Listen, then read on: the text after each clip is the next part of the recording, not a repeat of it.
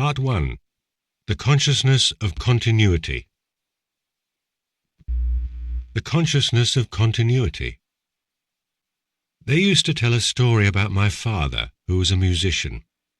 He is out with friends someplace when, from a radio or a phonograph, they hear the strains of a symphony.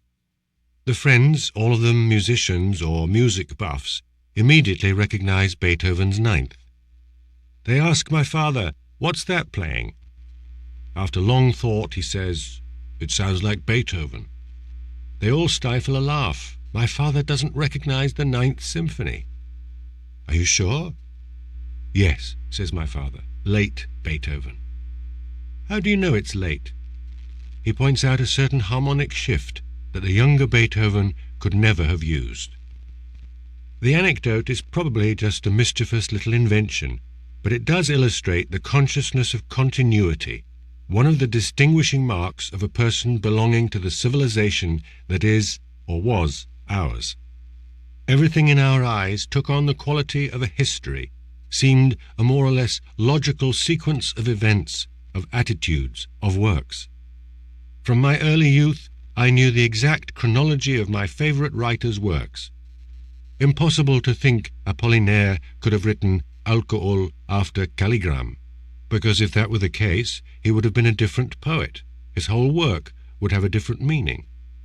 I love each of Picasso's paintings for itself, but I also love the whole course of his work, understood as a long journey whose succession of stages I know by heart. In art, the classic metaphysical questions, where do we come from, where are we going, have a clear, concrete meaning, and are not all unanswerable. History and value. Let us imagine a contemporary composer writing a sonata that in its form, its harmonies, its melodies resembles Beethoven's. Let's even imagine that this sonata is so masterfully made that if it had actually been by Beethoven, it would count among his greatest works. And yet, no matter how magnificent, signed by a contemporary composer, it would be laughable. At best, its author would be applauded as a virtuoso of pastiche. What? We feel aesthetic pleasure at a sonata by Beethoven, and not at one with the same style and charm if it comes from one of our own contemporaries? Isn't that the height of hypocrisy? So then, the sensation of beauty is not spontaneous, spurred by our sensibility, but instead is cerebral, conditioned by our knowing a date? No way around it.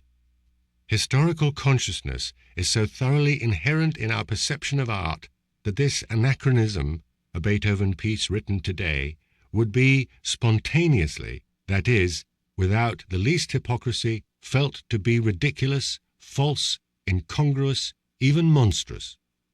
Our feeling for continuity is so strong that it enters into the perception of any work of art. Jan Mukorowski, the founder of structural aesthetics, wrote in Prague in 1932, "Only the presumption of objective aesthetic value gives meaning to the historical evolution of art."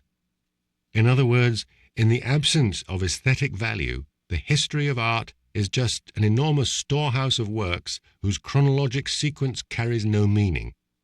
And conversely, it is only within the context of an art's historical evolution that aesthetic value can be seen. But what objective aesthetic value can we speak of if each nation, each historical period, each social group has tastes of its own? From the sociological viewpoint, the history of an art has no meaning in itself, but is part of a society's whole history, like the history of its clothing, its funeral and marriage rituals, its sports, or its celebrations. That is roughly how the novel is discussed in the Diderot and d'Alembert Encyclopédie, 1751 to 72. The author of that entry, the Chevalier de Jaucourt, acknowledges that the novel has a broad reach, nearly everyone reads it, and a moral influence, sometimes worthwhile, sometimes noxious, but not a specific value in itself. And furthermore, he mentions almost none of the novelists we admire today. Not Rabelais, not Cervantes, not Quevedo, nor Grimmelhausen, nor Defoe, nor Swift, nor Smollett, nor Lesage, nor the Abbé Prévost. For the Chevalier de Jaucourt, the novel does not stand as autonomous art or history. Rabelais and Cervantes. That the Encyclopedia did not cite either one of them is no shock. Rabelais hardly worried about whether he was a novelist or not, and Cervantes believed he was writing a sarcastic epilogue to the fantastic literature of the previous period. Neither saw himself as a founder. It was only in retrospect, over time, that the practice of the art of the novel assigned them the role. And it did so not because they were the first to write novels — there were many other novelists before Cervantes — but because their works made clear, better than the others had, the raison d'être of this new epic art. Because for their successors, the works represented the first great novelistic values. And only when people began to see the novel as having a value, a specific value, an aesthetic value, could novels in their succession be seen as a history. Theory of the novel. Fielding was one of the first novelists able to conceive a poetics of the novel. Each of the 18 books of Tom Jones opens with a chapter devoted to a kind of theory of the novel, a light, playful theory, for that's how a novelist theorizes. He holds jealously to his own language, flees learned jargon like the plague. Fielding wrote his novel in 1749, thus 2 centuries after Gargantua and Pantagruel, and a century and a half after Don Quixote.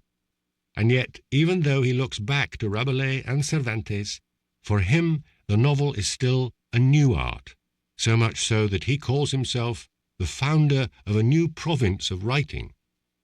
That new province is so new that it has no name yet. Or rather, in English it has 2 names, novel and romance. But Fielding refuses to use them because no sooner is it discovered than the new province is invaded by a swarm of foolish novels and monstrous romances with which he does not want his own books confused. He therefore designates this new art by a rather convoluted but remarkably accurate expression, prosaic, epic writing. He tries to define the art, that is, to determine its raison d'être, to outline the realm of reality it should illuminate, explore, grasp. The provision, then, which we have here made is no other than human nature. The assertion only seems banal. Readers at the time saw novels as amusing, edifying, entertaining stories, but nothing more. No one would have granted the novel a purpose so general, thus so exacting, so serious as an inquiry into human nature. No one would have elevated it to the rank of a reflection on man as such. In Tom Jones, Fielding suddenly interrupts himself in mid-narration to declare that he is dumbfounded by one of the characters, whose behaviour the writer finds the most unaccountable of all the absurdities which ever entered into the brain of that strange, prodigious creature, man. In fact, astonishment at the inexplicable in that strange creature, man, is for Fielding the prime incitement to writing a novel, the reason for inventing it. Invention is the key word for Fielding. He refers to its Latin source, inventio, meaning discovery or finding out. In inventing his novel, the novelist discovers an aspect of human nature till then unknown, concealed. So a novelistic invention is an act of knowing that Fielding defines as a quick and sagacious penetration into the true essence of all the objects of our contemplation. A remarkable sentence. The adjective quick indicates that he is speaking of a particular kind of knowing, in which intuition is fundamental. And the form of that prosaic, epic writing? As I am the founder of a new province of writing, I am at liberty to make what laws I please therein, Fielding proclaims, and he rejects out of hand any rules or limits which the literary bureaucrats or clerks, his term for critics, would try to dictate to him. In his view, the novel is defined, and I see this as essential, by its raison d'être, by the realm of reality it has to discover. Its form, however, arises in a freedom that no one can delimit and whose evolution will be a perpetual surprise. Poor Alonso Quixada. Poor Alonso Quixada meant to elevate himself into the legendary figure of a knight-errant. Instead, for all of literary history, Cervantes succeeded in doing just the opposite. He cast a legendary figure down, into the world of prose. Prose, the word signifies not only a non-versified language, it also signifies the concrete, everyday, corporeal nature of life. So to say that the novel is the art of prose is not to state the obvious. The word defines the deep sense of that art. Homer never wondered whether, after their many hand-to-hand struggles, Achilles or Ajax still had all their teeth. But for Don Quixote and Sancho, teeth are a perpetual concern. Hurting teeth, missing teeth. You must know, Sancho, that no diamond is so precious as a tooth. But prose is not merely the difficult or vulgar side of life. It is also a certain beauty, till then neglected. The beauty of modest sentiments, for instance, the fondness tinged with familiarity that Sancho feels toward Don Quixote. The Don reproaches him for his garrulous informality, saying that none of the texts on chivalry shows any squire daring to speak to his master in such a tone. Of course not. Sancho's affection is one of the Cervantean discoveries of the new prosaic beauty. A baby could convince him that it's midnight at high noon, and for his simple heart I love him like my own life, and all his eccentricities could not make me leave him, Sancho says. Don Quixote's death is the more moving for being prosaic, that is to say, devoid of all pathos. He has already dictated his will, and then for 3 days he lingers, dying, surrounded by people who love him. Yet that does not keep the niece from eating, the housekeeper from drinking, or Sancho from being of good cheer, for the fact of inheriting something erases or lessens the sorrow man owes to death. Don Quixote tells Sancho that Homer and Virgil were describing characters not as they were, but rather as they must be, to stand as examples of virtue to future generations. Now, Don Quixote himself is far from an example to follow. Characters in novels do not need to be admired for their virtues. They need to be understood, and that is a completely different matter. Epic heroes conquer, or, if they are themselves conquered, they retain their grandeur to the last breath. Don Quixote is conquered, and with no grandeur whatever, for it is clear immediately. Human life as such is a defeat. All we can do in the face of that ineluctable defeat called life is to try to understand it. That is the raison d'être of the art of the novel. The despotism of story. Tom Jones is a foundling child, raised and educated as the ward of Squire Allworthy in his country manse. As a young man, Tom falls in love with Sophia, the daughter of a rich neighbour, and when his love bursts into the open at the end of Book 6, his enemies vilify him so treacherously that Mr. Allworthy casts him out in a fury. Then begin Tom's long wanderings, recalling the composition of the picaresque novel in which a lone protagonist, a picaro, lives through a series of adventures, meeting new characters in each. And only toward the end, in books 17 and 18, does the novel return to the principal storyline. After a flurry of startling revelations, the enigma of Tom's origins comes clear. He is the natural son of Allworthy's cherished sister, long dead. He triumphs, and in the very last chapter of the novel, weds his beloved Sophia. When Fielding proclaims his complete freedom with the novel form, he is thinking primarily of his refusal to allow the novel to be reduced to that causal chain of actions, attitudes, gestures, words that the English call story, and that is seen as constituting the meaning and the essence of a novel. Against that absolutist power of story, he particularly claims the right to interrupt the narration as often as I see occasion, with the interpolation of his own comments and thoughts, with, in a word, digressions. Nonetheless, he too utilizes story as though it is the only possible means to assure unity in a composition, to bind the start to the finish. Thus he closed Tom Jones, though possibly with a secret ironic smile, with the happy ending of Wedding Bells. Seen from this perspective, Tristram Shandy, written 15 years later, comes as the first radical and total dethroning of story, whereas Fielding, so as not to suffocate in the long corridor of a causal chain of events, flung wide the windows of digressions and episodes throughout, Sterne renounces story completely. His novel is just one big manifold digression, one long festival of episodes whose unity, deliberately fragile, comically fragile, is stitched together by only a few eccentric characters and their microscopic, laughably pointless actions. People like to compare Sterne to the great 20th century revolutionaries of the novel form, with good reason, except that Sterne was no poète maudit. He was hailed by a broad audience. He carried out his grand feat of dethronement with a smile, with a laugh, with a guffaw. And no one called him difficult or incomprehensible. If he irritated, it was by his lightness, his frivolity, and even more by the shocking insignificance of the topics he wrote about. Those who deplored that insignificance were using the right term. But we should remember what Fielding said.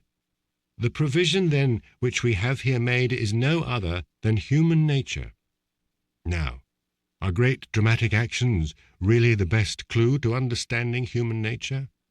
Are they not rather a barrier that hides life as it truly is? Isn't insignificance actually one of our greatest problems? Isn't that our fate? And if so, is that fate our good fortune or bad?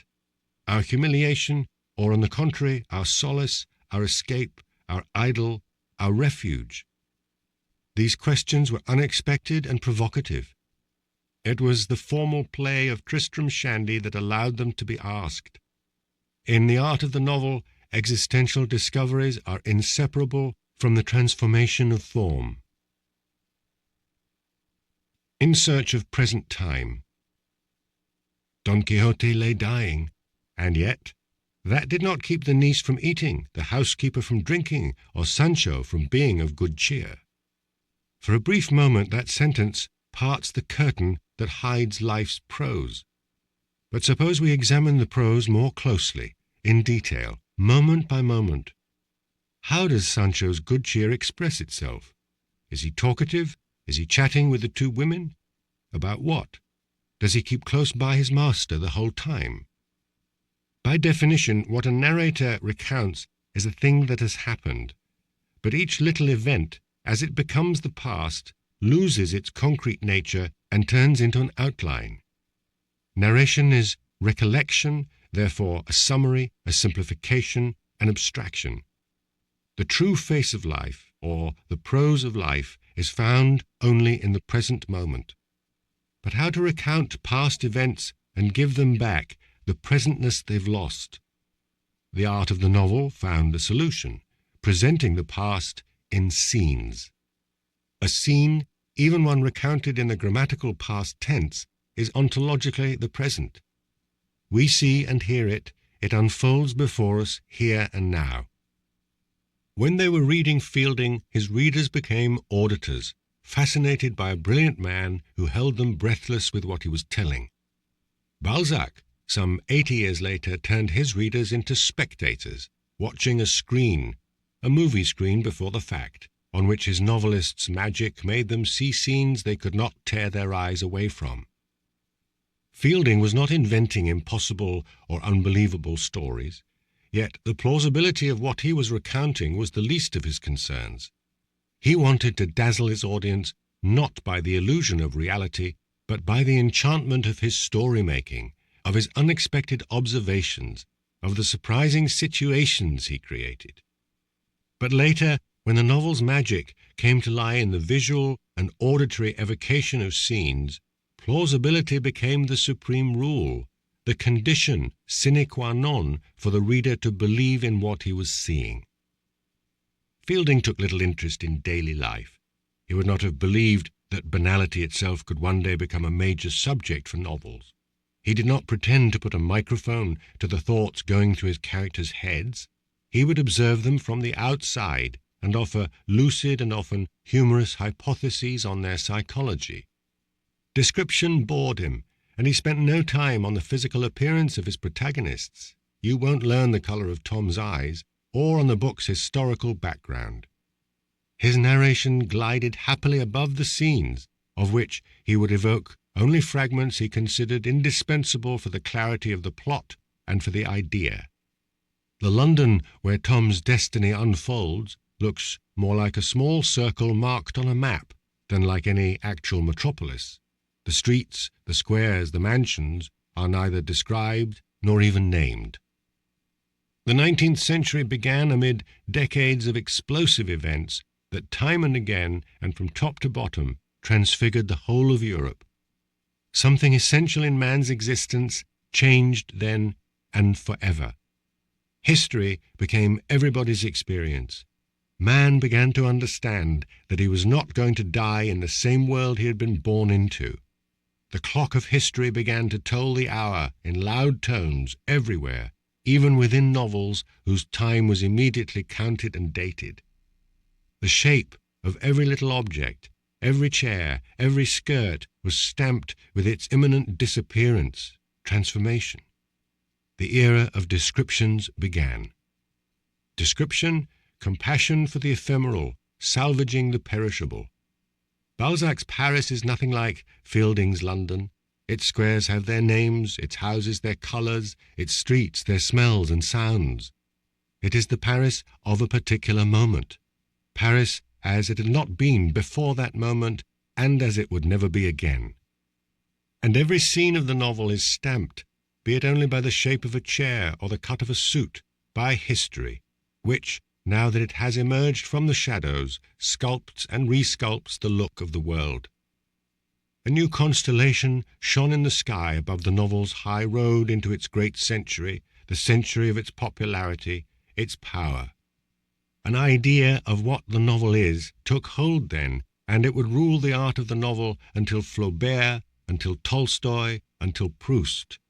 It would shroud in semi-oblivion the novels of earlier centuries. An amazing detail, Zola never read Dangerous Liaisons, and make difficult any future transformation of the novel. The multiple meanings of the word history. The history of Germany, the history of France. The complement differs in those two phrases, whereas the notion of history retains the same meaning. The history of mankind, the history of technology, the history of science, the history of this or that art. Not only are the complements different, but even the word history means something different in each case. The great Dr. A invents an ingenious method of treating an illness, but 10 years later, Dr. B devises another treatment, more effective, such that the earlier method, ingenious as it was, is abandoned and forgotten. The history of science has the nature of progress. Applied to art, the notion of history has nothing to do with progress. It does not imply improvement, amelioration, an ascent. It resembles a journey undertaken to explore unknown lands and chart them. The novelist's ambition is not to do something better than his predecessors, but to see what they did not see, say what they did not say. Flaubert's Poetics does not devalue Balzac's any more than the discovery of the North Pole renders obsolete the discovery of America. The history of technology depends little on man and his freedom. Obedient to its own logic, it cannot be other than what it has been or what it will be. In that sense, it is non-human. If Edison had not invented the light bulb, someone else would have. But if Lawrence Sterne had not had the wild idea of writing a novel with no story, no one else would have done it in his stead, and the history of the novel would not be the one we know. A history of literature, unlike history as such, ought to list only the names of victories, for its defeats are no victory for anyone. That brilliant line of Julien Grac's draws out all the implications of the fact that unlike history as such, the history of literature is not a history of events, but the history of values. Without Waterloo, the history of France would be incomprehensible. But the Waterloos of minor and even major writers belong in oblivion and nowhere else. History as such, the history of mankind, is the history of things that no longer exist and do not join directly in our lives. The history of art, because it is the history of values, thus of things we need, is always present, always with us. We listen to Monteverdi and Stravinsky at the same concert. And since they are always with us, the values of works of art are constantly being challenged, defended, judged, and judged again. But how to judge them? In the realm of art, there are no precise measures for that. Each aesthetic judgment is a personal wager, but a wager that does not close off into its own subjectivity, that faces up to other judgments, seeks to be acknowledged, aspires to objectivity. In the collective consciousness, the history of the novel, over its whole span, from Rabelais to our own time, is thus in constant transformation, shaped by competence and incompetence, intelligence and stupidity, and above all, forgetting, which never stops enlarging its enormous cemetery, where alongside non-values lie buried values that have been underestimated, unrecognized, or forgotten. This inevitable injustice makes the history of art profoundly human. The beauty of a sudden density of life. In Dostoevsky's novels, the clock constantly marks the time. "It was about 9 in the morning" is the first line in The Idiot. At that moment, by pure coincidence, yes, the novel opens with an enormous coincidence, 3 characters who have never met before gather in a train compartment: Mishkin, Rogozhin, Lebedev. Their conversation soon turns to the book's heroine, Natasya Philippovna. At 11 o'clock, Mishkin calls at General Epanchin's house. At 11:30, he is dining with the general's wife and 3 daughters. Natasya Philippovna appears once again in the conversation. We learn that a certain Tolstoy, who had been keeping her, is trying very hard to marry her off to Epanchin's secretary Ganya, and that in the course of a party for her 25th birthday that evening, she is to announce her decision. Lunch over, Ganya takes Mishkin back to his family's apartment. Totally unexpected, Natasya Philippovna comes in, and shortly after that, every scene in Dostoevsky is accented by unexpected appearances, Rogozhin arrives, drunk and accompanied by other drunks. Natasya's party that night is full of agitation. Tolstoy impatiently awaits the wedding announcement. Mishkin and Rogozhin both declare their own love to her, and Rogozhin hands her, besides, a packet of 100 million rubles, which she flings into the fireplace. The party ends late in the night, and with it the first of the novel's 4 parts. In some 250 pages, 15 hours of one day, and only 4 settings, the train, Epanchin's house, Ganya's apartment, Natasya's apartment. Until then, such a concentration of events within so compressed a time and space could only be found in the theatre. Behind an extreme dramatization of actions, Ganya slaps Mishkin, Varya spits in Ganya's face, Rogozhin and Mishkin declare their love to the same woman at the same moment. Every aspect of ordinary life vanishes. This is the poetics of the novel in Scott, in Balzac, in Dostoevsky. The novelist wants to tell everything by scenes, but describing a scene takes too much space. The need to maintain suspense requires an extreme density of action, and hence the paradox. The novelist wants to hold on to all the plausibility of life's prose, but the scene becomes so thick with event, so overflowing with coincidence, that it loses both its prosaic nature and its plausibility. But to me, that theatricalization of the scene is not a mere technical necessity, and still less a shortcoming.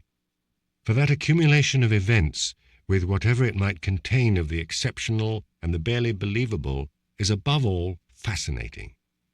When that happens to us in our own lives, who could deny it? It fills us with wonder, delights us, becomes unforgettable. The scenes in Balzac or in Dostoevsky, the last great Balzacian of the novel form, reflects a quite particular beauty. A beauty that is very rare, yes, but nonetheless real, and a kind that everyone has known, or at least glimpsed in the course of his own life. It brings to mind the libertine bohemia of my youth. My friends used to declare that there was no more gorgeous experience for a man than to make love to 3 different women in a single day. Not as the mechanical workings of an orgy, but as a personal adventure resulting from some unexpected confluence of opportunities, surprises, lightning seductions. That 3-woman day, extremely rare, dreamlike, had a dazzling charm which, I see today, consisted not in some athletic sexual performance, but in the epic beauty of a rapid series of encounters in which each woman, seen against the backdrop of the one before, seemed even more unique, and their 3 bodies were like 3 long notes played each on a different instrument and bound together in a single chord.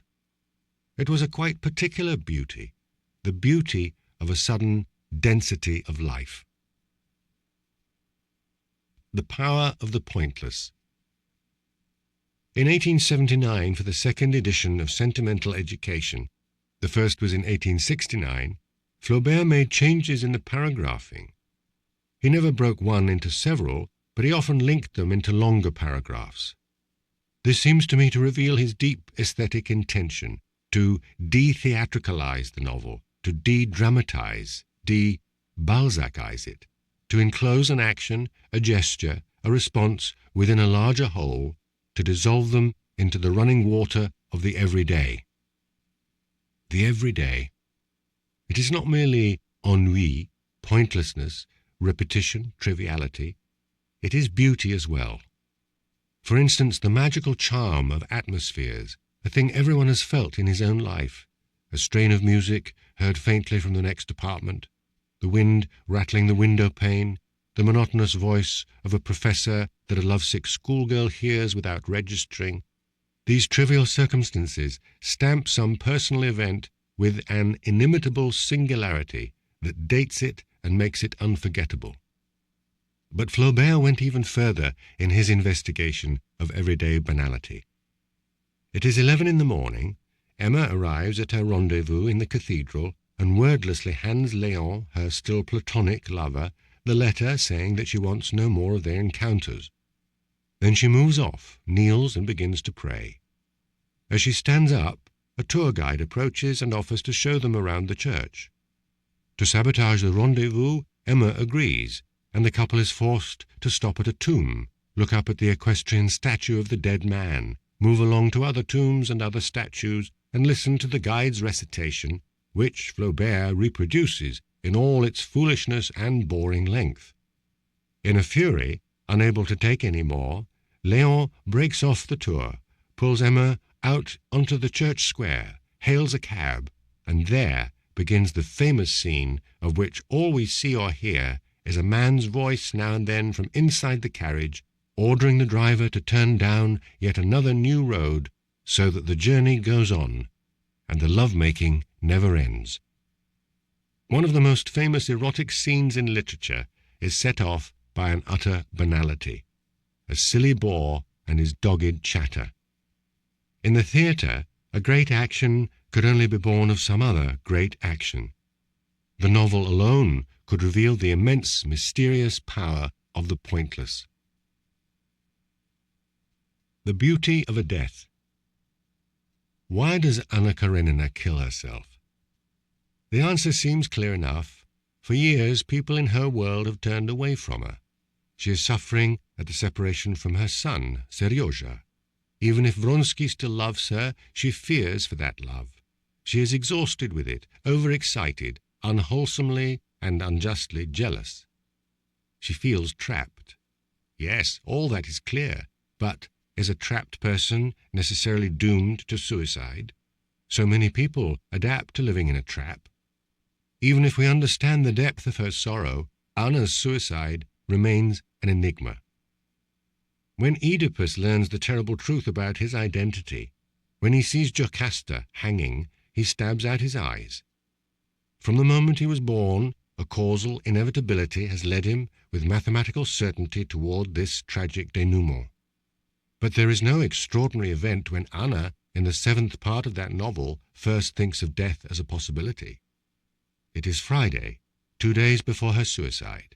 In torment after a dispute with Vronsky, she suddenly recalls something she had said years back, in excitement, a while after she gave birth. How is it I am not dead? And now she lingers long over the line. Take note, it is not that Anna, seeking a way out of the trap, comes through logic to the notion of death. Rather, it is a memory, subtly whispering it to her. She thinks of death a second time the next day, Saturday. She muses that the only way to punish Vronsky, to reconquer his love, would be suicide. Thus, suicide not as a way out of the trap, but as amorous vengeance. In order to sleep, she takes a sedative and loses herself in a sentimental reverie on her own death. She imagines Vronsky bent in torment over her body.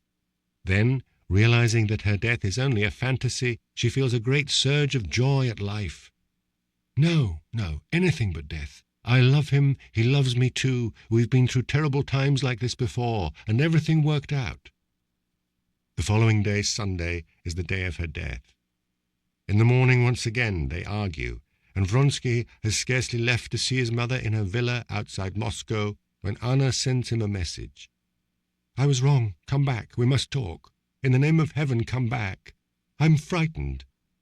Then she decides to go visit Dolly, her sister-in-law, to confide her miseries. She climbs into a carriage, sits back, and lets the thoughts flow freely through her head.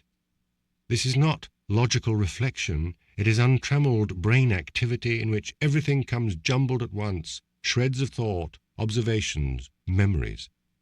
The moving carriage is ideal for this sort of silent monologue. The outside world, reeling past her eyes, is uninterrupted food for her thoughts. Office and shops, dentist. Yes, I'm going to tell Dolly everything. It will be hard to do, tell her everything, but I'll do it. Stendhal likes to cut off the sound in the middle of a scene. We stop hearing dialogue and start to follow a character's secret thinking. This is always a very logical, condensed reflection by which Stendhal shows us his hero's strategy as he goes about evaluating the situation and deciding how to respond. Anna's silent monologue, on the other hand, is not at all logical. It is not even a reflection. It is the flood of everything going through her head at a given moment. Here, Tolstoy is anticipating what Joyce will do 50 years later, far more systematically, in Ulysses, what will be called interior monologue or stream of consciousness. Tolstoy and Joyce were haunted by the same obsession, to seize what occurs in a person's head during a present moment, and a moment later will be gone forever. But there is a difference.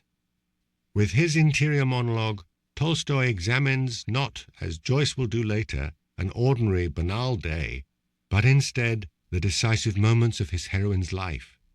And that is much harder, for the more dramatic, unusual, grave a situation is, the more the person describing it tends to minimize its concrete qualities, to neglect its non-logical prose, and substitute the implacable and simplistic logic of tragedy.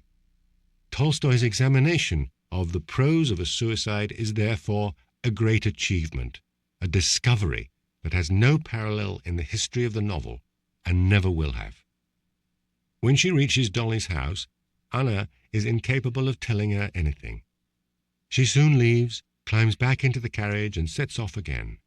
There follows the second interior monologue, street scenes, observations, associations. Back home, she finds the telegram from Vronsky saying that he is in the country with his mother and will not return before 10 in the evening. After her emotional cry of that morning, "In the name of heaven, come back, I'm frightened," she was hoping for some equally emotional reply. And, unaware that Vronsky had not got that message, she feels wounded. She decides to take the train and go to him. Again, she is seated in the carriage, and we hear the third interior monologue. Street scenes, a beggar woman holding a baby. Why should she imagine she inspires pity? Aren't we all of us flung onto this earth to hate and torment each other? Oh, some schoolboys playing around there. My little Seryozha." She leaves her carriage and settles into the train. There, a new element enters the scene: ugliness. From the window of her compartment, she sees a misshapen woman hurrying by on the platform. Mentally, she undresses her to chill herself with the woman's ugliness. The woman is followed by a little girl, laughing affectedly, false and pretentious. A man appears, filthy and ugly, in a military cap. Finally, a couple settles into the seat across from her. She finds them repulsive. The man is talking some foolishness to his wife. All rational thought has left her head. Her aesthetic perception becomes hypersensitive. A half-hour before she herself is to quit the world, she is seeing beauty quit it. The train stops, and she steps down to the platform. There, she is handed a new message from Vronsky confirming his return at 10 in the evening. She continues to walk in the crowd, her senses assaulted from all sides by vulgarity, hideousness, mediocrity. A freight train moves into the station. Abruptly, she recalled the man who was crushed the day she first met Vronsky, and she understood what she had to do. And it is only then that she decides to die. The crushed man, she remembers, was a railway worker who fell beneath a train at the very moment she saw Vronsky for the first time. What does it mean, that symmetry, that framing of her whole love story by the motif of a double death at the railway station? Is it a poetic manipulation of Tolstoy's, his way of playing with symbols? Let us review the situation. Anna has gone to the station to find Vronsky, not to kill herself. Once she is on the platform, she is suddenly surprised by a memory and seduced by the unexpected chance to give her love story a finished, beautiful shape, to tie its beginning to its end by the same railroad station setting and the same motif of death beneath the wheels. For without knowing it, mankind lives under the seductive spell of beauty, and Anna, stifled by the ugliness of existence, has become all the more susceptible to it. She descends a few stairs and reaches the tracks. The freight train draws near. A sensation gripped her like one she used to feel long ago, when, off for a swim, she prepared to plunge into the water. A miraculous sentence. In a single second, the last one of her life, the extreme gravity calls up a pleasant, ordinary, light-hearted memory. Even at the poignant moment of her death, Anna is far from Sophocles' tragic way. She does not leave the mysterious way of prose, where ugliness rubs shoulders with beauty, where the rational gives over to illogic, and where an enigma remains an enigma. She drew her head back into her shoulders, and hands stretched before her, fell beneath the train. The shame of repeating oneself. During one of my first visits to Prague after the implosion of the communist regime in 1989, a friend who had lived there the whole while told me, "We need a Balzac, because what you're seeing here is the restoration of a capitalist society, with everything cruel and stupid that involves, with the vulgarity of crooks and parvenus. Commercial stupidity has replaced ideological stupidity.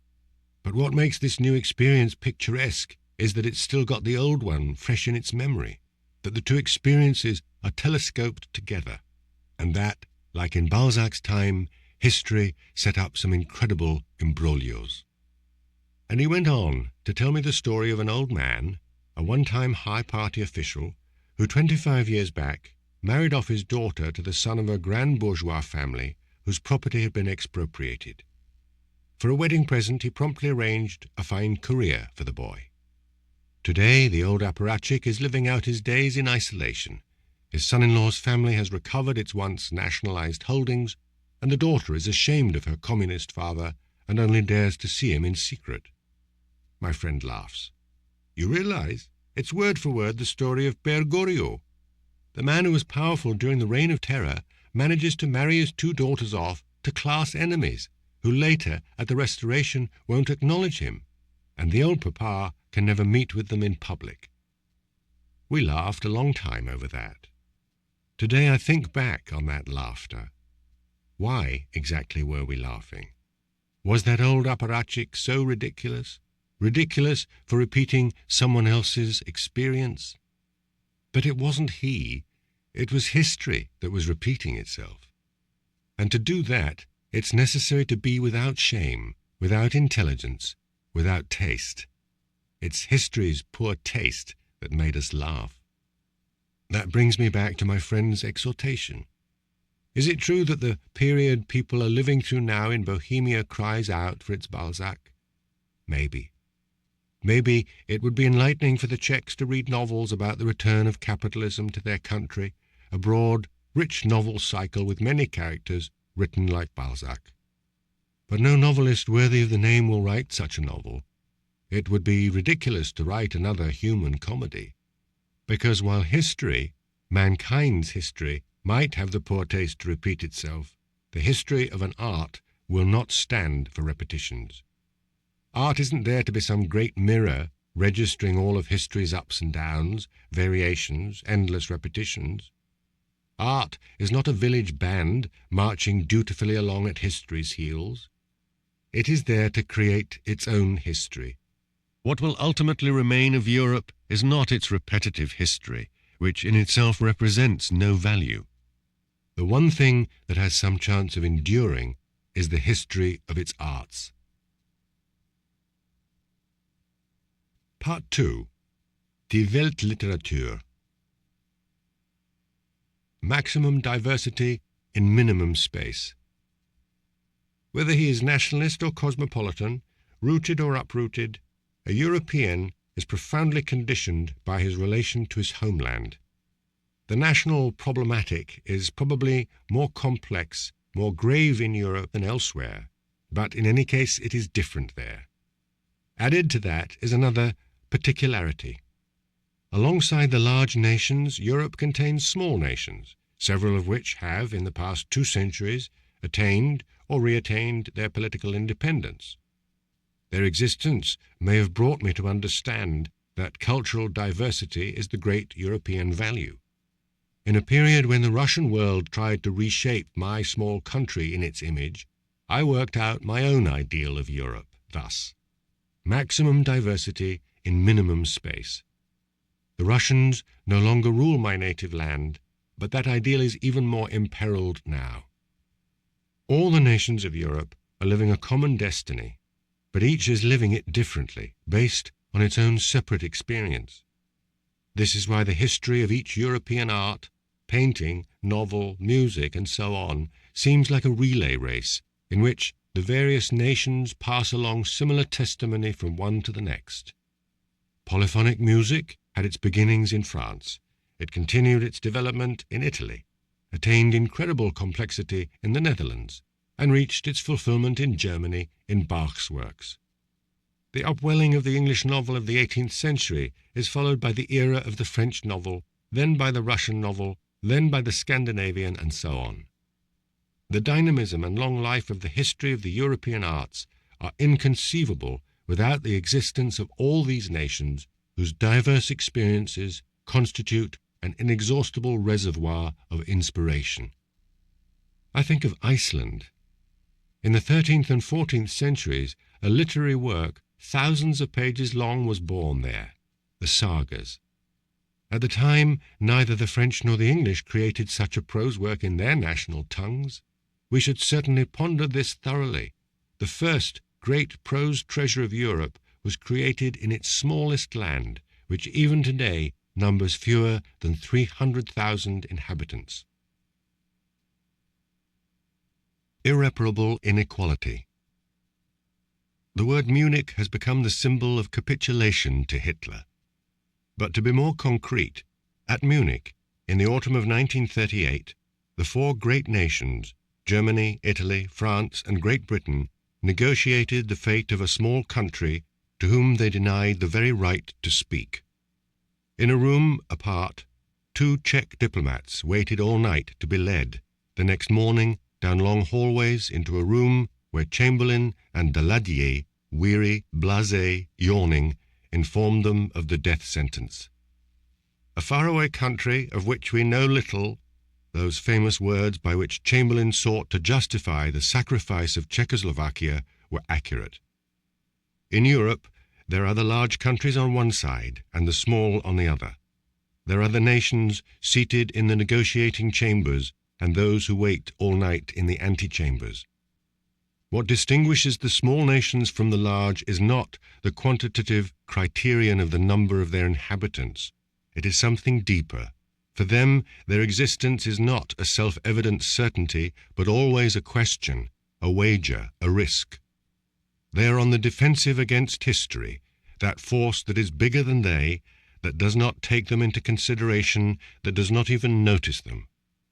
It is only by opposing history as such that we can oppose today's history.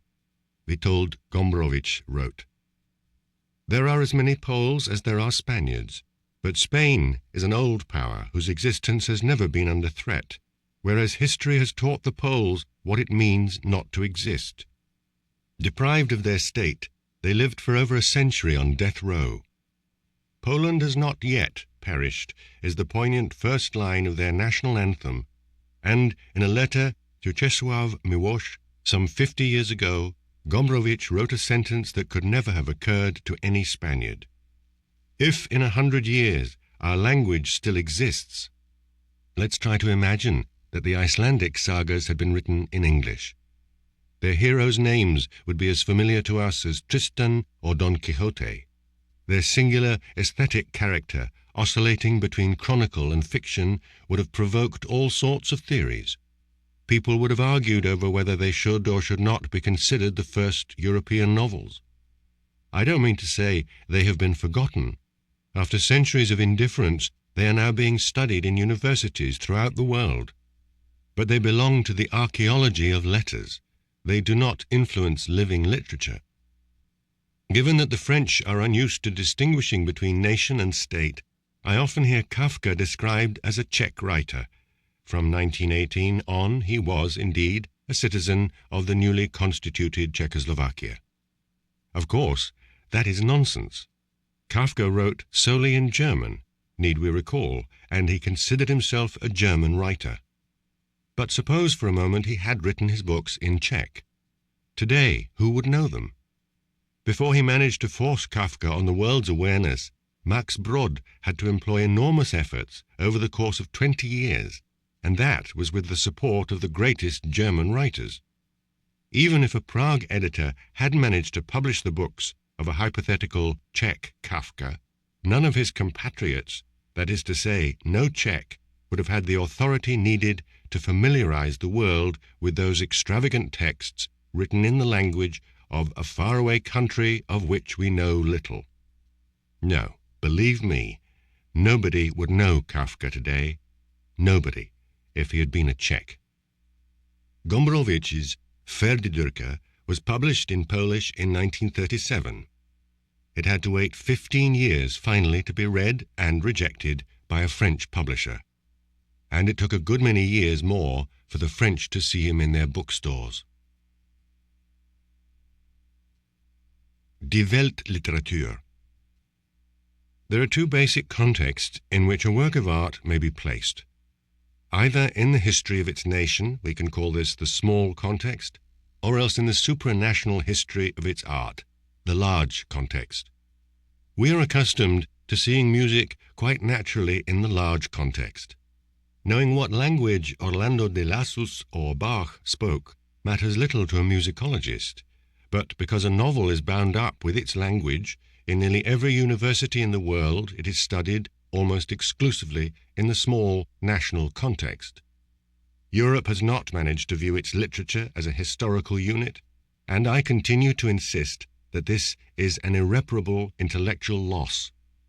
Because if we consider just the history of the novel, it was to Rabelais that Laurence Sterne was reacting. It was Sterne who set off Diderot. It was from Cervantes that Fielding drew constant inspiration. It was against Fielding that Stendhal measured himself. It was Flaubert's tradition living on in Joyce. It was through his reflection on Joyce that Hermann Brock developed his own poetics of the novel, and it was Kafka who showed Garcia Marquez the possibility of departing from tradition to write another way. What I just said, Goethe was the first to say. National literature no longer means much these days. We are entering the era of Weltliteratur, world literature, and it is up to each of us to hasten this development. This is, so to speak, Goethe's testament, another testament betrayed.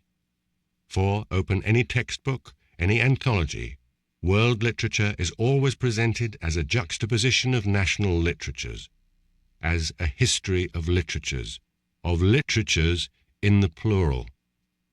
And yet Rabelais, ever undervalued by his compatriots, was never better understood than by a Russian, Bakhtin, Dostoevsky than by a Frenchman, Gide, Ibsen than by an Irishman, Shaw, Joyce than by an Austrian, Brock. The universal importance of the generation of great North Americans, Hemingway, Faulkner, Dos Passos, was first brought to light by French writers. In France, I'm the father of a literary movement, Faulkner wrote in 1946, complaining of the deaf ear he encountered in his own country. These few examples are not bizarre exceptions to the rule. No, they are the rule. Geographic distance sets the observer back from the local context and allows him to embrace the large context of world literature, the only approach that can bring out a novel's aesthetic value. That is to say, the previously unseen aspects of existence that this particular novel has managed to make clear, the novelty of form it has found. Do I mean by this that to judge a novel one can do without a knowledge of its original language? I do indeed mean exactly that. Gide did not know Russian, Shaw did not know Norwegian, Sartre did not read Dos Passos in the original. If the books of Witold Gombrowicz and Danilo Kitsch had depended solely on the judgment of people who read Polish and Serbo-Croatian, their radical aesthetic newness would never have been discovered. And what about the professors of foreign literatures? Is it not their very natural mission to study works in the context of world literature? Not a chance. In order to demonstrate their competence as experts, they make a great point of identifying with the small, national context of the literatures they teach. They adopt its opinions, its tastes, its prejudices. Not a chance. It is in foreign universities that a work of art is most intractably mired in its home province. The provincialism of small nations. How to define provincialism? As the inability or the refusal to see one's own culture in the large context. There are two kinds of provincialism, of large nations and of small ones. The large nations resist the Goethean idea of world literature because their own literature seems to them sufficiently rich that they need take no interest in what people write elsewhere. Kazimierz Brandis says this in his Paris Notebooks, 1985-87.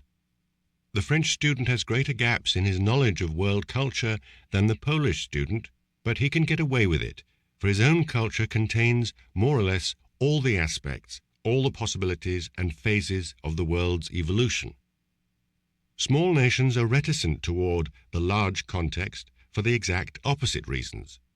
They hold world culture in high esteem, but feel it to be something alien, a sky above their heads, distant, inaccessible, an ideal reality with little connection to their national literature. The small nation inculcates in its writer the conviction that he belongs to that place alone. To set his gaze beyond the boundary of the homeland, to join his colleagues in the supranational territory of art, is considered pretentious, disdainful of his own people. And since the small nations are often going through situations in which their survival is at stake, they readily manage to present their attitude as morally justified. Franz Kafka speaks of this in his diaries. From the standpoint of a large literature, in this case German, he observes Yiddish and Czech literature. A small nation, he says, has great respect for its writers because they provide it with pride in face of the hostile surrounding world. For a small nation, literature is less a matter of literary history than a matter of the people. and it is that exceptional osmosis between the literature and its people that facilitates the literature's diffusion throughout the country where it binds with political slogans. From there, Kafka arrives at this startling observation. What in large literature goes on at a lower level and constitutes a non-indispensable basement of the structure, here takes place in bright light. What there provokes a brief flurry of interest, here brings down nothing less than a life or death decree. These last words remind me of a chorus of Smetana's, composed in Prague in 1864, with the lines, "Rejoice, rejoice, voracious raven, you have a treat in store. Soon you will feast on a traitor to our country." How could such a great musician ever offer up such bloodthirsty foolishness? Was it some youthful error? No excuse there. He was 40 then. And actually, what did it even mean at the time to be a traitor to our country? Someone joining up with commando bands to slit the gullets of his fellow citizens? Not at all. A traitor was any Czech who decided to leave Prague for Vienna and participate peacefully in German life over there. As Kafka said, what somewhere else provokes a brief flurry of interest, here brings down nothing less than a life or death decree. A nation's possessiveness toward its artists works as a small context terrorism, reducing the whole meaning of a work to the role it plays in its homeland.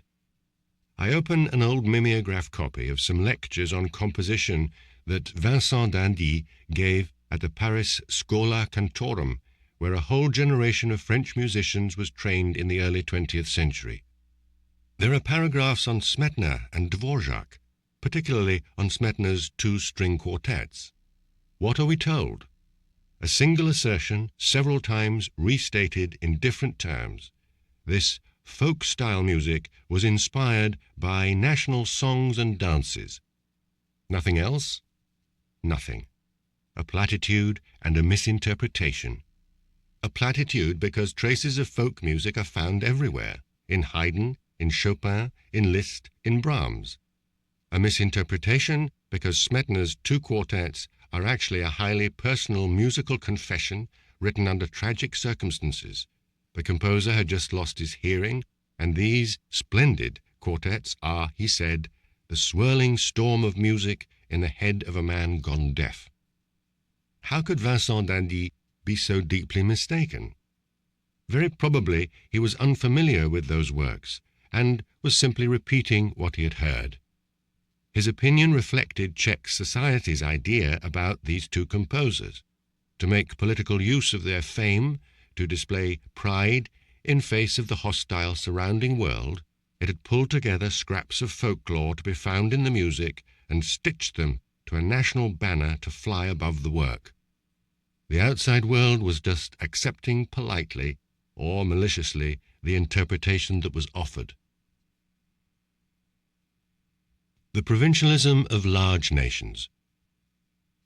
And what about provincialism in the large nations? The definition is the same, the inability or the refusal to imagine one's own culture in the large context. A few years ago, before the end of the past century, a Paris newspaper polled 30 figures who belonged to a kind of intellectual establishment of the day: journalists, historians, sociologists, publishers, and a few writers. Each was asked to name, in order of importance, the 10 most notable books in the whole history of France, and from those combined 30 lists, the paper compiled an honor panel of 100 works. Even though the question, as asked, "What are the books that have made France what it is?" might allow for several interpretations, still the outcome does give a rather good picture of what a French intellectual elite today considers important in its country's literature. Victor Hugo's Les Miserables came in first. That will surprise a foreign writer. Never having considered the book important either for himself or for the history of literature, he will suddenly see that the French literature he adores is not the same one the French adore. In 11th place is de Gaulle's War Memories. According such value to a book by a statesman, a soldier, would almost never occur outside of France. And yet what is disconcerting is not that, but the fact that the greatest masterpieces appear only farther down the list. Rabelais stands in 14th place. Rabelais, after de Gaulle. In this connection, I read an article by an eminent French university professor saying that his country's literature lacks a founding figure like Dante for the Italians, Shakespeare for the English, and so on. Imagine, in the eyes of his countrymen, Rabelais lacks the aura of a founding figure. Yet in the eyes of nearly every great novelist of our time, he is, along with Cervantes, the founder of a whole art, the art of the novel. And what of the 18th, the 19th century novel, France's glory? The Red and the Black stands 22nd on the list. Madame Bovary is 25th. Germinal, 32nd. The Human Comedy, only 34th. Is that possible? The Human Comedy, without which European literature is inconceivable. Dangerous Liaisons, 50th. Poor Bouvard and Pécuchet come trailing in last, like a couple of breathless dunces. And some masterwork novels do not appear at all among the 100 elect. The Charterhouse of Parma, Sentimental Education, Jacques the Fatalist. True, only within the large context of world literature can the incomparable novelty of that book be appreciated. And what about the 20th century? Proust's In Search of Lost Time, 7th place. Camus' The Stranger, 22nd. And after that, very little. Very little of what's called modern literature, nothing at all of modern poetry. As if France's enormous influence on modern art had never occurred. As if, for instance, Apollinaire, absent from this honour list, had not inspired a whole era of European poetry. And there's something still more astonishing, the absence of Beckett and Ionesco. How many dramatists of the past century have had such power, such influence? 1, 2, no more than that. Here's a recollection. The emancipation of cultural life in communist Czechoslovakia was bound up with the little theatres that were born at the very start of the 60s. It was there that I first saw a performance of Ionesco, and it was unforgettable. The explosion of an imagination, the eruption of a disrespectful spirit. I often said that the Prague Spring began 8 years before 1968, with the Ionesco plays staged at the little theatre called On the Balustrade. One might object that the honour panel I describe is evidence less of provincialism than of the recent intellectual orientation that gives ever smaller weight to aesthetic criteria. That the people who voted for Les Miserables were thinking not of the book's importance in the history of the novel, but its great social resonance in France. Of course, but that only demonstrates that indifference to aesthetic value inevitably shifts the whole culture back into provincialism. France is not merely the land where the French live, it is also the country other people watch and draw inspiration from. And those are the values, aesthetic, philosophical, by which a foreigner appreciates works born outside his own country. Once again, the rule holds. These values are hard to perceive from the viewpoint of the small context, even if it be the prideful small context of a large nation. The Man from the East. In the 1960s, I left my country for France, and there I was astonished to discover that I was an East European exile. Indeed, to the French, my country was part of the European Orient. I hastened to explain to all and sundry what was the real scandal of our situation. Stripped of national sovereignty, we had been annexed, not only by another country, but by a whole other world, the world of the European East, which, rooted as it is in the ancient past of Byzantium, possesses its own historical problematic, its own architectural look, its own religion, Orthodox, its alphabet, Cyrillic, derived from Greek writing, and also its own sort of communism. No one knows or ever will know what Central European communism would have been without Russia's domination, but in any case, it would not have resembled the communism we did experience.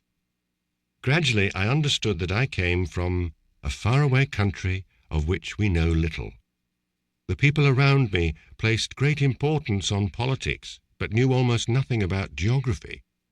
They saw us as communized, not taken over. Actually, hadn't the Czechs always been part of the same Slavic world as the Russians?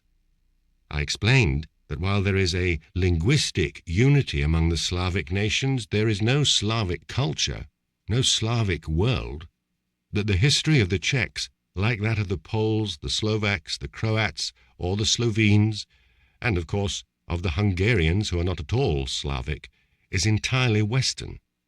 Gothic, Renaissance, Baroque. Close contact with the Germanic world, struggle of Catholicism against the Reformation. Never anything to do with Russia, which was far off, another world. Only the Poles lived in direct relation with Russia, a relation much like a death struggle. But my efforts were useless. The Slavic world idea persists as an ineradicable commonplace in world historiography. I open the Universal History volume of the prestigious Pleades series in the chapter called The Slavic World.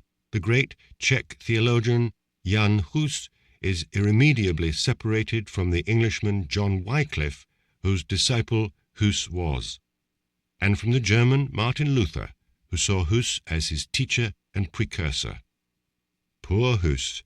After being burned at the stake at Constance, now he must suffer through a dreadful eternity in the company of Ivan the Terrible, with whom he would not want to exchange a single word.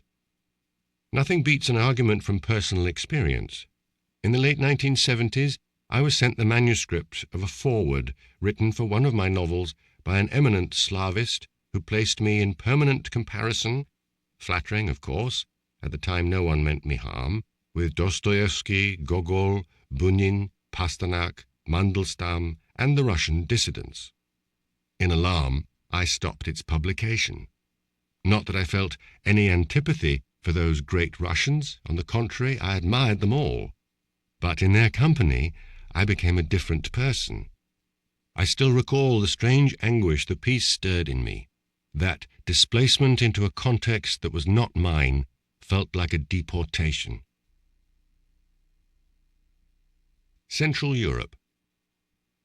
Between the large context of the world and the small context of the nation, a middle step might be imagined, say, a median context. Between Sweden and the world, that step is Scandinavia. For Colombia, it is Latin America. And for Hungary? For Poland? In my emigration, I tried to work out a response to that question, and the title of a piece I wrote at the time sums it up. A Kidnapped West, or The Tragedy of Central Europe. Central Europe. What is it? The whole collection of the small nations between two powers, Russia and Germany. The easternmost edge of the West. All right, but what nations do we mean? Does it include the 3 Baltic countries? And what about Romania, tugged toward the east by the Orthodox Church, toward the west by its Romance language? Or Austria, which for a long while represented the political center of that ensemble? Austrian writers are studied exclusively in the context of Germany, and would not be pleased, nor would I be if I were they, to find themselves returned to that multilingual hodgepodge that is Central Europe. And anyhow, have all those nations shown any clear and enduring wish to create a common grouping? Not at all. For a few centuries most of them did belong to a large state, the Habsburg Empire, which in the end they wished only to flee. All these comments relativize the import of the Central Europe notion, demonstrate its vague and approximate nature, but at the same time clarify it. Is it true that the borders of Central Europe are impossible to trace in any exact, lasting way?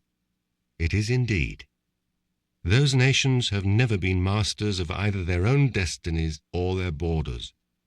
They have rarely been the subjects of history, almost always its objects. Their unity was unintentional. They were kin to one another not through will, not through fellow feeling or through linguistic proximity, but by reason of similar experience, by reason of common historical situations that brought them together at different times, in different configurations, and within shifting, never definitive borders. Central Europe cannot be reduced to Mitteleuropa. I never use the term, as it is called, even in their own non-Germanic tongues, by people who know it only through the Vienna window. It is polycentric, and looks different seen from Warsaw, from Budapest, or from Zagreb. But from whatever perspective one looks at it, a common history emerges. Looking out from the Czech window, I see there, in the mid-14th century, the first Central European university at Prague. In the 15th century, I see the Hussite Revolution foreshadowing the Reformation. In the 17th century, I see the Habsburg Empire gradually constructing itself out of Bohemia, Hungary, Austria. I see the wars that over 2 centuries will defend the West against the Turkish invasion.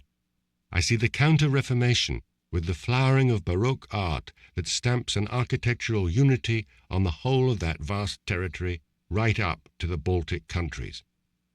The 19th century set off patriotism in all those peoples who refused to let themselves be assimilated, that is to say, Germanized. Even the Austrians, despite their dominant position within the empire, could not avoid making a choice between their Austrian identity and membership in the great German entity in which they would be dissolved. And how can we not mention Zionism, also born in Central Europe from that same refusal to assimilate, that same desire of the Jews to live as a nation with their own language?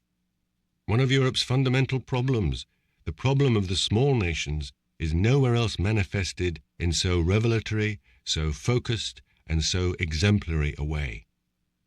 In the 20th century, after the 1914 war, several independent states rose from the ruins of the Habsburg Empire, and 30 years later, all of them but Austria found themselves under Russian domination, a situation utterly unprecedented in the whole of Central European history.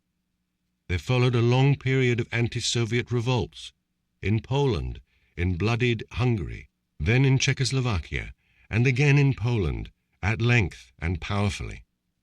To my mind, there is nothing more admirable in the Europe of the second half of the 20th century than that golden chain of revolts that over 40 years eroded the empire of the East, made it ungovernable, and tolled the death knell of its reign.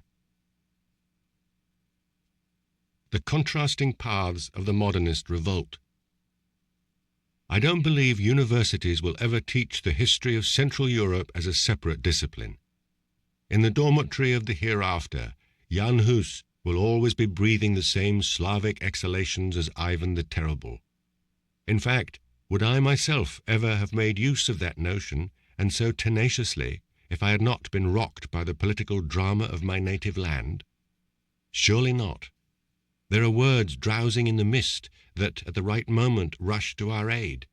By merely being defined, the concept of Central Europe unmasked the lie of Yalta, that deal-making among the 3 victors of the war, who shifted the age-old boundary between the European East and West several hundred kilometers over to the West. The notion of Central Europe came to my aid on another occasion too, this time for reasons having nothing to do with politics. It happened when I began to marvel at the fact that the terms novel, modern art, modern novel meant something other for me than for my French friends. It was not a disagreement, it was, quite modestly, the recognition of a difference between the 2 traditions that had shaped us. In a brief historical panorama, our 2 cultures rose up before me as nearly symmetrical antitheses. In France, classicism, rationalism, the libertine spirit, and then in the 19th century, the era of the great novel. In Central Europe, the reign of an especially ecstatic strain of Baroque art, and then in the 19th century, the moralizing idyllicism of Biedermeier, the great romantic poetry, and very few great novels. Central Europe's matchless strength lay in its music, which from Haydn to Schoenberg, from Liszt to Bartók, over 2 centuries embraced in itself all the essential trends in European music. Central Europe staggered beneath the glory of its music. What was modern art, that intriguing storm of the first third of the 20th century? a radical revolt against the aesthetic of the past. That is obvious, of course, except that the pasts were not alike. In France, modern art, anti-rationalist, anti-classicist, anti-realist, anti-naturalist, extended the great lyrical rebellion of Baudelaire and Rimbaud. It found its privileged expression in painting, and above all, in poetry, which was its chosen art.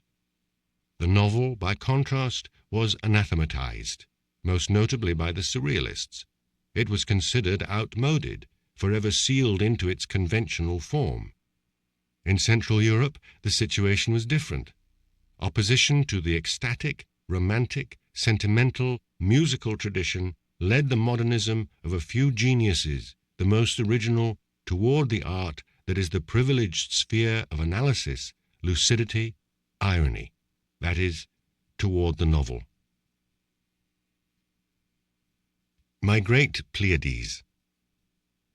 In Robert Musil's The Man Without Qualities, 1930-41, Clarisse and Walter played four-hand piano, unloosed like two locomotives hurling along side by side. Seated on their small stools, they were irritated, amorous or sad about nothing, or perhaps each of them about something separate, and only the authority of the music joined them together. There was between them a fusion of the kind that occurs in great public panics, where hundreds of people who an instant earlier differed in every way make the same motions, utter the same mindless cries, gape wide their eyes and mouths.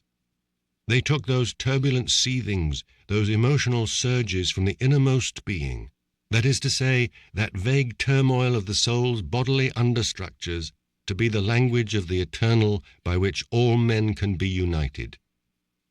This ironic comment is aimed not only at music. It goes deeper, to music's lyrical essence, to that bewitchment that feeds festivals and massacres alike, and turns individuals into ecstatic mobs. In this exasperation with the lyrical, Musil reminds me of Franz Kafka, who, in his novels, abhors any emotional gesticulation. This sets him radically apart from the German expressionists, and who, he says so himself, writes America in opposition to style overflowing with feeling. Kafka thereby reminds me of Hermann Brock, who was allergic to the spirit of opera, especially to the opera of Wagner, that Wagner so adored by Baudelaire, by Proust, which he calls the very model of Kitsch. A genius Kitsch, he said.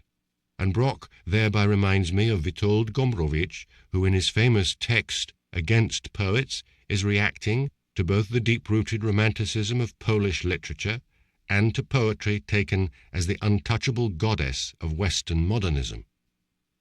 Kafka, Musil, Brock, Gombrowicz, did they make for a group, a school, a movement? No, they were all solitaries. I have often called them the Pleiades of Central Europe's great novelists, and indeed, like the stars in the constellation, each of them was surrounded by empty space, each of them distant from the others. It seemed all the more remarkable that their work should express a similar aesthetic orientation.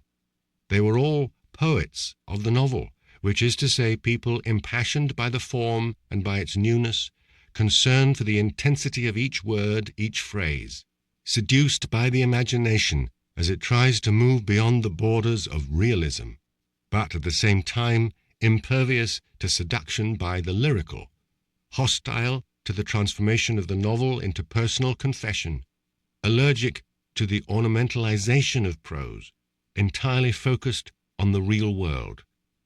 They all of them conceived the novel to be a great anti-lyrical poetry. Kitsch and vulgarity. The word kitsch was born in Munich in the mid-19th century. It describes the syrupy leftover of the great Romantic period. But Hermann Brock, who saw the connection between Romanticism and kitsch as one of inverse proportions, may have come closer to the truth. According to him, kitsch was the dominant style of the 19th century, in Germany and in Central Europe, with a few great Romantic works separating out from it as phenomena of exception. People who experienced the secular tyranny of Kitsch, an opera tenor kind of tyranny, feel particular irritation at the rosy veil thrown over reality, at the immodest exhibition of hearts forever deeply moved, at the bread drenched in perfume Musil speaks of. Kitsch long ago became a very precise concept in Central Europe, where it stands as the supreme aesthetic evil. I do not suspect the French modernists of succumbing to the lure of sentimentality and pomp, but without a long exposure to Kitsch, they had not had occasion to develop a hypersensitive aversion to it. Only in 1960, thus 100 years after it appeared in Germany, was the word first used in France. Yet the French translators of Brock's essays in 1966 and of Hannah Arendt in 1974 both still avoided the term kitsch, and instead used the translation art de pacotille, cheap art, thereby rendering incomprehensible their author's thinking. Rereading Stendhal's Lucien Leuven, the fashionable drawing-room conversations, I pause over the key words that catch the various attitudes of the participants: vanité, vulgaire, esprit, wit, that vitriolic acid eating at everything, ridicule, politesse, infinite manners, no feeling, bien pensante, right thinking. And I ask myself, what is the word that expresses the worst aesthetic reprobation, the way the notion of kitsch expresses it for me? It finally comes to me. It is the word vulgaire, vulgarité. Monsieur du Poirier was a creature of the utmost vulgarity, a man who seemed proud of his crass, over-familiar ways. Thus does a pig wallow in mud with a kind of voluptuous pleasure that is insolent toward the spectator. Scorn for the vulgar inhabited the drawing-rooms of the time, just as it does in today's. To recall its etymology, vulgar comes from vulgus, people. Vulgar is what pleases the people. A democrat, a man of the left, a battler for human rights, is obliged to love the people, but he is free to disdain it haughtily for what he finds vulgar. After the political anathema Sartre had cast upon Camus, after the Nobel Prize that brought down jealousy and hatred on him, Camus felt very uncomfortable among the Paris intellectuals. I am told that he was further distressed by labels of vulgarity attached to him personally: his lowly origins, his illiterate mother, his situation as a pied noir, a Frenchman from Algeria, sympathetic to other pieds noirs, people so over-familiar, so crass, the lightweight philosophy of his essays, and so on. Reading the articles in which such lynching occurred, I note this passage. Camus is a peasant dressed up in his Sunday best, a man of the people with his gloves in his hand and his hat still on his head, stepping for the first time into the drawing-room. The other guests turn away. They know whom they are dealing with. The metaphor is eloquent. Not only did he not know what he was supposed to think, he disparaged progress and sympathized with the Algerian French, but graver yet, he behaved awkwardly in the drawing-room, in the actual or figurative sense. He was vulgar. In France, there is no harsher aesthetic reprobation than this. Reprobation that is sometimes justified, but that also strikes at the best, at Rabelais and at Flaubert. The primary characteristic of sentimental education, said the famous writer Barbé d'Aurevilly on its publication, is vulgarity, first and foremost. In our view, the world already has enough vulgar folk, vulgar minds, vulgar things, without further adding to the overwhelming number of these disgusting vulgarities. I recall the early weeks of my emigration. As Stalinism had already been unanimously condemned, people readily understood the tragedy the Russian occupation meant for my country, and they saw me as wrapped in an aura of respectable sadness. I remember sitting at a bar with a Parisian intellectual who had given me much support and help. It was our first meeting in Paris, and hovering in the air above us I could see grand words: persecution, gulag, freedom, banishment from the native land, courage, resistance, totalitarianism, police terror. Eager to banish the kitsch of those solemn spectres, I started describing how the fact of being followed, of having police listening devices in our apartments, had taught us the delectable art of the hoax. A friend and I had switched apartments, and names as well. He, a big womanizer who was regally indifferent to the microphones, had pulled off some of his finest exploits in my studio. Given that the trickiest moment in any amorous adventure is the break-up, my emigration worked out perfectly for him.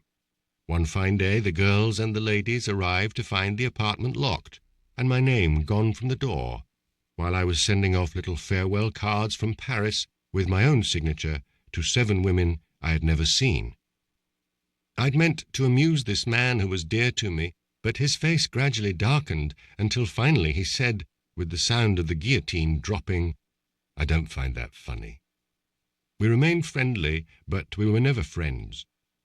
The memory of our first encounter serves as a key to understand our long, unacknowledged difference. What held us apart was the clash of 2 aesthetic attitudes. The man allergic to kitsch collides with the man allergic to vulgarity. Anti-modern modernism. One must be absolutely modern, wrote Arthur Rimbaud. Some 60 years later, Gombrowicz was not so sure. In Pferdedürker, written in Poland in 1937, the young blood family is dominated by the daughter, a modern high school girl. She is mad for the telephone. She disdains the classical authors.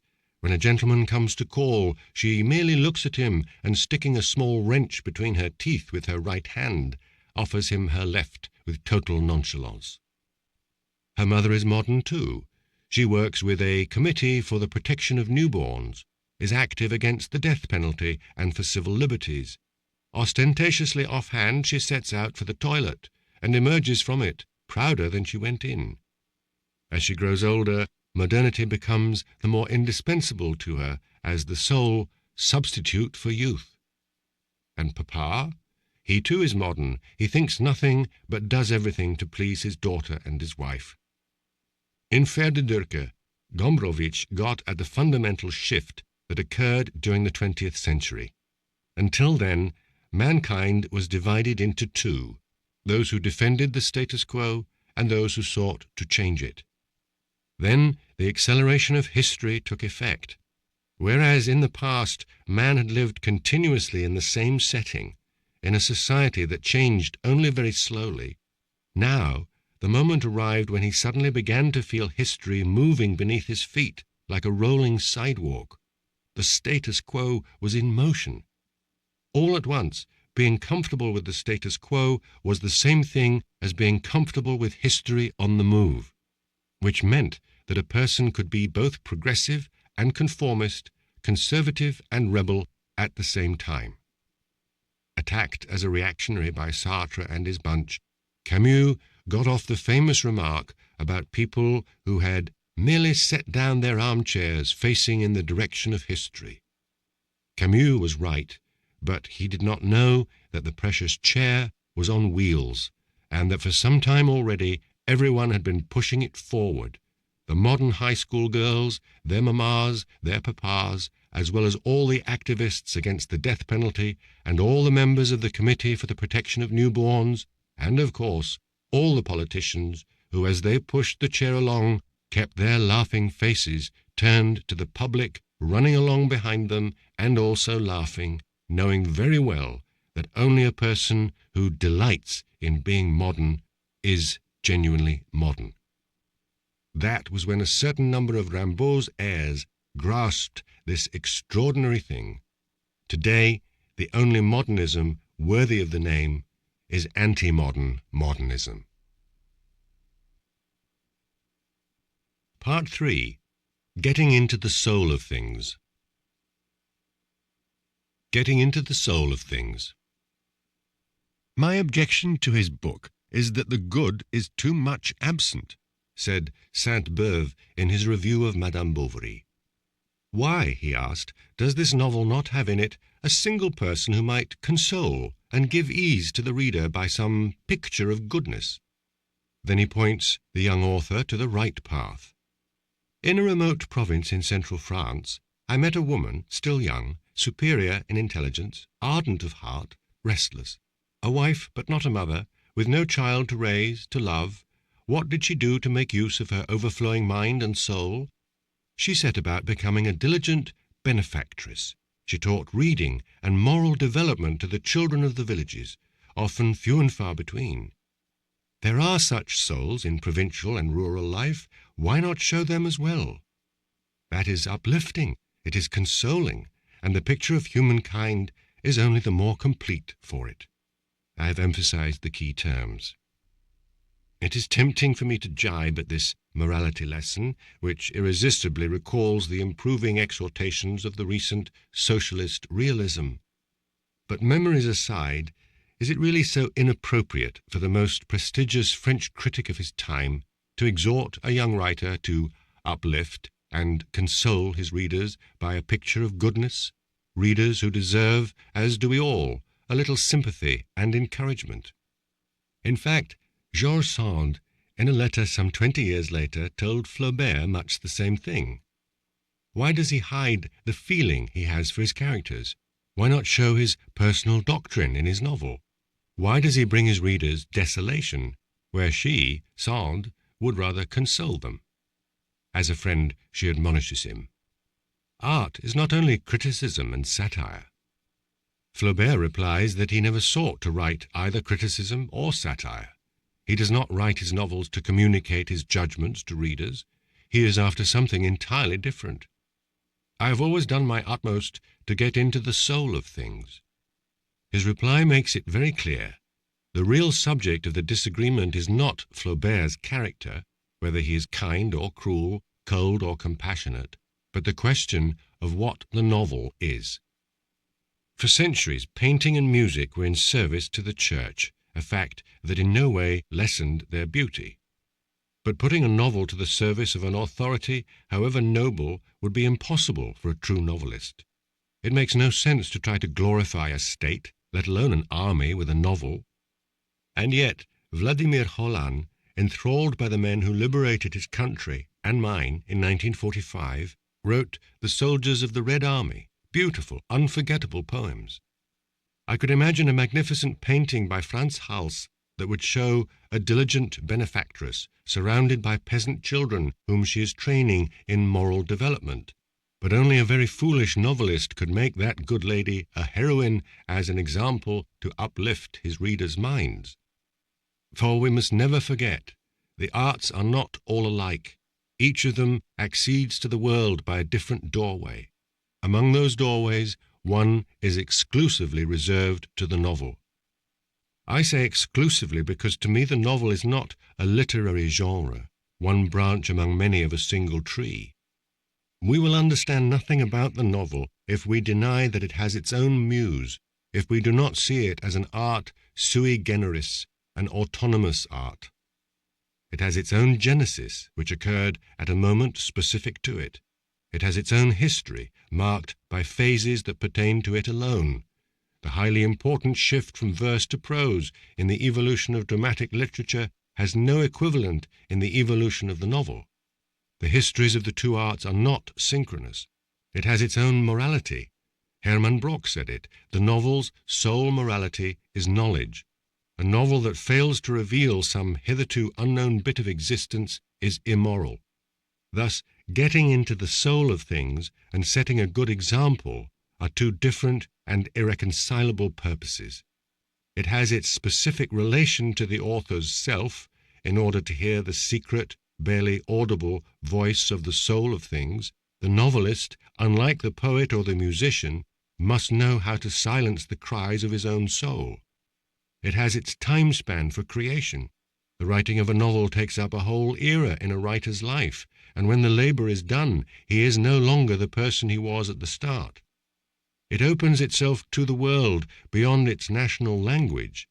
Ever since Europe added rhyme to rhythm in its poetry, the full beauty of a verse can no longer be transplanted from one language into another. By contrast, faithful translation of a prose work, while difficult, is possible. In the world of novels, there are no state borders. The great novelists who claimed descent from Rabelais had nearly all read him in translation. Ineradicable error. Just after World War II, a group of brilliant French intellectuals made famous the word existentialism, so baptizing a new orientation in not only philosophy, but in theatre and the novel. As theoretician of his own theatre pieces, Sartre, with his great flair for phrase-making, proclaimed the theatre of situations as opposed to the theatre of characters. Our goal, he explained in 1946, is to explore all the situations most common to human experience, the situations that illuminate the major aspects of the human condition. Who has not sometimes wondered, suppose I had been born somewhere else, in another country, in another time, what would my life have been? The question contains within it one of mankind's most widespread illusions, the illusion that brings us to consider our life situation a mere stage set, a contingent, interchangeable circumstance through which moves our autonomous, continuing self. Ah, how fine it is to imagine our other lives, a dozen possible other lives. But enough daydreaming. We are all hopelessly riveted to the date and place of our birth. Our self is inconceivable outside the particular, unique situation of our life. It is only comprehensible in and through that situation. If two strangers had not come looking for Joseph K. one morning to inform him that he was under indictment, he would be someone totally different from the person we know.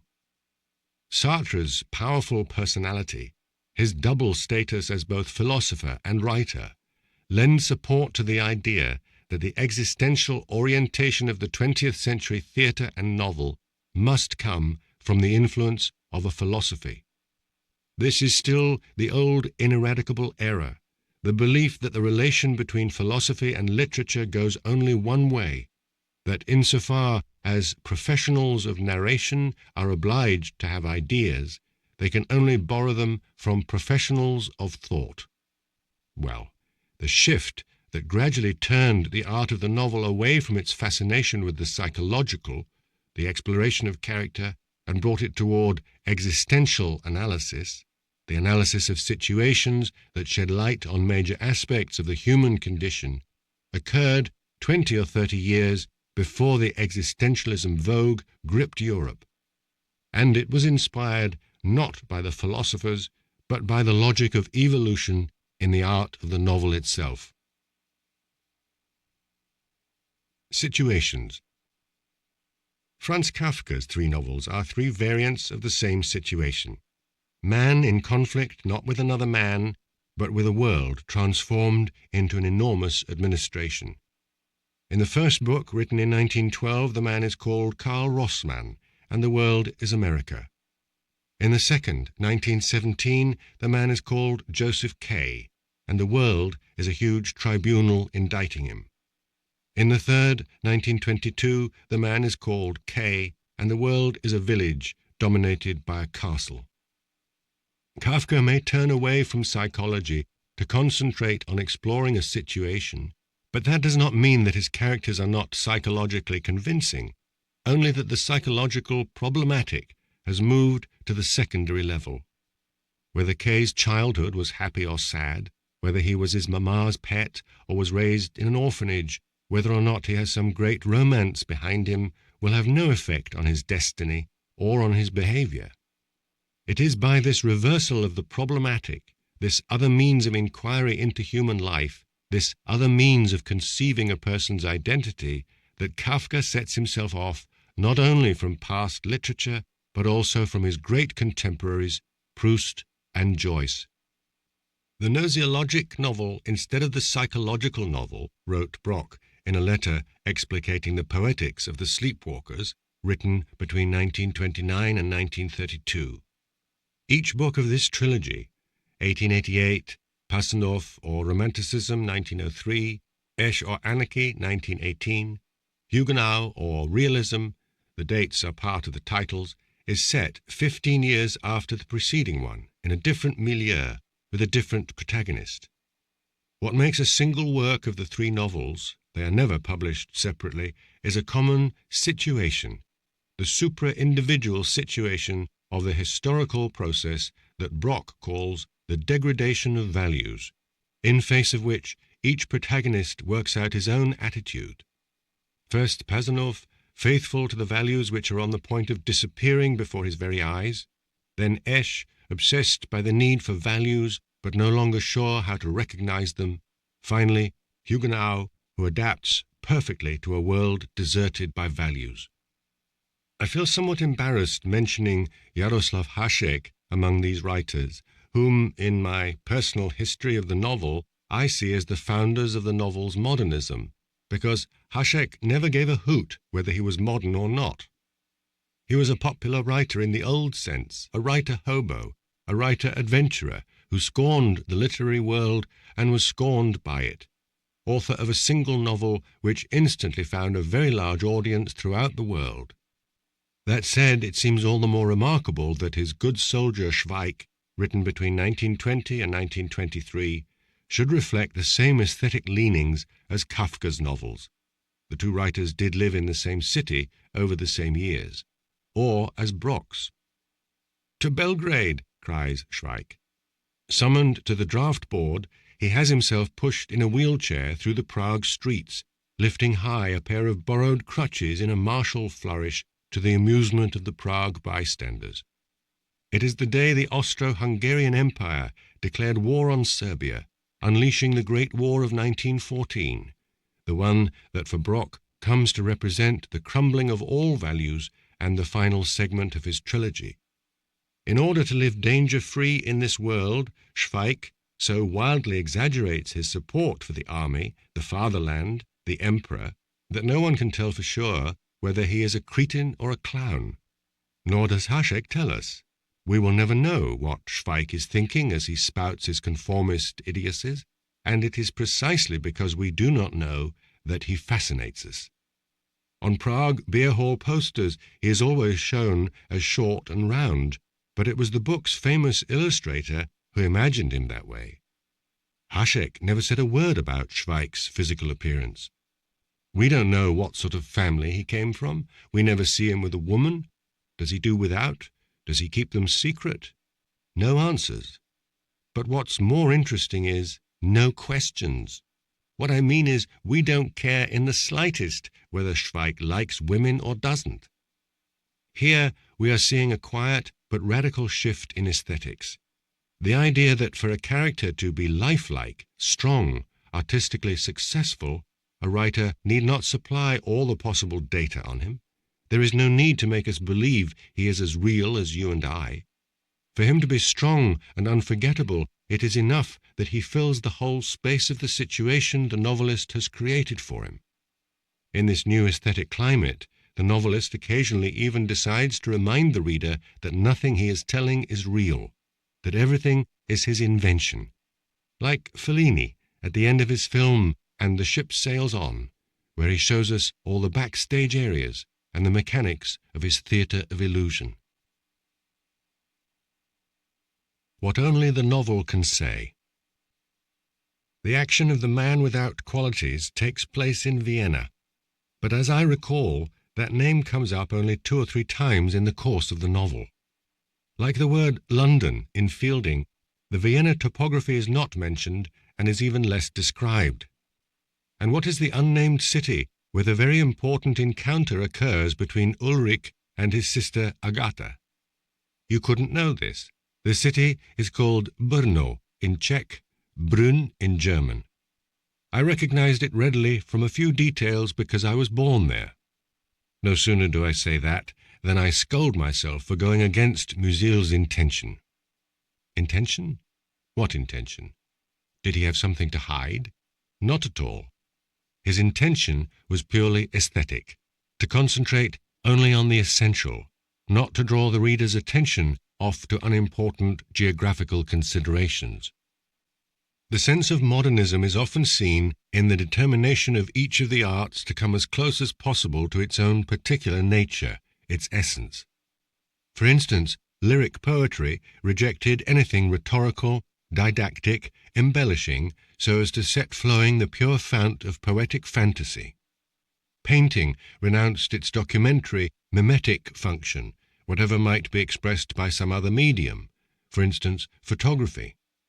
And the novel? It too refuses to exist as illustration of an historical era, as description of a society, as defense of an ideology, and instead puts itself exclusively at the service of what only the novel can say. I recall the short story Sheep by Kenzaburo Oi, written in 1958. Onto an evening bus full of Japanese riders climbs a band of drunken soldiers from a foreign army. They set about terrorizing a passenger, a student. They force him to take off his pants and show his bare bottom. The student hears muffled laughter all around him. But the soldiers are not satisfied with this lone victim. They force half the other passengers to drop their trousers as well. The bus stops, the soldiers get off, and the trouserless people pull their clothes back on. The other passengers wake out of their passive state and insist that the humiliated fellows must go to the police and report the foreign soldiers' behavior. One rider, a school teacher, sets about hounding the student. He follows him off the bus, walks him to his house, demands his name to publicize his humiliation and condemn the foreigners. The whole thing ends in a burst of hatred between the two. A magnificent story of cowardice, shame, sadistic indecency, passing itself off as love for justice. But I mention the story only to ask, who are those foreign soldiers? They must be Americans who were occupying Japan after the war. The author does explicitly call the other passengers Japanese, so why does he not specify the nationality of the soldiers? Political censorship? A matter of style? No. Suppose that throughout the story the Japanese passengers were facing American soldiers. The powerful effect of using that single word, explicitly pronounced, would reduce the story to a political tract, to an accusation against the occupying forces. Just foregoing that one adjective was enough for the political aspect to recede into dim shadow and for the light to focus on the enigma that most interested the writer, the existential enigma. Because history, with its agitations, its wars, its revolutions and counter-revolutions, its national humiliations, does not interest the novelist for itself, as a subject to paint, to denounce, to interpret. The novelist is not a valet to historians. History may fascinate him, but because it is a kind of searchlight circling around human existence and throwing light onto it, onto its unexpected possibilities, which in peaceable times when history stands still, do not come to the fore, but remain unseen and unknown. Thinking novels. The novelist's mandate to concentrate on the essential, on what only the novel can say, doesn't it support critics who object to an author's reflections as an element alien to the novel form? Indeed, if a novelist utilizes means that are not proper to him, that belong more to the scholar or the philosopher, is that not the sign of his inability to be fully a novelist and nothing but, the sign of his artistic weakness? And, moreover, don't meditative interpolations risk transforming the character's actions into mere illustration of the author's theses? And again, doesn't the art of the novel, with its feel for the relativity of human truths, require that the author's opinion stay out of sight, and that all thinking be left to the reader alone? The answer from Brock and Musil was utterly clear. They flung the doors wide and brought thinking into the novel as no one had ever done before. The essay called The Degradation of Values, interpolated into The Sleepwalkers, it takes up 10 chapters scattered through the third novel of the trilogy, is a series of analyses, of meditations, of aphorisms on the spiritual condition of Europe over the course of 3 decades. Impossible to call that essay inappropriate to the novel form, for it is what lights the wall against which the fates of the 3 protagonists crash, what binds the three novels into one. I can never emphasize it enough. Integrating such intellectually rigorous thinking into a novel and making it so beautifully and musically an inseparable part of the composition is one of the boldest innovations any novelist has dared in the era of modern art. But there is something even more important in my view. For these two Viennese, thinking is no longer felt to be an unusual element, an interruption. It is hard to call it digression, for in these thinking novels it is constantly present, even when the novelist is recounting an action or describing a face. Tolstoy or Joyce had us hear the phrases going through the heads of Anna Karenina or Molly Bloom. Musil tells us what he himself is thinking as he levels his long gaze on Leo Fischl and his nighttime performances. A conjugal bedroom, with the lights put out, puts a man into the position of an actor who must play before an invisible parterre the flattering but now rather stale role of a hero behaving like a roaring lion. For years now, Leo's dark audience has not given off the faintest applause at the presentation, nor the slightest sign of disapproval, and surely that's enough to rattle the healthiest nerves. In the morning, at breakfast, Clementina was stiff as a frozen corpse, and Leo strained to the point of trembling. Their daughter, Gerda, would see it herself regularly, and from that time on she thought of conjugal life with horror and bitter disgust, as a catfight in the dark of night. Thus did Musil go into the soul of things, that is, into the Fischl couple's soul of coitus. Through the flash of a single metaphor, a thinking metaphor, he casts light on their sex life, present and past, and even onto their daughter's future. To emphasize, novelistic thinking, as Brock and Musil brought it into the aesthetic of the modern novel, has nothing to do with the thinking of a scientist or a philosopher. I would even say it is purposely aphilosophic, even anti-philosophic, that is to say, fiercely independent of any system of preconceived ideas. It does not judge, it does not proclaim truths, it questions, it marvels, it plumbs. Its form is highly diverse, metaphoric, ironic, hypothetic, hyperbolic, aphoristic, droll, provocative, fanciful. And mainly, it never leaves the magic circle of its characters' lives. Those lives feed it and justify it. Ulrich is in Count Leinsdorf's ministerial office on the day of a major demonstration. A demonstration? Against what? The information is provided, but it is secondary. What matters is the phenomenon of the demonstration in itself. What does it mean to demonstrate in the streets? What is the significance of that collective activity so symptomatic of the 20th century? In stupefaction, Ulrich watches the demonstrators from the window. As they reach the foot of the palace, their faces turn up, turn furious, the men brandish their walking sticks. But, a few steps farther, at a bend, where the demonstration seemed to scatter into the wings, most of them were already dropping their grease paint. It would be absurd to keep up the menacing looks when there were no more spectators. In the light of that metaphor, the demonstrators are not men in a rage, they are actors performing rage. As soon as the performance is over, they are quick to drop their grease paint. Later in the 1960s, philosophers would talk about the modern world in which everything had turned into spectacle. Demonstrations, wars, and even love. Through his quick and sagacious penetration, Fielding, Musil had already long ago discerned the society of spectacle. The Man Without Qualities is a matchless existential encyclopedia about its century. When I feel like rereading this book, I usually open it at random at any page, without worrying what comes before and what follows. Even if there is story there, it proceeds slowly, quietly, without seeking to attract attention. Each chapter in itself is a surprise, a discovery. The omnipresence of thinking in no way deprives the novel of its nature as a novel. It has enriched its form and immensely broadened the realm of what only the novel can discover and say. The frontier of the implausible is no longer under guard.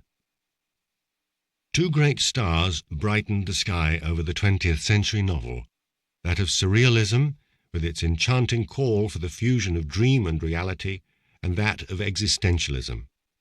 Kafka died too soon to know their writers and their aesthetic programs. Still, and remarkably, the novels he wrote anticipated the two aesthetic tendencies, and, what's more remarkable still, bound the two together, placed them in a single perspective. When Balzac or Flaubert or Proust wants to describe someone's behavior within a specific social milieu, any violation of plausibility is out of place, aesthetically inconsistent. But when the novelist focuses his lens on a problematic that is existential, the obligation to give the reader a plausible world no longer comes into play as rule or necessity. The author can be far more casual about that apparatus of data, descriptions, motivations meant to give his story the appearance of reality. And in some borderline cases, he can even find it worthwhile to put his characters in a world that is frankly implausible. After Kafka crossed it, the frontier to the implausible was left with no police, no customs guards, open for good. That was a great moment in the history of the novel, and lest its meaning be mistaken, I caution that it was not the 19th century German romantics who were its precursors. Their fanciful imagining had a different meaning. Turning away from the real world, it was seeking after a different life. It had little to do with the art of the novel. Kafka was no romantic. Novalis, Tieck, Arnim, E.T.A. Hoffmann were not what he loved. It was André Breton who worshipped Arnim, not he. As a young man, Kafka and his friend Max Brod read Flaubert passionately in the French. He studied him. It was Flaubert, the master observer, he took for his teacher. The more attentively, fixedly one observes a reality, the better one sees that it does not correspond to people's idea of it. Under Kafka's long gaze, it is gradually revealed as empty of reason, thus non-reasonable, thus implausible. It is that long, avid gaze set on the real world that led Kafka and other great novelists after him past the frontier of the plausible. Einstein and Karl Rossmann. Jokes, anecdotes, funny stories. I don't know what term to choose for the sort of very short comical tale I heard so much of in the old days, for Prague was its world capital. Political jokes, Jewish jokes, jokes about peasants, and about doctors, and an odd kind of joke about absent-minded professors who for some unknown reason always carried umbrellas. Einstein finishes a lecture at the university in Prague. Yes, he did teach there for a while, and is getting ready to leave the hall. "Herr Professor, sir, take your umbrella. It's raining out." Einstein gazes thoughtfully at his umbrella where it stands in a corner of the room, and answers the student. "You know, my good friend, I often forget my umbrella, so I have two of them. One is at the house, the other I keep at the university. Of course I could take it now, since, as you say quite correctly, it is raining. But then I would end up with two umbrellas at the house and none here." And with these words he goes out into the rain. Kafka's America begins with that same motif, an umbrella that is cumbersome, a pest, forever getting misplaced. Karl Rossmann is lugging a heavy trunk through the crowd disembarking from an ocean liner at the port of New York. Suddenly he remembers he's left his umbrella back on the lower deck. He entrusts his trunk to the young fellow he met on the voyage, and as the passage behind him is jammed, he runs down an unfamiliar staircase and loses his way in the corridors below. Finally he knocks at the door of a cabin where he finds a man, a coal stoker, who immediately starts complaining to him about his supervisors. The conversation goes on for some time, so the fellow invites Karl to make himself more comfortable, to have a seat on the bunk. The psychological impossibility of the situation is dazzling. Really, what we're being told, it can't be true. It is a joke. And of course, at the end, Karl winds up with no trunk and no umbrella. Yes, it's a joke, except that Kafka doesn't tell it the way one tells jokes. He lays it out at length, in careful detail, describing every move such that it appears psychologically credible. Karl climbs awkwardly onto the bunk, laughing embarrassedly at his clumsiness. After listening to the stoker's long account of humiliations, he suddenly realizes with a startled clarity that he ought to have gone and got back his trunk instead of staying here giving advice. Kafka pulls the mask of the plausible over the implausible, which gives this novel, and all his novels, an inimitable, magical charm. In praise of jokes. Jokes, anecdotes, funny stories, they are the best evidence that a sharp sense of the real and an imagination that ventures into the implausible can make a perfect pairing. Rabelais' Panurge does not know any woman he would care to wed, yet being of a logical, theoretical, systematic, foresighted turn of mind, he decides to settle immediately, once and for all, the fundamental question of his life. Should a man marry or not?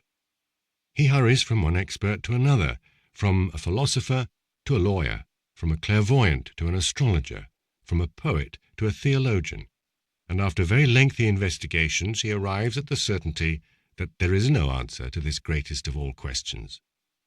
The whole third book recounts nothing but this implausible activity, this joke, which turns into a long farcical tour of all the knowledge of Rabelais' time. Which reminds me that 300 years later, Bouvard and Pécuchet is also an extended joke that surveys the knowledge of a whole period. Cervantes wrote the second part of Don Quixote when the first had already been published and known for several years. That suggested a splendid idea to him. The characters Don Quixote meets along his way recognize him as the living hero of the book they have read.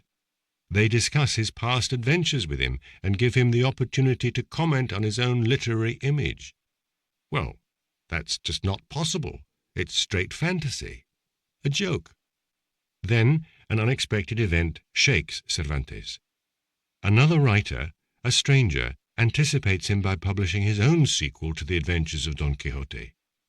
In his second part, which he is in the process of writing, the enraged Cervantes attacks the man with ferocious insults. But he also makes prompt use of this ugly incident to create a further fantasy. After all their misadventures, Don Quixote and Sancho, exhausted and gloomy, are already on their way back to the village when they meet a certain Don Alvaro, a character from the accursed plagiarism. Alvaro is astounded to hear their names, for he is a close friend of an entirely different Don Quixote and an entirely different Sancho. The meeting takes place just a few pages before the end of the novel. The characters' unsettling encounter with their own spectres, the ultimate proof of the falseness of all things, the melancholy moon-glow of the final joke, the farewell joke. In Gombrowicz's Ferdedurke, Professor Pimco decides to turn Joey, a 30-year-old man, into a boy of 17, and force him to spend his days on a high school bench, a student like all the rest. The burlesque situation conceals a question that is actually quite profound. Will an adult, systematically treated as an adolescent, eventually lose the sense of his true age?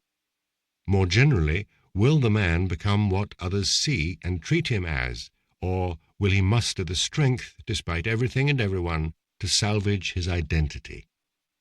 Basing a novel on an anecdote, on a joke, must have seemed to Gombrowicz's readers a modernist's provocation. And they would be right. It was that. However, it had very old roots. At the time when the art of the novel was not yet sure of its identity or its name, Fielding called it prosaic comi-epic writing. It should be kept always in mind. The comic was one of the three mythical fairies leaning over the cradle of the newborn novel. The history of the novel as seen from Gombrowicz's studio. A novelist talking about the art of the novel is not a professor giving a discourse from his podium. Imagine him rather as a painter welcoming you into his studio where you are surrounded by his canvases staring at you from where they lean against the walls. He will talk about himself, but even more about other people, about novels of theirs that he loves and that have a secret presence in his own work. According to his criteria of values, he will again trace out for you the whole past of the novel's history, and in so doing will give you some sense of his own poetics of the novel, one that belongs to him alone and that is therefore quite naturally different from that of other writers.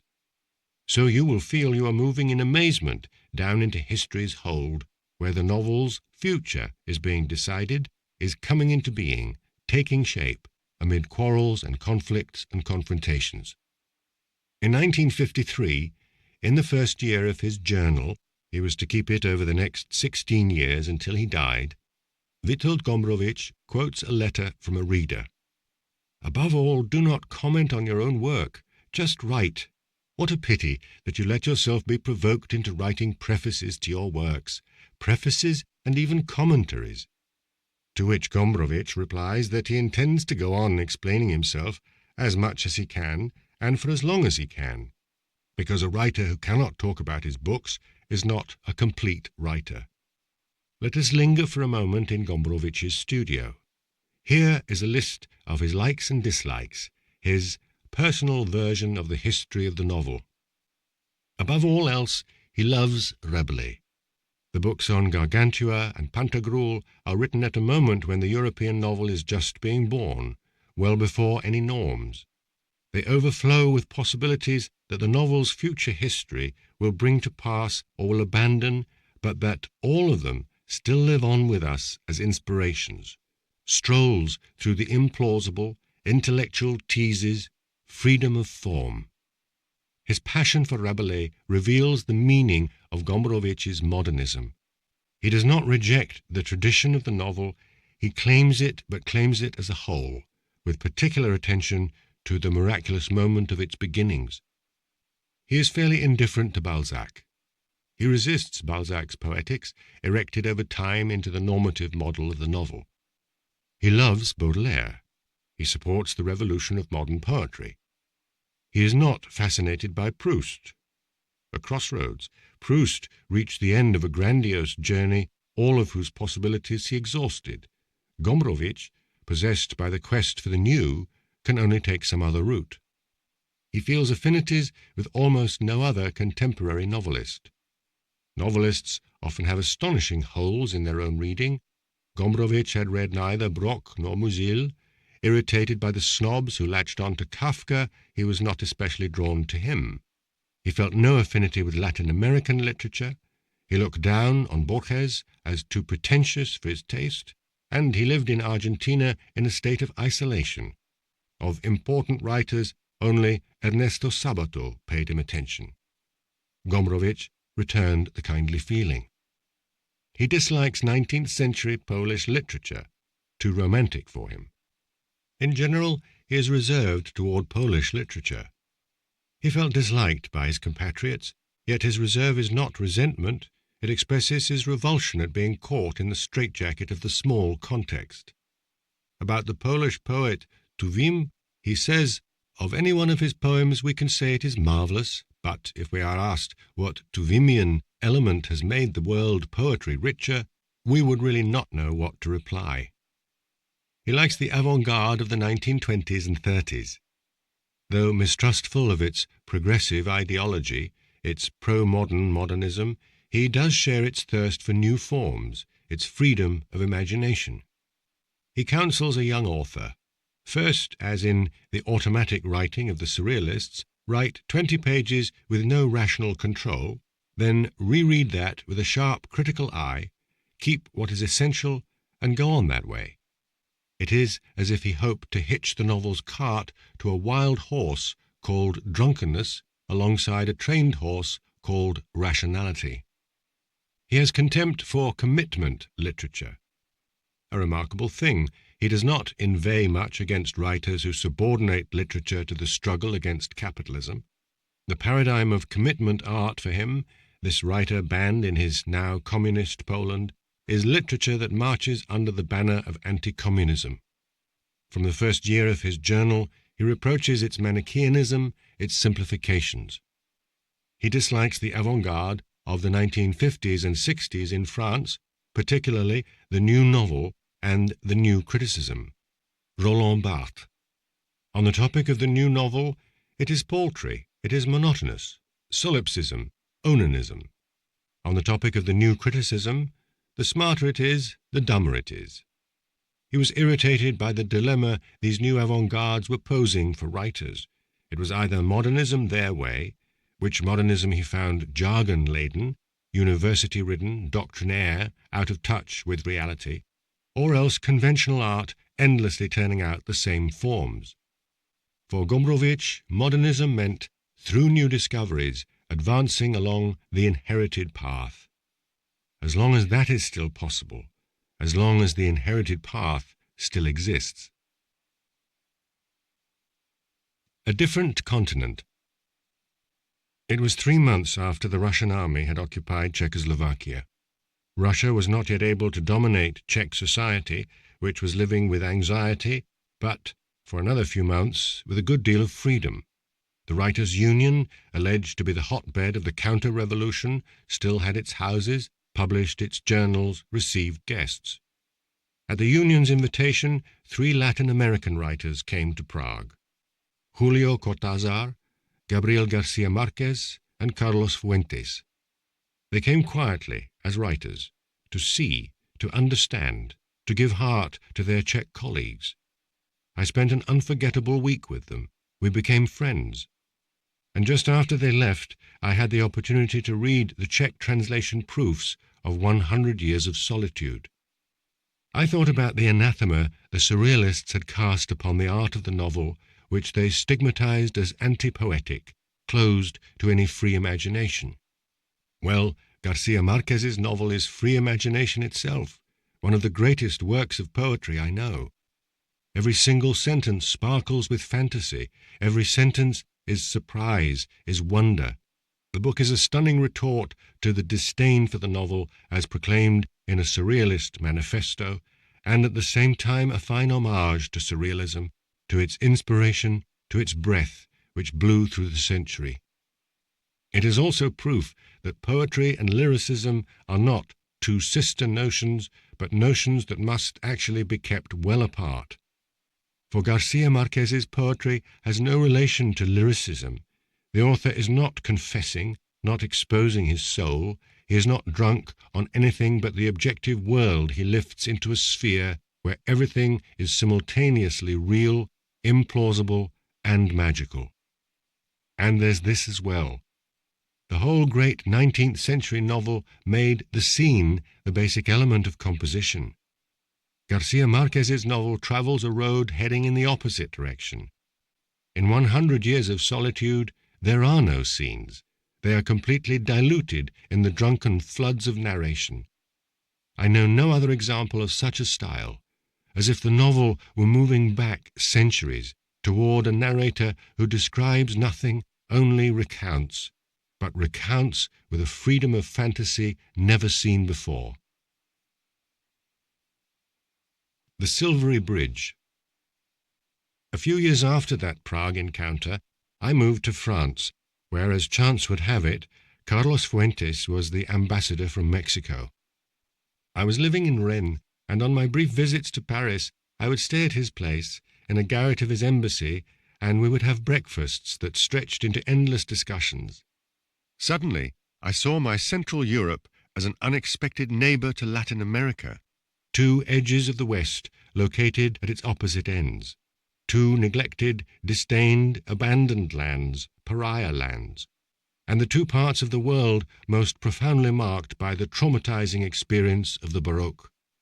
I say traumatizing, for the Baroque came to Latin America as the art of the conqueror, and it came into my native land carried by an especially bloody counter-reformation which roused Max Brod to call Prague the city of evil.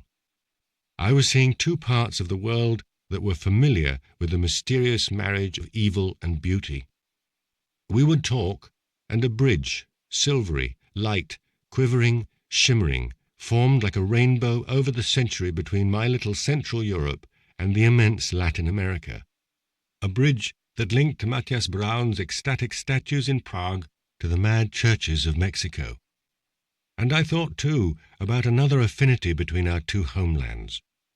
They held key positions in the evolution of the 20th century novel. First, the Central European novelists of the 1920s and 30s. Carlos called Brock's Sleepwalkers the greatest novel of the century. Then, some 20 or 30 years later, the Latin American novelists, my contemporaries. One day I discovered the novels of Ernesto Sabato. In The Exterminating Angel, 1974, which overflows with thinking like the books of the two earlier Viennese, he says explicitly that in the modern world, abandoned by philosophy and splintered by hundreds of scientific specialties, the novel remains to us the last observatory from which we can embrace human life as a whole.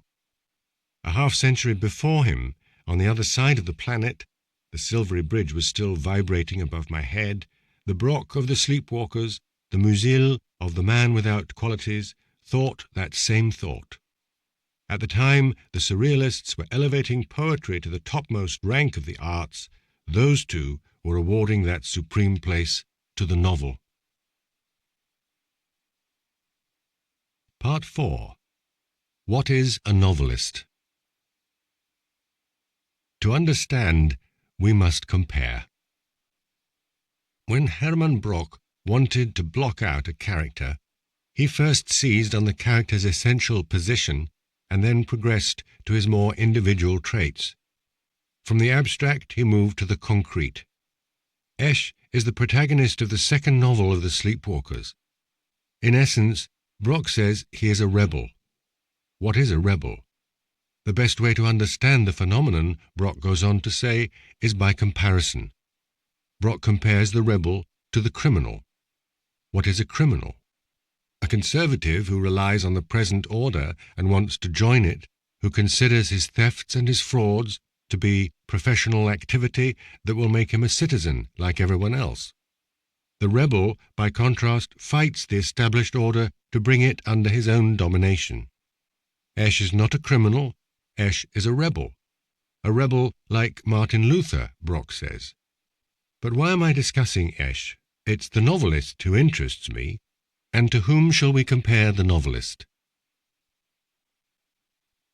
The poet and the novelist. To whom shall we compare the novelist? To the lyric poet. The content of lyric poetry, Hegel says, is the poet himself. He gives voice to his inner world so as to stir in his audience the feelings, the states of mind he experiences. And even if the poet treats objective themes, external to his own life, the great lyric poet will very quickly move away from them and end up drawing the portrait of himself. Stellt sich selber dar. Music and poetry, Hegel says, have an advantage over painting, lyricism. And in lyricism, he continues, music can go still further than poetry, for it is capable of grasping the most secret movements of the inner world, which are inaccessible to words. Thus, there does exist an art, in this case, music, that is more lyrical than lyric poetry itself. From this we can deduce that the notion of lyricism is not limited to a branch of literature, lyrical poetry, but rather it designates a certain way of being, and that from this standpoint a lyric poet is only the most exemplary incarnation of man dazzled by his own soul and by the desire to make it heard. I have long seen youth as the lyrical age, that is, the age when the individual, focused almost exclusively on himself, is unable to see, to comprehend, to judge clearly the world around him. If we start with that hypothesis, necessarily schematic, but which as a schema I find accurate, then to pass from immaturity to maturity is to move beyond the lyrical attitude. If I imagine the genesis of a novelist in the form of an exemplary tale, a myth, that genesis looks to me like a conversion story, Saul becoming Paul, the novelist being born from the ruins of his lyrical world. A conversion story. From my bookshelf I take a copy of Madame Bovary, the pocket edition from 1972. There are two prefaces, one by a writer, Henri de Montherlant, the other by a literary critic, Maurice Bardèche. These men saw nothing wrong with positioning themselves at a distance from the book in whose vestibule they are squatters. Says Montherlant, "Neither wit nor freshness of idea, nor alacrity in the writing, nor unexpected sounding of the depths of the human heart, nor expressive discoveries, nor nobility, nor humour. Flaubert lacks genius to an astounding degree." No doubt, he goes on, one might learn something from Flaubert, but on the condition that one grants him no greater value than he's worth, and knows he is not made of the same stuff as a Racine, a Saint-Simon, a Chateaubriand, a Michelet. Bardèche seconds the verdict and recounts the genesis of Flaubert the novelist. In September 1848, at the age of 27, he read to a couple of friends the manuscript of The Temptation of St. Anthony, a great romantic prose piece, I'm still quoting Bardèche, into which he put all his heart, all his ambitions, all his grand thinking. The piece was roundly condemned, and his friends advised him to drop his romantic flights, his great lyrical transports. Flaubert obeyed, and 3 years later, in September 1851, he began writing Madame Bovary. He did so without pleasure, Bardèche says, as a penance that he constantly curses and complains about in his letters. "Bovary bores me, Bovary irritates me, the vulgarity of the subject gives me bouts of nausea," and so on. I find it hardly likely that against his will Flaubert would smother all his heart, all his ambitions, merely to follow his friends' wishes. No, what Bardèche relates is not the story of a self-destruction, it is the story of a conversion. Flaubert is 30 years old, the appropriate age for tearing away his lyrical chrysalis.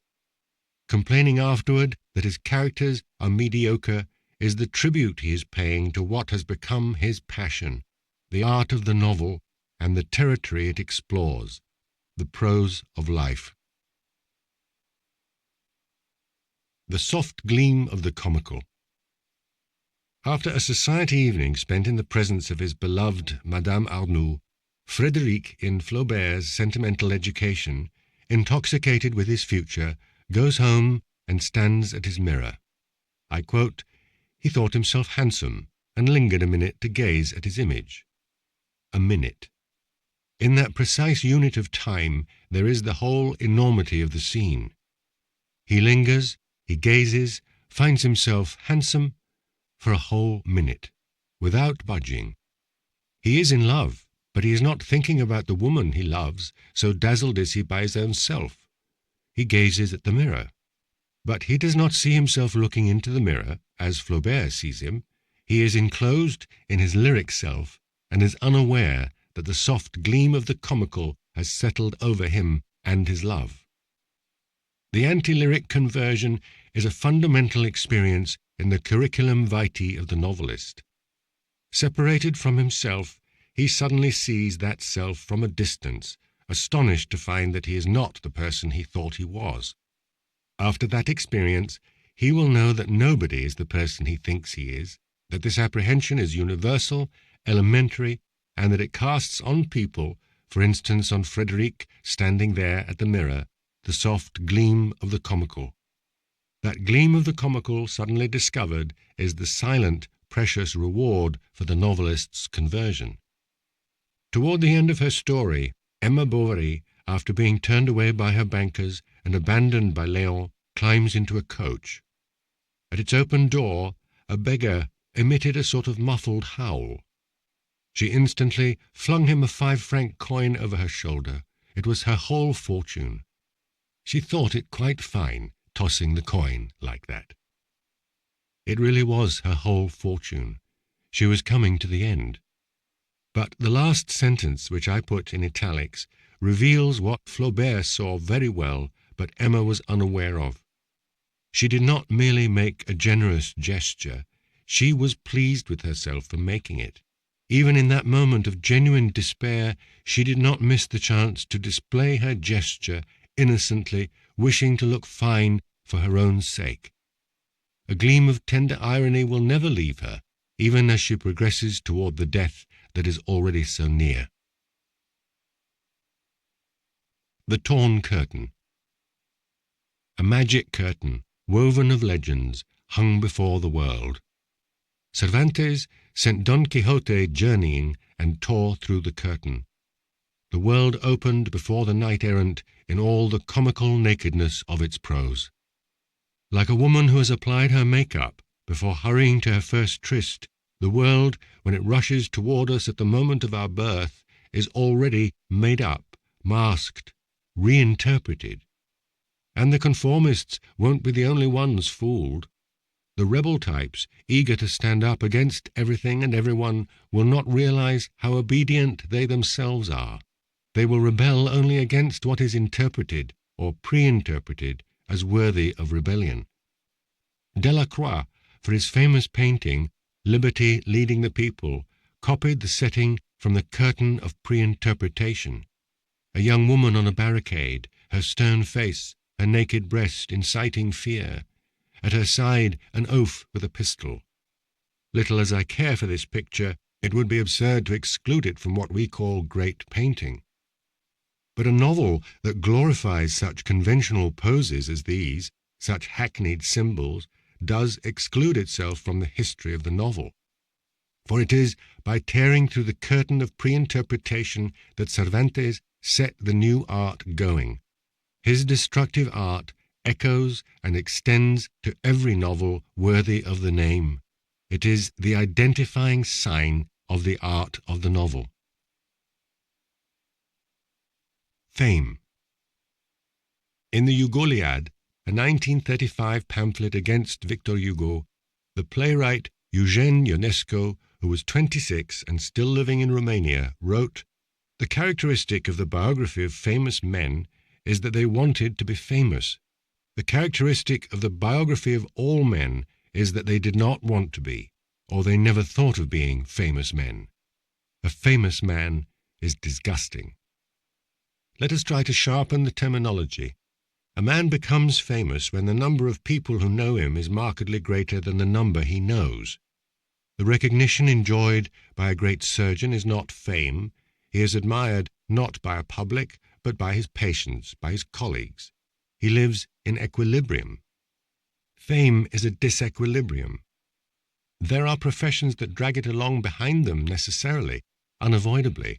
Politicians, supermodels, athletes, artists. Artists' fame is the most monstrous of all, for it implies the idea of immortality.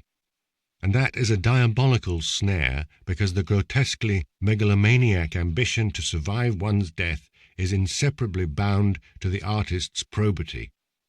Every novel created with real passion aspires quite naturally to a lasting aesthetic value, meaning to a value capable of surviving its author.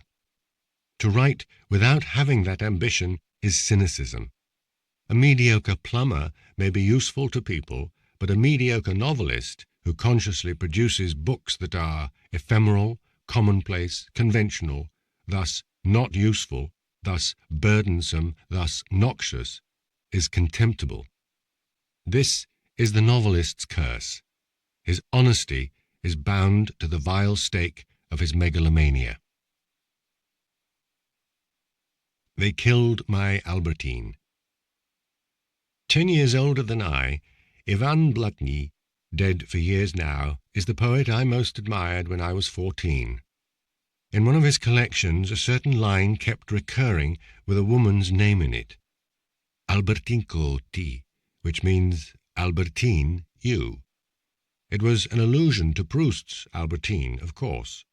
That name became for me, as an adolescent, the most captivating of all female names. All I knew of Proust was the spines of the 20 or so volumes of In Search of Lost Time in Czech translation, lined up in a friend's bookcase. Because of Blatny, because of his Albertinko ti, one day I plunged into them. When I got to the second volume, Proust's Albertine imperceptibly became entangled with my poet's Albertine. Czech poets adored Proust's work but did not know his biography. Ivan Blatny did not know it, and it was actually fairly late when I myself lost the privilege of that lovely ignorance when I heard it said that Albertine was inspired by a man Proust was in love with. But what are they talking about? No matter who inspired her, man or woman, Albertine is Albertine, and that's that. A novel is the product of an alchemy that turns a woman into a man into a woman, sludge into gold, an anecdote into drama.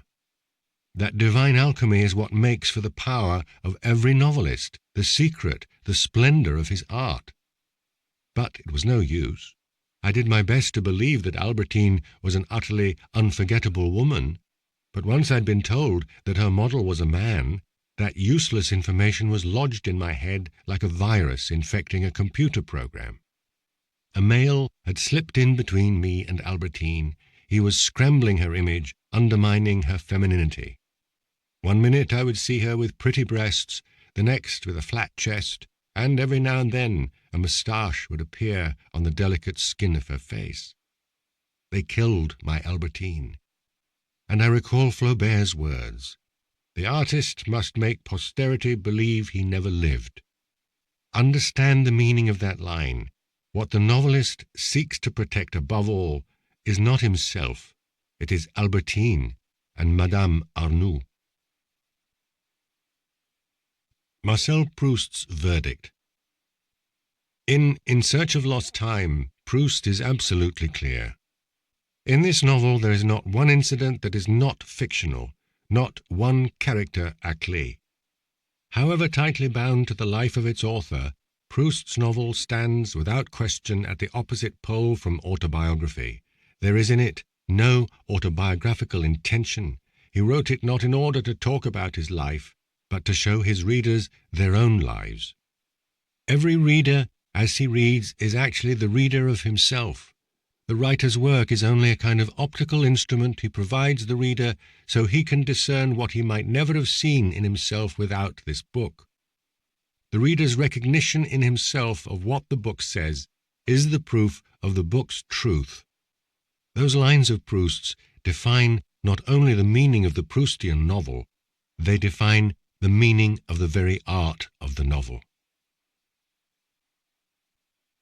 The ethic of the essential. Bardèche sums up his verdict on Madame Bovary. Flaubert missed his calling as a writer, and is that not basically the judgment of so many Flaubert admirers who end up telling you, "Oh, but if you read his correspondence, what a masterwork, what an exciting man it reveals." I, too, often reread Flaubert's letters, eager to know what he thought about his art and that of other writers. Still, fascinating as the correspondence can be, it is neither a masterwork nor a work, because the work, l'œuvre, is not simply everything a novelist writes, notebooks, diaries, articles. It is the end result of a long labor on an aesthetic project. I will go still further. The work is what the writer will approve in his own final assessment. For life is short, reading is long, and literature is in the process of killing itself off through an insane proliferation. Every novelist, starting with his own work, should eliminate whatever is secondary, lay out for himself and for everyone else the ethic of the essential. But it is not only the writers, the hundreds and thousands of writers, there are also the researchers, the armies of researchers who, guided by some opposite ethic, accumulate everything they can find to embrace the whole, a supreme goal. The whole which includes a mountain of drafts, deleted paragraphs, chapters rejected by the author but published by researchers in what are called critical editions, under the perfidious title variants, which means, if words still have meaning, that anything the author wrote is worth as much as anything else, that it would be similarly approved by him. The ethic of the essential has given way to the ethic of the archive. The archive's ideal, the sweet equality that reigns in an enormous common grave. Reading is long, life is short. I am chatting with a friend, a French writer. I urge him to read Gombrowicz. When I run into him sometime later, he is uncomfortable. I obeyed you, but honestly, I couldn't understand your enthusiasm. What did you read? The Possessed. Damn! Why The Possessed? The Possessed, The Secret of Misloch, appeared in book form only after Gombrowicz's death. It is a popular novel that he published as a young man under a pseudonym, as a serial in a pre-war Polish magazine. He never made it a book, he never intended to. Toward the end of his life, a long interview with Dominique de Roux was published in a volume called A Kind of Testament. In it, Gombrowicz discusses all of his work. All of it, one book after another. Not one word does he utter about The Possessed. I tell the fellow, "You've got to read Verdedurke or Pornographia." He looks at me sorrowfully. "My friend, the life ahead of me is growing short. The time I could spare your author is used up." The Little Boy and His Grandmother. Stravinsky definitively broke off his long friendship with the orchestra conductor Ernest Ansermet when the latter tried to make cuts in his ballet, Jeu de Cartes. Later, Stravinsky himself revisited his symphonies of wind instruments and made a number of revisions. Hearing of this, Ansermet was indignant. He didn't like the revisions, and he disputed Stravinsky's right to change what he had originally written. In the first instance, as in the second, Stravinsky's reaction was equally apt. "It's none of your business, my good fellow. Don't you go carrying on in my work the way you do in your bedroom. Because what an author creates doesn't belong to his papa, his mamma, his nation, or to mankind. It belongs to no one but himself. He can publish it when he wants and if he wants. He can change it, revise it, lengthen it, shorten it, throw it in the toilet, and flush it down without the slightest obligation to explain himself to anybody at all." I was 19 when in my hometown a young academic gave a public lecture. It was during the first months of the Communist Revolution, and bowing to the spirit of the time, he talked about the social responsibility of art. After the conference, there was a discussion. What I remember is the poet Josef Kainar, a man of Blatny's generation, also long dead now, who in response to the scholars' talk told this anecdote. A little boy takes his blind grandmother for a walk. They are strolling down a street, and from time to time the little boy says, "Grandma, watch out, a root." Thinking she is on a forest trail, the old woman keeps jumping. Passers-by scold the little boy. "Son, you're treating your grandmother so badly." And the little boy says, "She's my grandma. I'll treat her any way I want." And Kainar finishes, "That's me. That's how I am about my poetry." I'll never forget that demonstration of an author's rights proclaimed under the mistrustful gaze of the young revolution. Cervantes' verdict. Several times in his novel, Cervantes sets out long lists of books on chivalry. He gives their titles, but does not always feel it necessary to name the authors. At the time, respect for authors and their rights had not yet become customary. Let us remember, before Cervantes had completed the second volume of his novel, another writer, still unknown, preceded him by publishing, under a pseudonym, his own sequel to the adventures of Don Quixote. Cervantes reacted at the time the way a novelist would react today, with rage. He attacked the plagiarist violently and proudly proclaimed, "Don Quixote was born for me alone, and I for him. He knew about action, I about writing. He and I are simply one single entity." Since Cervantes, this has been the primary, fundamental mark of a novel. It is a unique, inimitable creation, inseparable from the imagination of a single author. Before he was written, no one could have imagined a Don Quixote. He was the unexpected itself, and without the charm of the unexpected, no great novel character and no great novel would ever be conceivable again. The birth of the art of the novel was linked to the consciousness of an author's rights and to their fierce defense. The novelist is the sole master of his work. He is his work. It was not always thus, and will not always be thus. But when that day comes, then the art of the novel, Cervantes' legacy, will cease to exist.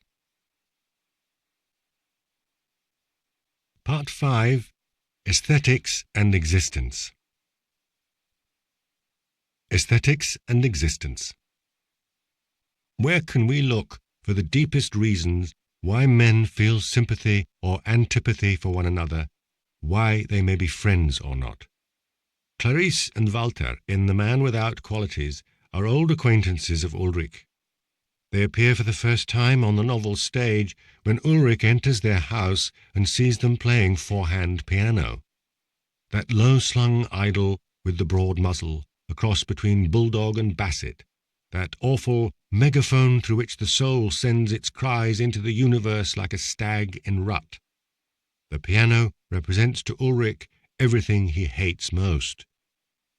That metaphor throws light on the insurmountable disaccord between Ulrich and the couple, a disaccord that seems arbitrary and unjustifiable, since it arises not from any conflict of interest and is neither political nor ideological nor religious. The reason it is so hard to grasp is that its roots go too deep, down to the very aesthetic fundaments of their persons. Music, as we recall Hegel said, is the most lyrical of the arts, more lyrical than lyric poetry itself. Throughout the whole book, Ulrich will run up against his friend's lyricism.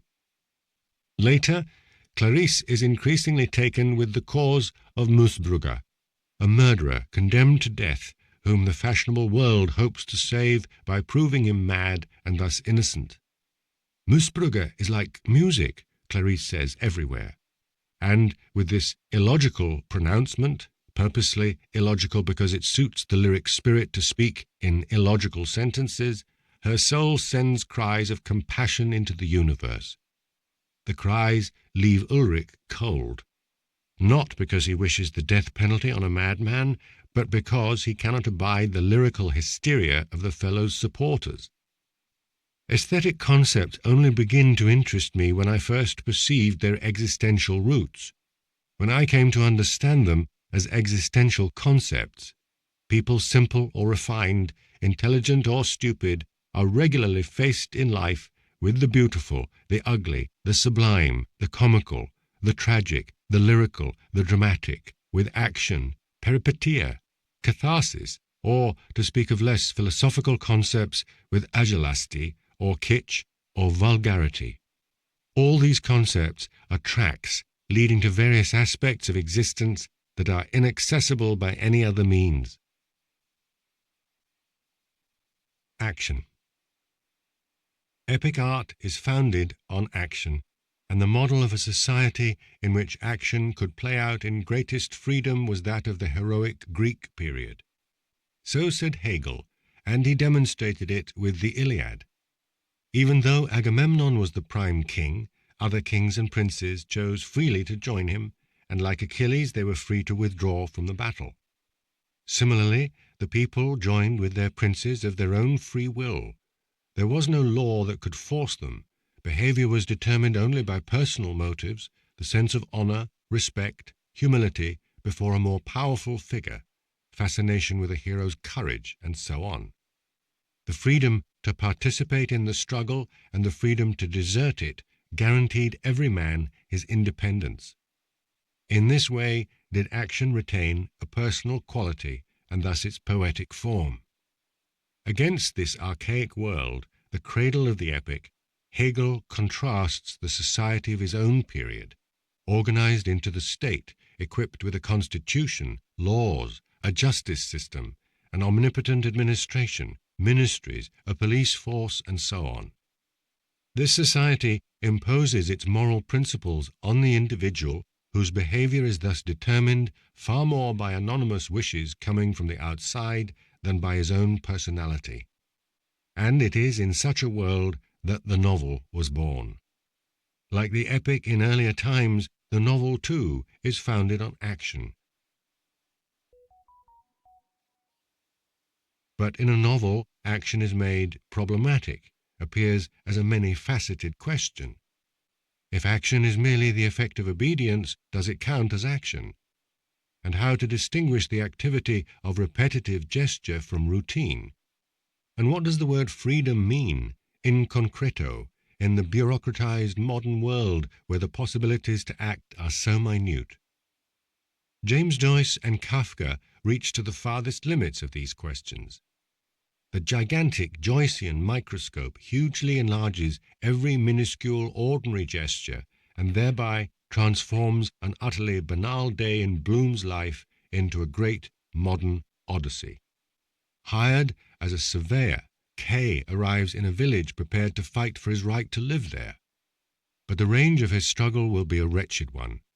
After endless harassments, he manages only to lodge his complaints with a powerless village mayor, then with a drowsing minor official. Nothing more than that. Alongside Joyce's modern Odyssey, Kafka's Castle is a modern Iliad.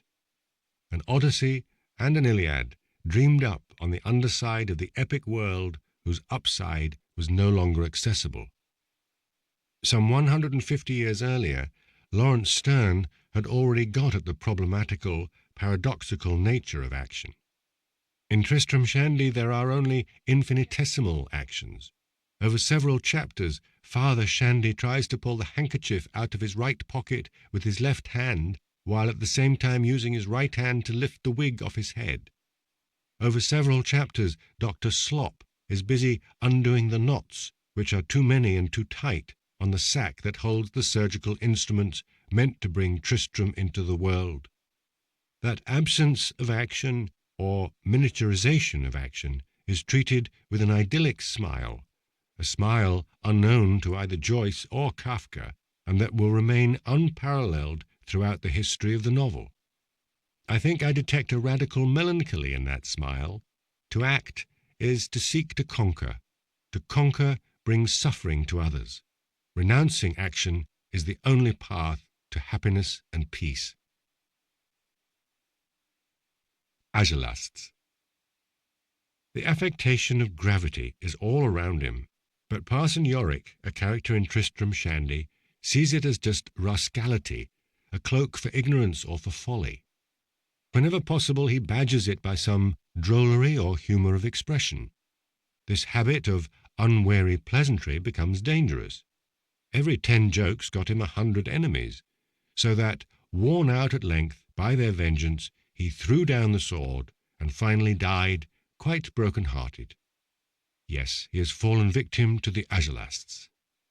Agelast, a neologism Rabelais coined from the Greek to describe people who are incapable of laughter, who do not understand joking. Rabelais detested the Agelasts, because of whom, he said, he came close to never writing another iota. The story of Yorick and the Agelasts is Sterne's fraternal salute to his master across 2 centuries. There are people whose intelligence I admire, whose decency I respect, but with whom I feel ill at ease. I censor my remarks to avoid being misunderstood, to avoid seeming cynical, to avoid wounding them by some frivolous word. They do not live at peace with the comical. I do not blame them for it. Their agelasty is deeply embedded in them, and they cannot help it. But neither can I help it, and while I do not detest them, I give them a wide berth. I do not want to end up like Parson Yorick. Any aesthetic concept, and agelasty is one, raises some bottomless problematic. People who at the time cast ideological, theological anathema upon Rabelais were driven to do so by something deeper than mere loyalty to an abstract dogma. What drove them was an aesthetic disaccord, a visceral disaccord with the non-serious, anger at the scandal of a misplaced laugh. For if Agelasts tend to see sacrilege in every joke, it's because every joke is a sacrilege. There is an irreconcilable incompatibility between the comical and the sacred, and we can only ask where the sacred begins and ends. Is it confined just to the temple? Or does its domain reach further? Does it also annex what are known as the great secular values? Maternity, love, patriotism, human dignity. People for whom life is sacred, holy and unrestrictedly sacred, react with irritation, overt or hidden, to any joke at all, for any joke at all contains the comical, which is in itself an affront to the sacred nature of life. Unless we understand the Agelasts, we cannot understand the comical. Their existence gives the comical its full dimension, shows it to be a wager, a risk-taking, reveals its dramatic essence. Humour. In Don Quixote we hear a kind of laughter that one might say comes from medieval farces. We laugh at the knight wearing a barber's basin for a helmet. We laugh at his valet when he gets smacked. But alongside that humour, often stereotyped, often cruel, Cervantes gives us the flavour of a very different, more subtle sort of comedy. A kindly gentleman invites Don Quixote to his home, where he lives with his poet son. After a brief conversation, the son, very proud of his intellect, recognizes the guest to be an irretrievable madman. Then Don Quixote asks the young man to recite his poetry. Eagerly the fellow acquiesces, and Don Quixote praises his talent to the skies. Happy and flattered, the son is dazzled by the guest's intelligence and promptly forgets the man's madness. So which of them is madder, the madman praising the rational one, or the rational man who believes the madman's praise? We have moved into the sphere of another sort of comedy, one that is more delicate and infinitely precious. We are laughing not because someone is being ridiculed, mocked, or even humiliated, but because a reality is abruptly revealed as ambiguous. Things lose their apparent meaning. The man before us is not what he thought himself to be. That is humour. The humour Octavio Paz saw as the modern era's great invention, due to Cervantes. Humour is not a spark that leaps up for a brief moment at the comical denouement of some situation or story to set us laughing. Its unobtrusive light glows over the whole vast landscape of life. Let us try looking again as if it were a movie reel at the scene I just recounted. The kindly gentleman brings Don Quixote to his manor house and presents his son, who, very proud of his intellect, recognizes the guest to be an irretrievable madman. But this time we are ready. We have already seen the young fellow's delight when the irretrievable madman praises his poems. Now, as we see the scene again, the son, so proud of his intellect, appears comical from the outset. That is how the world looks to a grown man with long experience of human nature, who looks at life with a sense of watching movie reels he has seen before, and who has long since stopped taking seriously men's seriousness. And if the tragic has deserted us? After some painful experiences, Creon understood that personal passions not brought under control pose a mortal danger to the city. Convinced of this, he confronts Antigone, who is protecting him from the no less legitimate rights of the individual. He is unyielding, she dies, and he, crushed by his guilt, determines never to see another day. Antigone inspired Hegel to his magisterial meditation on tragedy.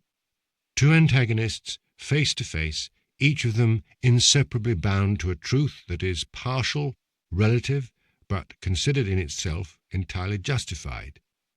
Each is prepared to sacrifice his life for it, but can only make it prevail at the price of total ruin for the adversary. Thus both are at once right and guilty.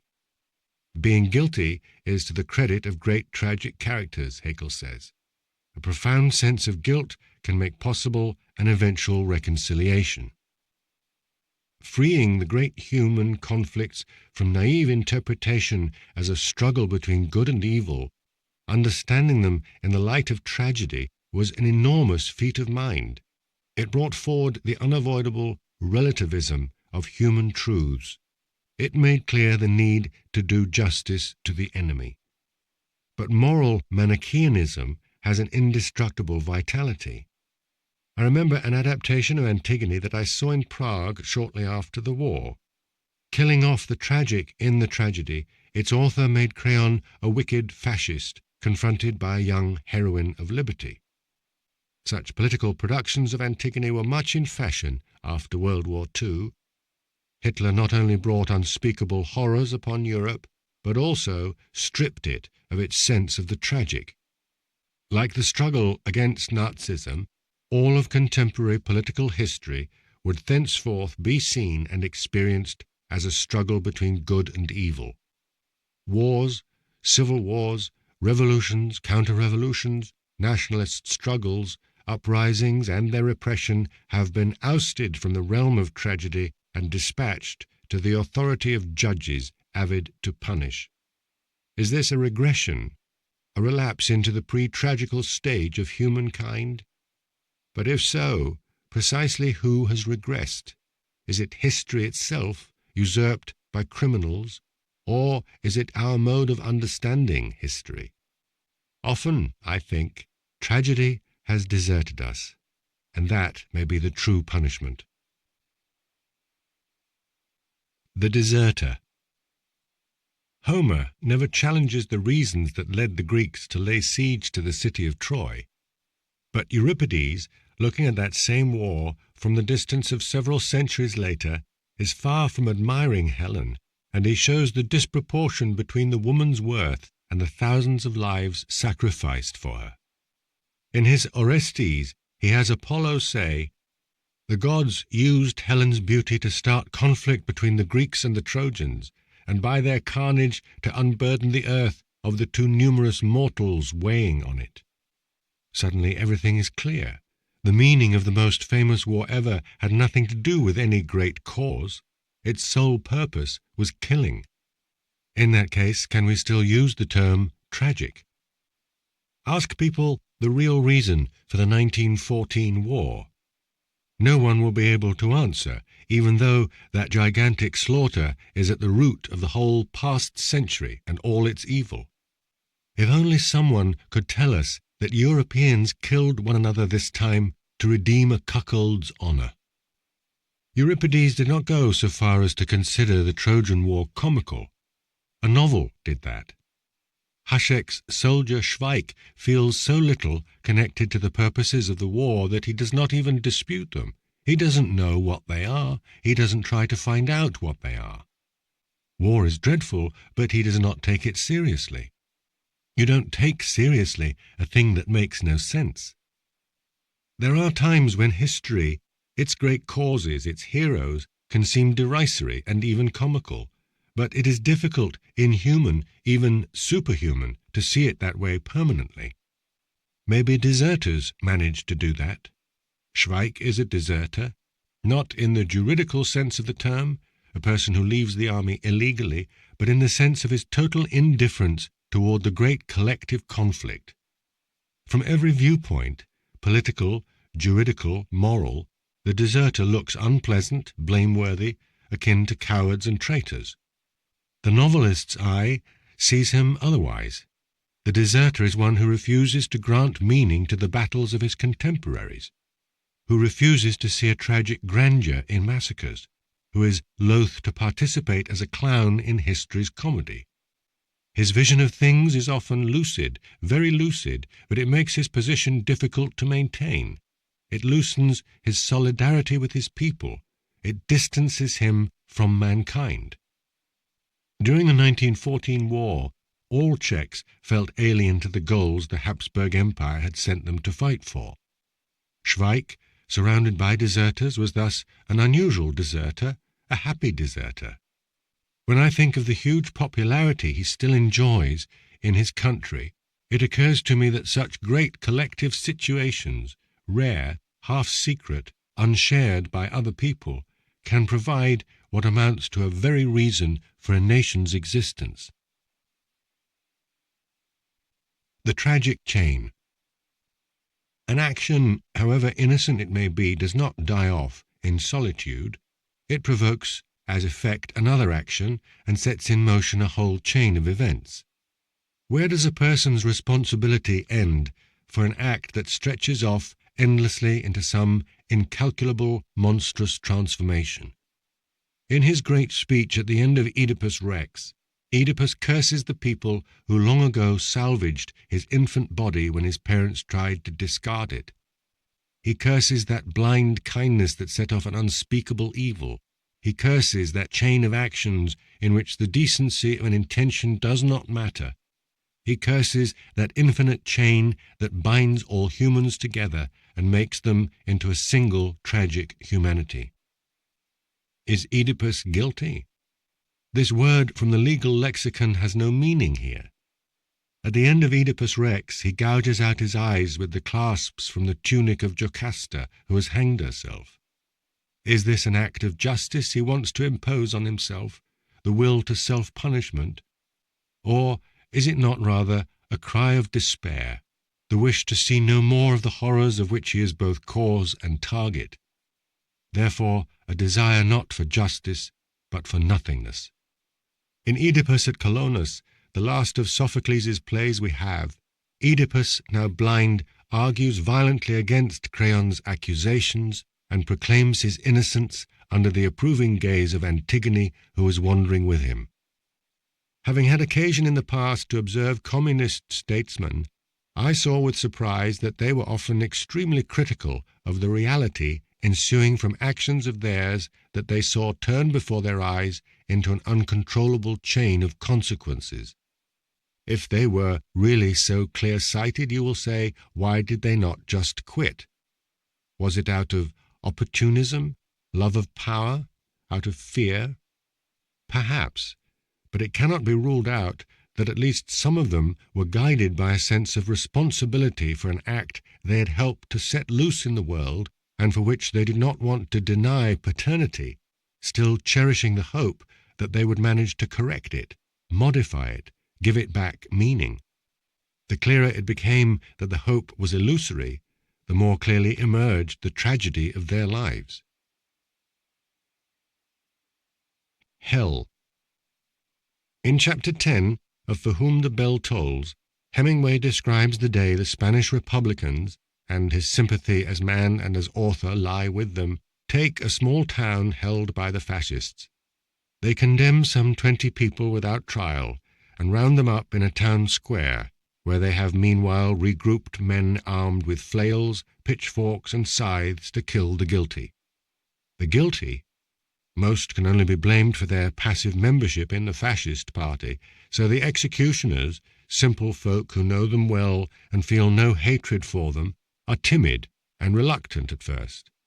Only with the influence of alcohol and then of blood do they work themselves up, till the scene, the detailed account of it takes up almost a tenth of the book, ends in a hideous eruption of cruelty where it all turns into hell. Aesthetic concepts constantly become questions. I wonder, is history tragic? Or to put it another way, does the notion of tragic have meaning apart from personal destiny?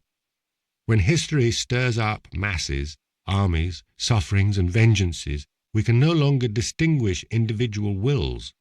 Tragedy is entirely engulfed by the sewer overflow drowning the world. In a pinch, we might look for the tragic, tangled under the rubble of horrors, in the first impulse of people with the courage to risk their lives for their truth.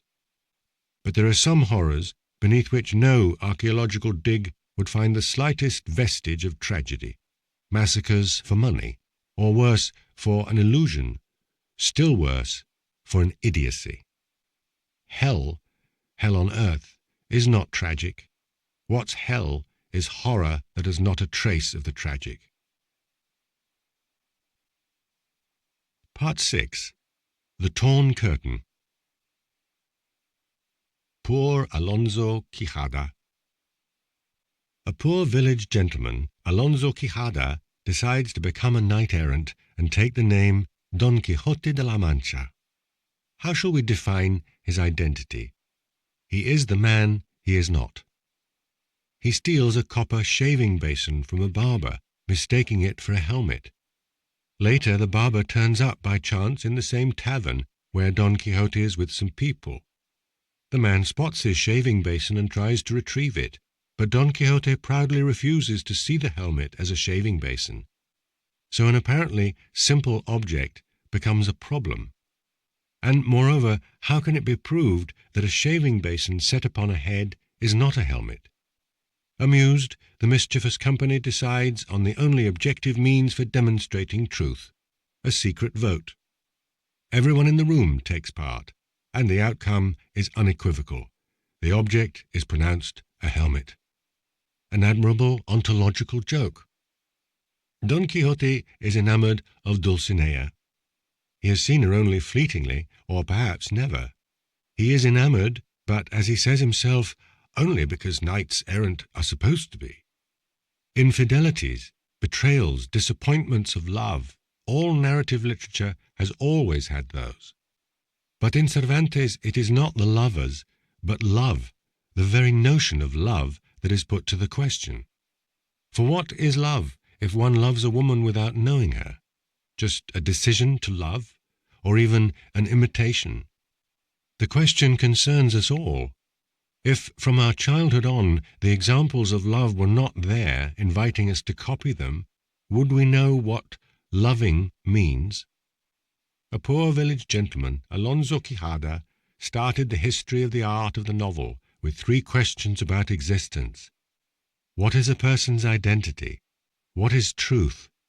What is love? The Torn Curtain. Another visit to Prague after 1989. From a friend's bookcase I happened to pull out a book by Jaromír Jon, a Czech novelist of the period between the wars. The book is long forgotten. It is called The Internal Combustion Monster, and I read it for the first time that day.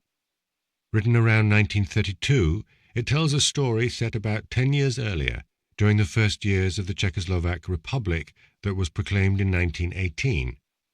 A Mr. Engelbert, a forestry official in the old regime of the Habsburg monarchy, moves to Prague to live out his retirement years. But coming up against the aggressive modernity of the young state, he has one disappointment after another. A highly familiar situation.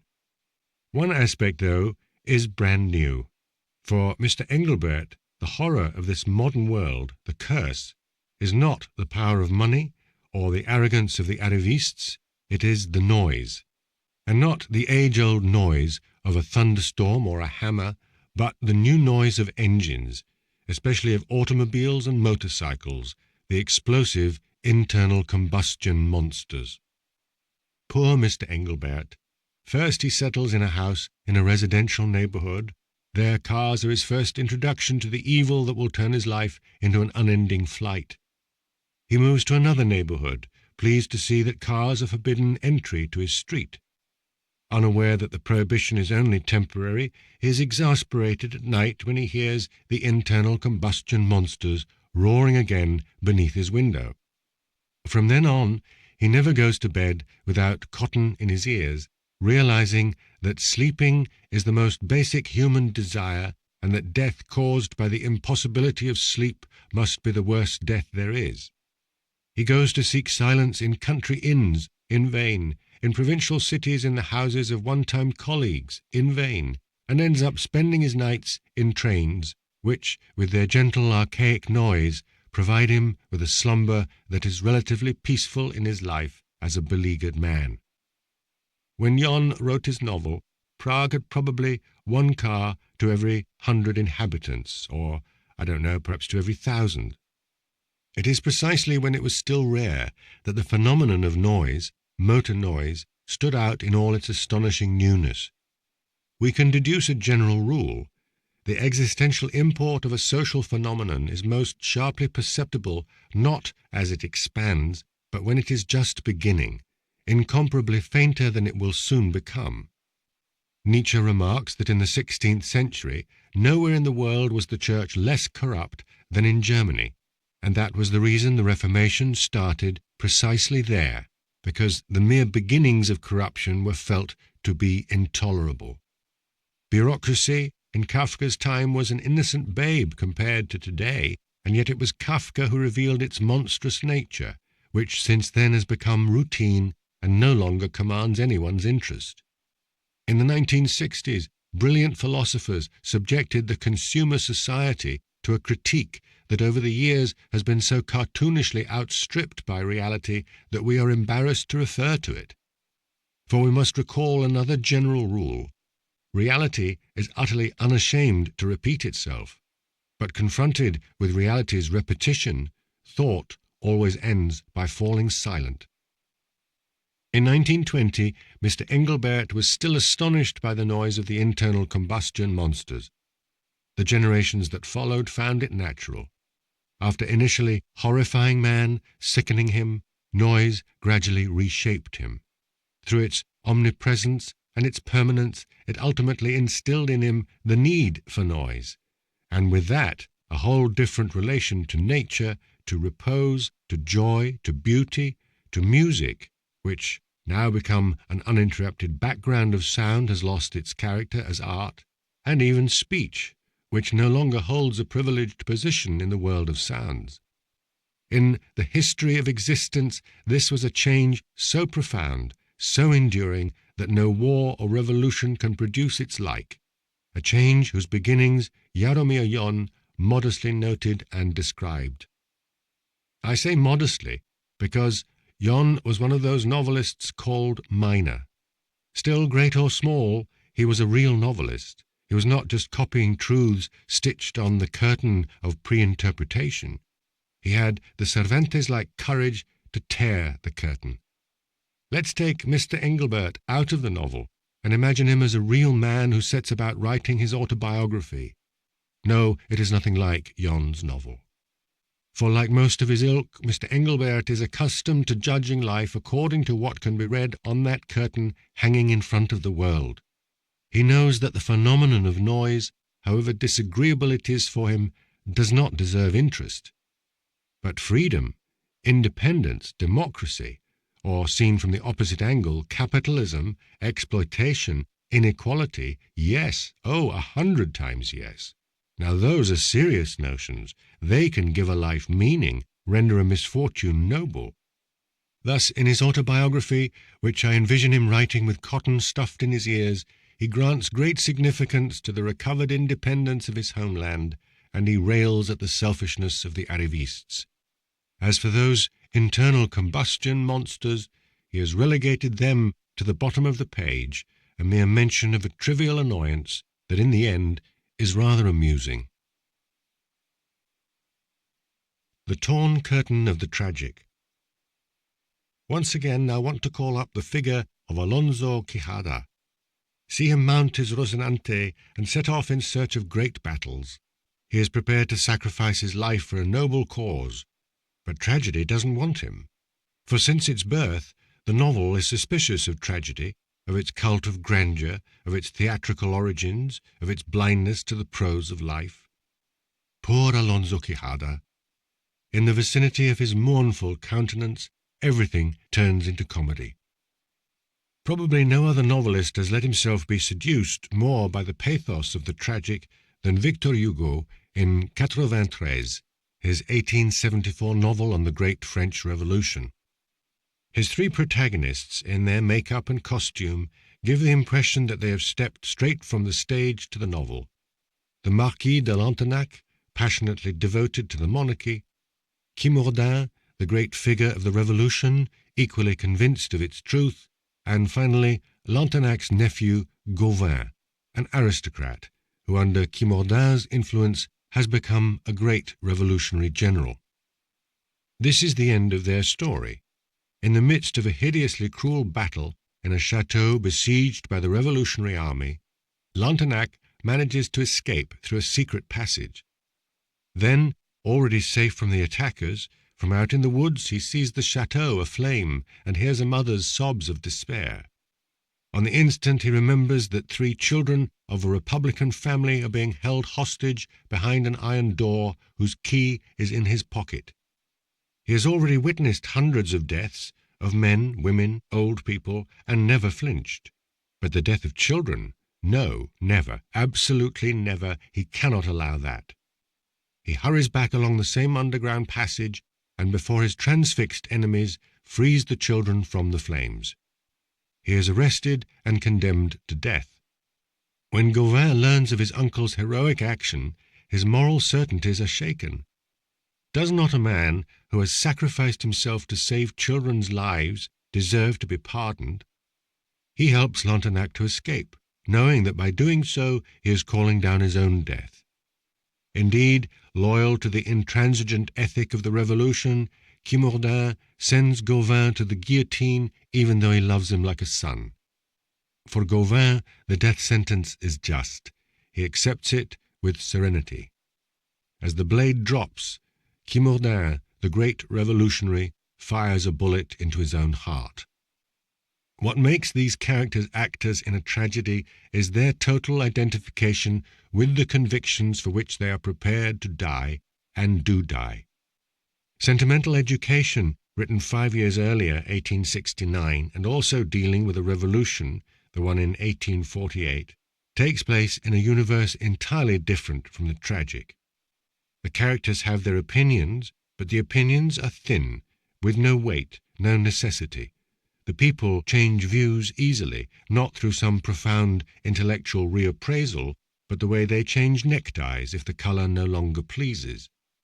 When Frédéric refuses Deslauriers the 15,000 francs promised for his magazine, immediately Deslauriers' friendship for Frédéric died. He was swept with a hatred for the rich. He took to Senecal's views and swore to uphold them. When Madame Arnould disappointed Frédéric with her chastity, he wished, like Deslauriers, for some universal upheaval. Senecal, the fiercest revolutionary, the democrat, the people's friend, becomes a factory director and treats the workers arrogantly. Says Frédéric, "Ah, you're very harsh for a democrat." Says Senecal, "Democracy is not the profligate behaviour of individualism. It is equality under the law, the distribution of labour. It is order." The man becomes a revolutionary again during the days of 1848, and then takes up arms against that same revolution. Nonetheless, it would be unfair to see him as an opportunist, perpetually turning coat. Revolutionary or counter-revolutionary, he is always the same man. For, and this is an enormous discovery of Flaubert's, what a political attitude rests upon is not an opinion, that very fragile, vaporous thing, but something less rational and more substantial. For instance, in Senecal's case, an archetypal attachment to order, an archetypal hatred of the individual, that profligate behaviour of individualism, as he says. Nothing is more alien to Flaubert than morally judging his characters. Their lack of convictions does not make Frédéric or Deslauriers blameworthy or antipathetic. In fact, they are far from cowardly or cynical, and they often feel the need for some courageous action. The day of the Revolution, in the midst of the crowd, seeing beside him a man hit by a bullet in the small of the back, Frédéric sprang forward, furious. But these are only passing urges that never turn into a lasting position. Only the most naive of them all, Dusaudier, gets himself killed for his ideal. But his place in the novel is secondary. In a tragedy, tragic destiny is played stage front. In Flaubert's novel, we glimpse its fleeting presence only in the background, like a stray gleam of light. The Fairy. Squire Allworthy has hired 2 tutors for the young Tom Jones. One, Square, is a modern man, open to liberal ideas, to science, to the philosophe. The other, Pastor Thwackum, is a conservative, for whom the sole authority is religion. 2 men who are learned, but also mean and stupid. They are perfect prefigurations of the sinister duo from Madame Bovary, the pharmacist, Homais, fan of science and progress, and his counterpart, the parish priest, Bournisien, a sanctimonious bigot. Sensitive as he was to the role of stupidity in life, Fielding saw it as an exception, a random occurrence, a flaw, detestable or comical, that could not deeply affect his view of the world. In Flaubert, stupidity is something else. It is not an exception, a random occurrence, a flaw. It is not a phenomenon that is, so to speak, quantitative, the lack of a few molecules of intelligence that could be remedied by education. It is incurable, present everywhere, in the thinking of fools and of geniuses both. It is an indissociable part of human nature. We should recall Sainte-Beuve's complaint against Flaubert. In Madame Bovary, goodness is too much absent. What? How about Charles Bovary? Devoted to his wife, to his patients, utterly devoid of selfishness, is he not a hero, a martyr of goodness? How can we forget him who after Emma's death, now knowing about all her infidelities, feels no anger, but only an infinite sadness? How can we forget the surgical procedure he cobbled together to fix the club foot of Hippolyte, the stable boy? At that moment all the angels hovered over him, charity, generosity, the love of progress. Everyone cheered him, and even Emma, under the spell of goodness, was moved and embraced him. A few days later it became clear that the operation was absurd, and after unspeakable suffering, Hippolyte had his leg amputated. Charles is left crushed and pathetically abandoned by everyone. This character, so unbelievably, implausibly good, and yet so real, he is surely more worthy of compassion than the diligent benefactress in the provinces who so touched Sainte-Beuve. No, it is untrue that goodness is too much absent in Madame Bovary. The hitch is something else. That stupidity is too much present. This is the reason Charles cannot be used as the uplifting picture Sainte-Beuve would have liked to see. But Flaubert does not want to produce uplifting pictures. He wants to reach into the soul of things.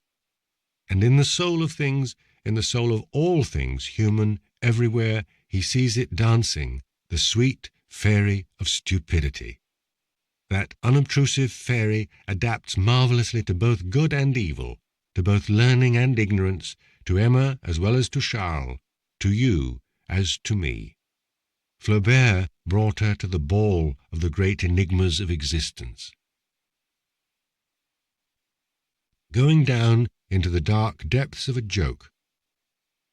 When Flaubert told Turgenev about his project for Bouvard and Pécuchet, the Russian urged him strongly to keep the work short.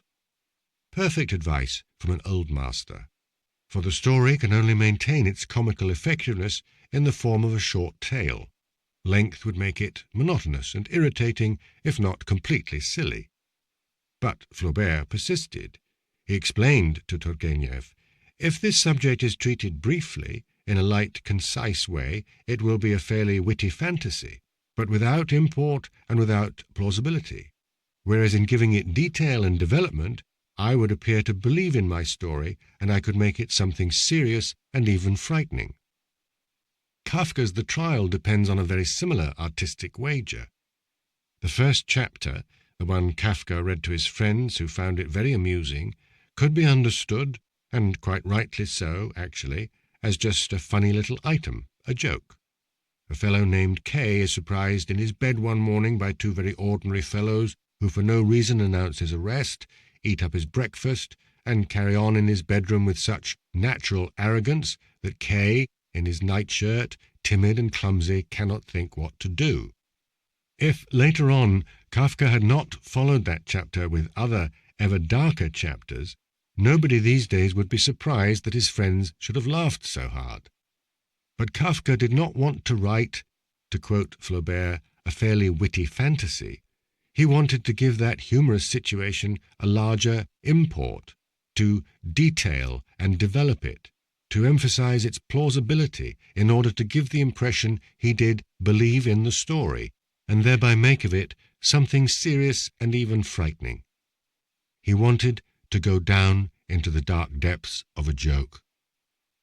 Bouvard and Pécuchet, two retirees determined to take possession of every kind of knowledge, are characters in a joke, but at the same time characters in a mystery. They have far richer learning than not only the people around them, but those who would be reading their story. They know facts, the theories about the facts, even the arguments disputing those theories. Have they got parrot brains and only repeat what they have learned?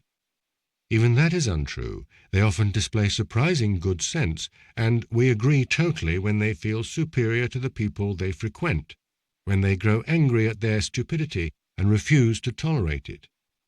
And yet nobody doubts that the two fellows are fools. But why do they seem fools to us? Try to define their foolishness. In fact, try defining foolishness as such. Just what is foolishness? Reason is capable of unmasking the evil hiding treacherously behind a fine lie. But faced with foolishness, reason is powerless. There is nothing to unmask. Foolishness does not wear a mask. It is simply there, innocent, sincere, naked, and indefinable. Again, I picture Hugo's great trio, Lantenac, Quimaurin, and Gauvin, those three upright heroes whom no personal interest could divert from the straight line, and I wonder, the thing that gives them the strength to persist in their outlook, with not the slightest doubt, not the slightest hesitation, is it not foolishness? A foolishness proud and noble as if carved in marble, a foolishness that accompanies all three of them loyally, the way long ago a goddess from Olympus used to accompany her heroes unto death. Yes, that is what I think. Foolishness does not diminish in the slightest the grandeur of a tragic hero. Inseparable from human nature, stupidity is present with man always and everywhere, in the penumbra of bedrooms as well as on the floodlit podiums of history. Bureaucracy according to Stifter. I wonder who first discovered the existential significance of bureaucracy. Probably Adalbert Stifter. If Central Europe had not become my obsession at a certain point in my life, who knows whether I would have read so attentively this old Austrian writer, whom I initially found rather uncongenial with his overlong passages, his didacticism, his moralism, his chasteness. But he is the key writer of the Central Europe of the 19th century, the pure flower of that era and its idyllic, virtuous mentality that we call Biedermeier. Stifter's most important novel, Der Nachtsommer, Indian Summer of 1857, is as voluminous as its tale is simple. A young man, Heinrich, is on a mountain excursion when he is caught short by clouds announcing a storm. He seeks refuge in a manor whose owner, an old aristocrat named Rysach, welcomes him kindly and comes to feel friendship for him. The small castle has the lovely name Rosenhaus, House of Roses, and Heinrich returns to it regularly thereafter for 1 or 2 visits a year. In the 9th year he marries Rysach's goddaughter, and with that the novel closes. The book unveils its deep meaning only toward the end, when Rysach sits alone with Heinrich and confides his life story. It lies in 2 conflicts, one private, the other social. I'll describe the second. Rysach had in the past been a very high civil servant. One day, realizing that work in the administration was contrary to his nature, to his tastes and interests, he left his position and settled in the country, in his rose house, to live there in harmony with nature and the villagers, far from politics, far from history. His break with the bureaucracy resulted not from his political or philosophical convictions, but from his understanding of himself and of his inability to be a civil servant. What does it mean to be a civil servant? Rysach describes it to Heinrich, and as far as I know, it is the first and a masterly phenomenological description of bureaucracy. As the administration grew broader and bigger, it had to hire an ever greater number of employees, and among them, inevitably, some bad, and some even very bad. Thus it was imperative to create a system that would allow necessary operations to be carried out without being damaged or weakened by the unequal levels of competence among the bureaucrats. To make clear my thinking, Rysach continued, I'd say this. An ideal clock should be constructed in such a way that it works well even if we change its parts, replacing a bad bit with a good one and a good bit with a bad. Such a clock is, of course, inconceivable. But only under just such a form can the administration exist. Otherwise, given its development so far, it will die. Thus, a civil servant is not required to understand the issues his administration deals with, only to carry out zealously a variety of operations without understanding, or even trying to understand, what goes on in the offices next door. Rezac is not criticizing the bureaucracy. He is merely explaining why, as the person he is, he could not dedicate his life to it. What kept him from being a civil servant was his incapacity to obey and to work for objectives that lay beyond his own horizon, and also his respect for things as they are in themselves, a respect so profound that in negotiations he would not argue for what his superiors required, but only for what things required for themselves. For Rezac is a man of the concrete.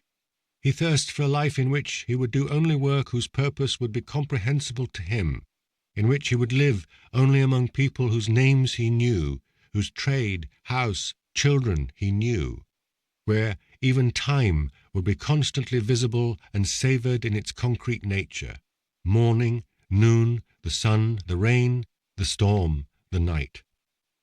His break with bureaucracy is one of the memorable breaks of mankind from the modern world, a break both radical and peaceable, as befits the idyllic atmosphere of that strange novel from the Biedermeier period. The defiled world of castle and village.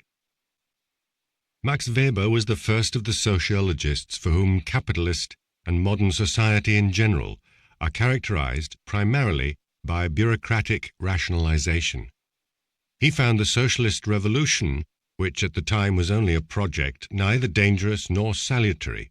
It simply seemed to him useless because it could not solve the main problem of modernity, which is the bureaucratization of social life, which he felt would proceed inexorably no matter who owned the means of production.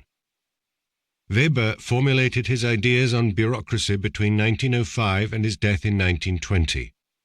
I am tempted to note that a novelist, in this case Adalbert Stifter, was aware of the fundamental importance of bureaucracy 50 years before the great sociologist. But I will not enter the controversy between art and science over priority of discovery, for the two were not aiming at the same thing. Weber did a sociological, historical, political analysis of the phenomenon of the bureaucracy. Stifter set himself a different problem. What specifically does it mean for a man to live in a bureaucratized world? How does it transform his existence? Some 60 years after Indian Summer, Kafka, that other Central European, writes The Castle. For Stifter, the world of castle and village represented the oasis where old Rezac fled to escape his high official career, to live at last content with neighbours, animals and trees, with things as they are in themselves. That world, the setting for a good many other works by Stifter and his disciples, became for Central Europe the symbol of an idyllic, ideal life. And that is the world, a castle with a peaceful village that Kafka, who read Stifter, shows invaded by offices, an army of civil servants, an avalanche of dossiers. Cruelly, he defiles the sacred symbol of the anti-bureaucratic idol by giving it a precisely opposite meaning, that of the total victory of total bureaucratization. The existential meaning of the bureaucratized world. For a long while now, the revolt of Rezac breaking with his civil service life has no longer been possible. Bureaucracy has become omnipresent, and nowhere can it be escaped. Nowhere would one find a rose house and live there in intimate connection with things as they are in themselves. We have moved irrevocably from Stifter's world to Kafka's. When in the past my parents went on vacation, they would buy their tickets at the railroad station 10 minutes before the train was to leave. They would stay in a country inn, where, on the last day, they would pay their bill in cash to the proprietor. They were still living in Stifter's world. My vacation takes place in a different world. I buy the tickets 2 months ahead, standing in line at the travel agency. There, a bureaucrat takes me in hand and phones Air France, where other bureaucrats I will never lay eyes on will book me a seat in an airplane and register my name under a number in a passenger list. My room I also book in advance by telephoning a receptionist who puts my request on her computer and informs its own little administration of it. The day I am to leave, the bureaucrats of a trade union, having quarrelled with the Air France bureaucrats, call a strike. After many telephone calls on my part, and without asking my pardon — no one ever asked Kay's pardon, administrations stand beyond courtesy — Air France reimburses me, and I buy a train ticket. During my vacation I pay everywhere with my credit card, and each of my meals is registered at the Paris bank, and thereby made available to other bureaucrats, for instance the ones at the tax bureau, or, should I ever be suspected of a crime, the police. For my little vacations a whole brigade of bureaucrats moves into action, and I turn myself into a bureaucrat of my own life, filling out questionnaires, submitting claims, filing documents in my own archives. The difference between my parents' life and mine is striking. The bureaucracy has infiltrated the whole tissue of life. Never till now, anywhere, had Kay seen the administration and life so thoroughly enmeshed, so enmeshed that it sometimes seemed that the administration and life had changed places. The castle. Suddenly, every concept of existence has shifted meaning. The concept of freedom. There is no institution that prohibits the surveyor Kay from doing as he wants, but with all that freedom, what can he actually do? What can a citizen with all his rights change about his immediate environment, about the parking lot being built below his house, about the howling loudspeaker set up across from his windows? His freedom is limitless and powerless. The concept of private life. No one means to stop Kay from making love to Frida, even though she is the mistress of the omnipotent Clum. Still, the eyes of the castle follow Kay everywhere, and his couplings are meticulously observed and noted. The two assistants assigned him are with him for that purpose. When Kay complains of their intrusiveness, Frida protests, "Darling, what have you got against the assistants? We have nothing to hide from them." No one will dispute our right to a private life, but it is no longer what it used to be. No secrecy protects it. Wherever we may be, our traces remain in computers. Frida says, we have nothing to hide from them. We no longer even demand secrecy. Private life no longer demands privacy. The concept of time. When one man conflicts with another, two equal times are in conflict, two limited times of perishable life. Well, these days we are confronting not one another, but administrations, whose life knows neither youth, nor age, nor fatigue, nor death, and occurs outside of human time. Man and administration experience two different times. In a newspaper, I read the commonplace story of a small French industrialist whose business failed because his debtor had not paid him what was owed. He feels he is innocent, wants to defend himself in court, but he gives up right away. His case could not be heard for 4 years. Procedure is long, life is short. Which reminds me of the merchant Bloch in Kafka's The Trial. His case has dragged on for 5.5 years with no decision. Meanwhile, he has had to abandon his business because, if you want to do something for your trial, you can no longer attend to anything else. It is not cruelty that undoes the surveyor Kay, but the non-human time of the castle. Man asks for audiences, the castle postpones them. Litigation goes on. Life ends. Then, adventure. In other times, the word used to express the excitement of life conceived as freedom.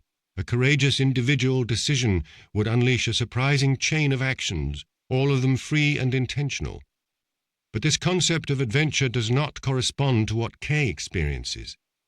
He arrives in a village because, through some misunderstanding between two departments at the castle, he has been summoned there by error. It is not his own will, but an administrative error that sets off his adventure, which has, ontologically, nothing to do with a Don Quixote's or a Rastignac's. Because of the immensity of the bureaucratic apparatus, errors become statistically inevitable. The use of computers renders them ever less easy to spot and ever more irreparable. In our lives, where everything is planned out, determined, the only possible unexpected event is some error of the administrative machinery with its unforeseeable consequences. Bureaucratic error becomes the only poetry, a dark poetry, of our time. The concept of adventure is akin to that of combat. Kay often uses this word when he speaks of his dispute with the castle. But what does his combat consist of? A few fruitless encounters with bureaucrats and a long wait. No bodily struggles. They don't have bodies, our adversaries. Insurance, social security, chamber of commerce, justice, tax bureau, police, prefecture, city hall. We battle by spending hours and hours in offices, waiting rooms, archives. At the end of the battle, what awaits us? A victory? Sometimes. But what's that? According to Max Brod's account, Kafka imagined this ending for the castle. After all his troubles, Kay dies of exhaustion. He is on his deathbed when, I quote Brod, there arrives from the castle the decision declaring that he has not really got the right to live in the village, but that he is nonetheless authorized to live and work there in view of certain special circumstances. The ages of life concealed behind the curtain. I let file past me the novels I remember, and I try to make out the various ages of their protagonists. Curiously, they are all younger than I recalled. That is because for their authors they represented a general human situation more than the specific situation of a character's age. After all his adventures, having come to understand that he no longer cares to live in the world around him, Fabrizio del Dongo goes off to the Charterhouse of Parma. I've always adored that ending. But Fabrizio is still very young. How long could a man of his age, no matter how sadly disappointed he may be, stand living in a monastery? Stendhal evades the question by letting Fabrizio die after a single year spent in the Charterhouse. Mishkin was 26, Rogozhin 27, Natasya Filipovna 25. Aglaya is only 20, and she is the one who, through her nonsensical actions, ends by destroying the lives of all the others. Yet the immaturity of these characters is not explored as such. Dostoevsky is giving us the drama of human beings, not the drama of youth. Romanian by birth, E.M. Cioran settles in Paris in 1937 at age 26. 10 years later, he publishes the first of his books written in French and becomes one of the great French writers of his time. In the 1990s, Europe, once so indulgent toward nascent Nazism, now marches boldly forth to battle its ghosts. The time has come for a major settling of accounts with the past, and the fascist opinions of the young Cioran back when he was living in Romania suddenly become news. In 1995, at the age of 84, he dies. I open an important Paris newspaper and find a 2-page spread of obituaries. Not a word on his 60 years of work. It is his Romanian youth that has disgusted, fascinated, infuriated, inspired his funerary scribes. They have robed the cadaver of the great French writer in a costume from Romanian folklore and forced it, in the coffin, to raise its arm in the fascist salute. Sometime later, I read a text that Cioran wrote in 1949 when he was 38. I could not even imagine my past, and when I think of it now, it seems to be showing me the life of some other person, and that other person is what I repudiate. My whole self is someplace else, 1,000 leagues away from the person he was. And farther on, when I think back to all the delirium of my then self, I seem to be observing the obsessions of a stranger, and I am stupefied to learn that the stranger was myself. What interests me in this piece is the amazement of the man who cannot find any link between his present self and the past one, who is stupefied before the enigma of his identity. But you'll say, is that amazement sincere? Certainly it is. In its usual version, everyone has experienced it. How in the world could I ever have taken seriously that philosophical or religious, artistic, political trend?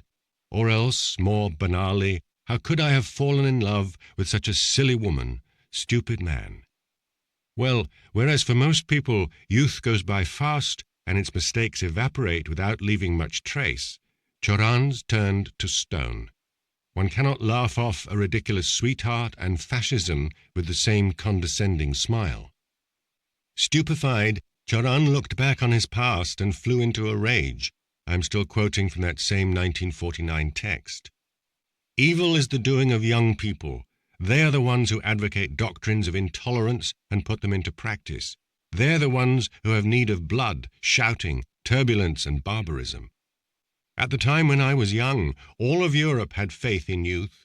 All of Europe urged the young into politics, into affairs of state. How many Fabrices, Aglias, Nastasias, Mishkins I see around me. They are all just beginning the journey into the unknown. No question, they are drifting, but theirs is a singular sort of drifting. They drift without knowing that's what they are doing, for they are doubly inexperienced. They do not know the world, and they do not know themselves. Only when they look back on it from the distance of adulthood will they see their drifting as drifting. And besides, only with distance will they be capable of understanding the very notion of drifting. For the moment, with no understanding of the view the future will one day take of their long-gone youth, they defend their convictions far more aggressively than an adult man would defend his, a man who has had experience with the fragility of human certainties. Cioran's outburst against youth shows something obvious. From each observation post, standing along the line that runs from birth to death, the world looks different, and the attitudes of the person looking out from it change as well. No one will understand another person except by first of all understanding his age. Of course, that's so obvious, so very obvious, but only an ideological pseudo-obviousness can be seen at once. With an existential obviousness, the more obvious it is, the less visible. The ages of life stand concealed behind the curtain. Morning freedom, evening freedom. When Picasso painted his first Cubist picture, he was 26. All over the world, several other painters of his generation joined up and followed him. If a 60-year-old had rushed to imitate him by doing Cubism at the time, he would have seemed, and rightly so, grotesque. For a young person's freedom and an old person's freedom are separate continents. Young, you are strong in company.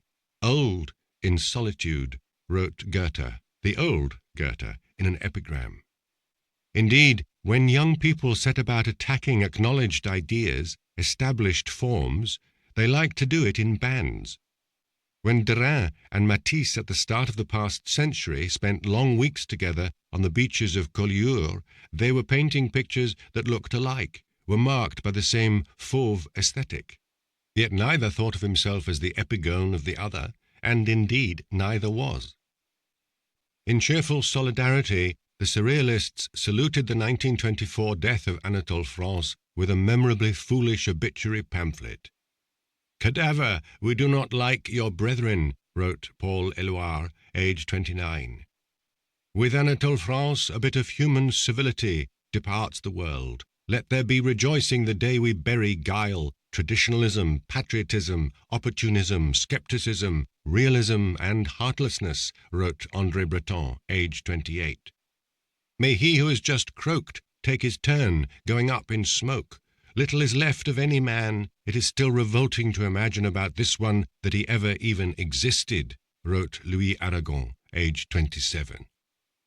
I think again of Cioran's words about the young and their need for blood, shouting, turbulence. But I hasten to add that those young poets pissing on the corpse of a great novelist were nonetheless real poets, admirable poets. Their genius and their foolishness sprang from the same source.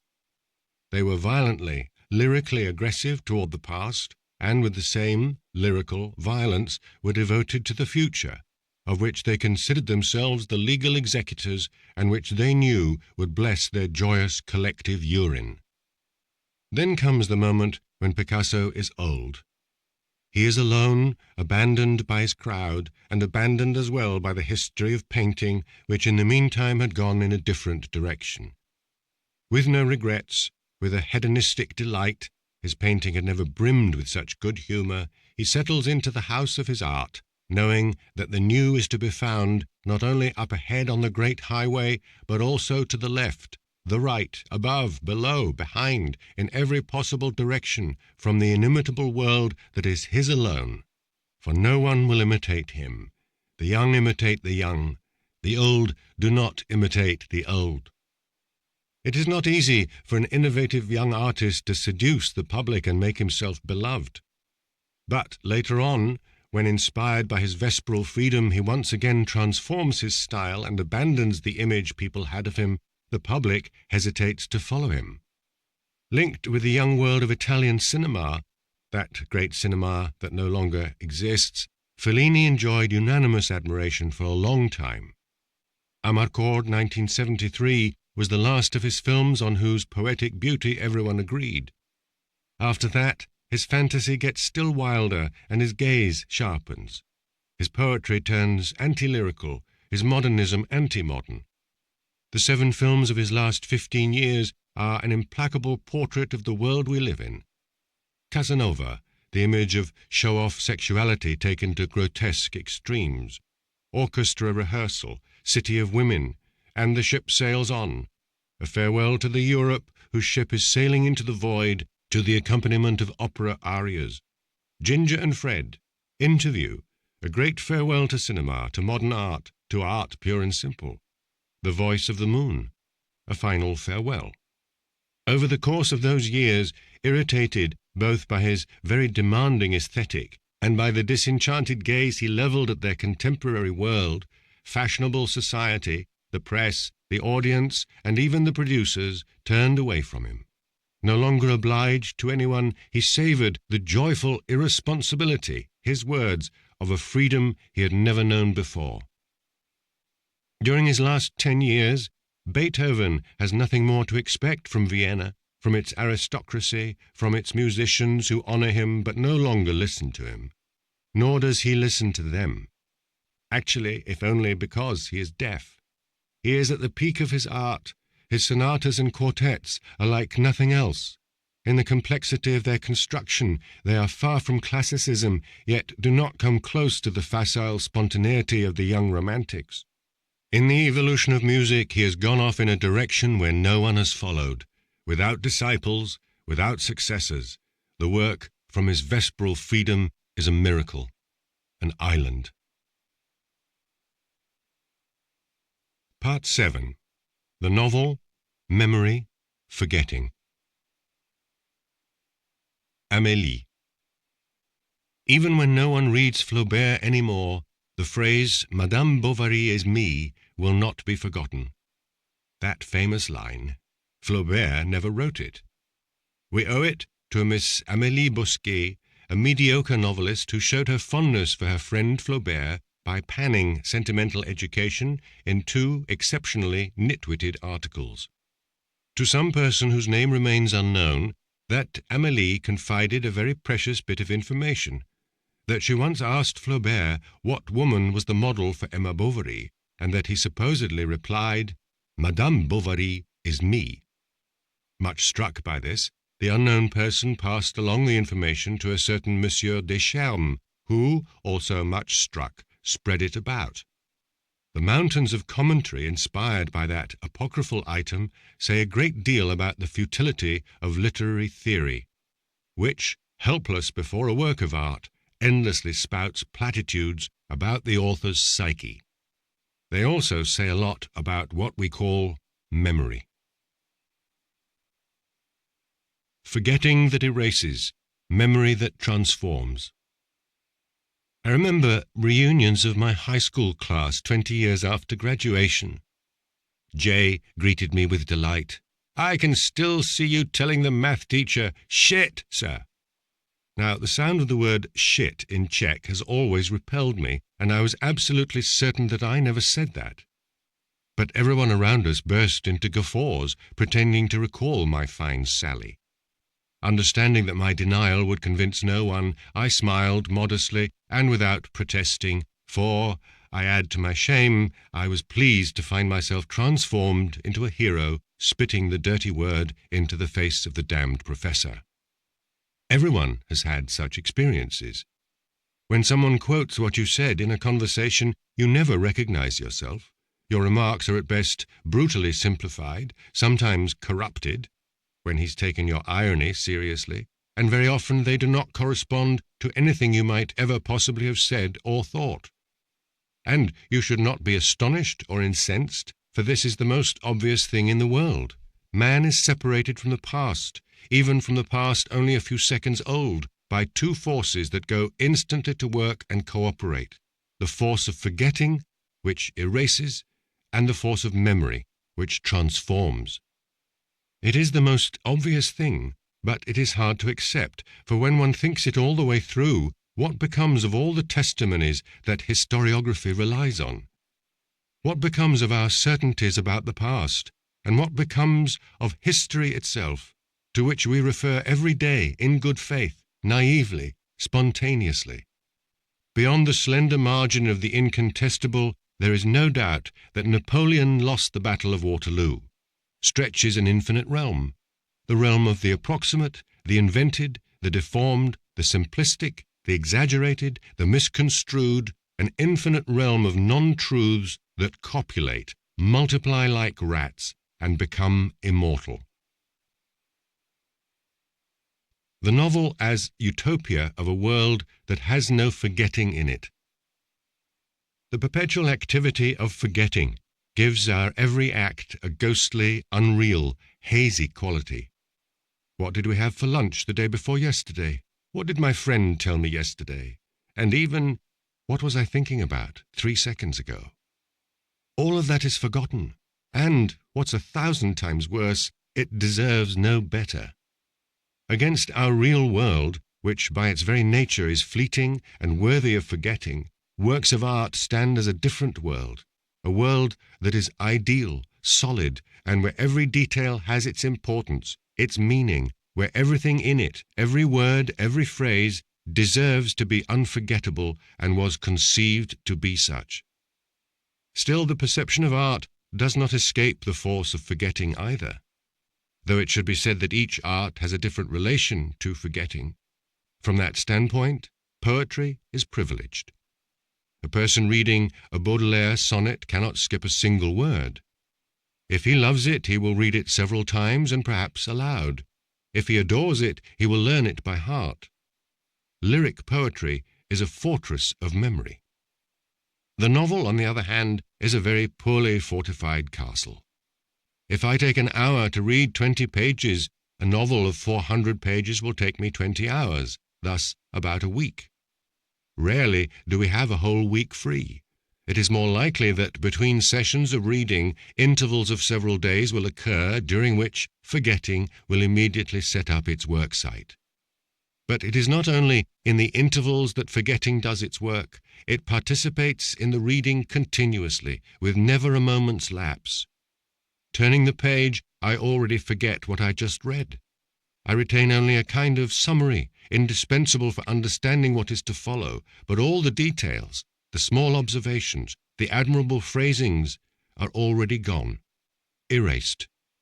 Some day, years later, I will start to talk about this novel to a friend, and we will find that our memories have retained only a few shreds of the text and have reconstructed very different books for each of us. And yet, the novelist writes his novel as if he were writing a sonnet. Look at him. He is amazed at the composition he sees taking shape before him. The least detail is important to him. He makes it into a motif and will bring it back in dozens of repetitions, variations, allusions, like a fugue. And so he is sure that the second half of his novel will be even finer, stronger than the first.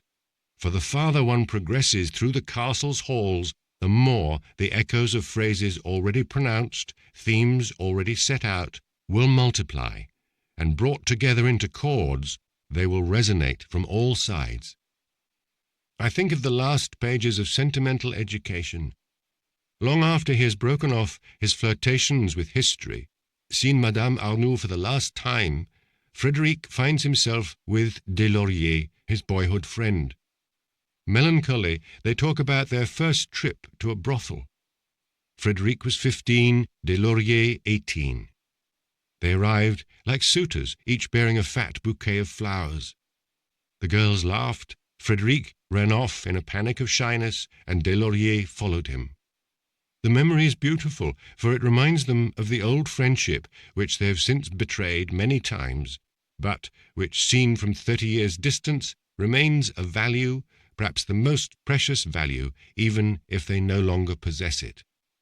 That was the best time of our lives, Frédéric says, and Deslauriers repeats the line, which brings to a close both their sentimental education and the novel. That ending did not win much approval. It was called vulgar. Vulgar? Really? I could imagine a different, more convincing objection. That ending a novel with a brand new motif is a compositional fault, as if in the final bars of a symphony, instead of returning to the principal theme, the composer suddenly slipped in a new melody.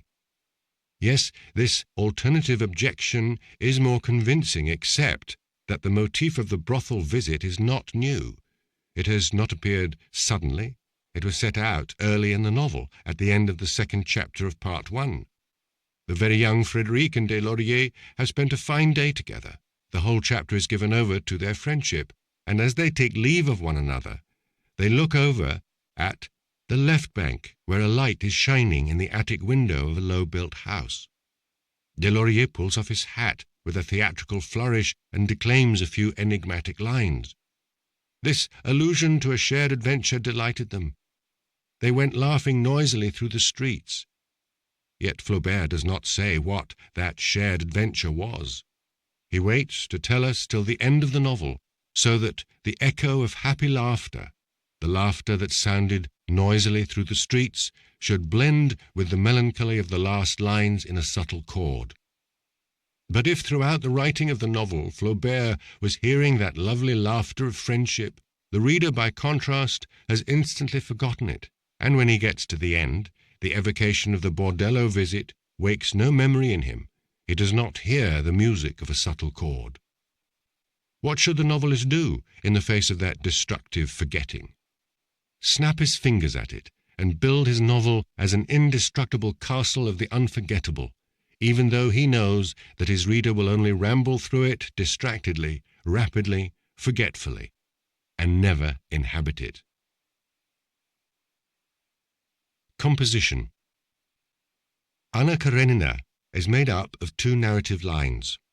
Anna's, the drama of the adultery and the suicide, and Levin's, the life of a fairly happy couple.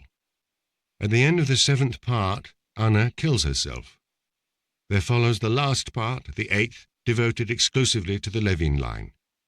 This is a very sharp violation of convention, because for any reader, the heroine's death is the only possible ending to a novel. Well, in that 8th part, the heroine is no longer on stage. All that remains of her story is a trailing echo, the light tread of a memory growing faint. And it is lovely, and it is truthful. Vronsky alone is in despair, and he goes off to Serbia to seek death in the war against the Turks, and even the grandeur of his act is relativized.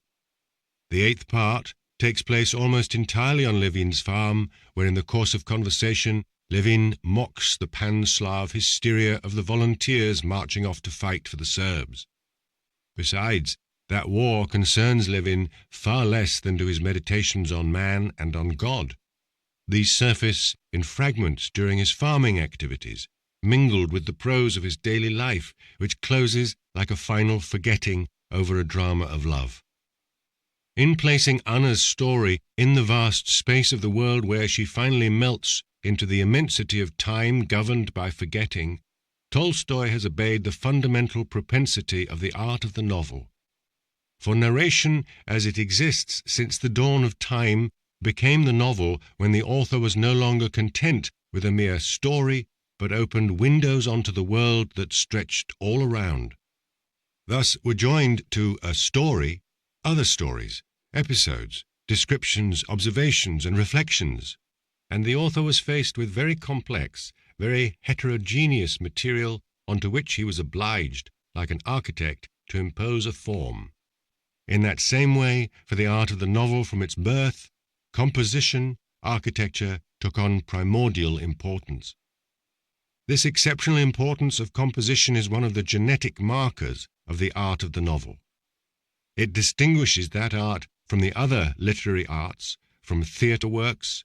Their architectural freedom is strictly limited by the duration of a performance and by the need to capture and hold continuously the attention of the spectator, as well as from poetry.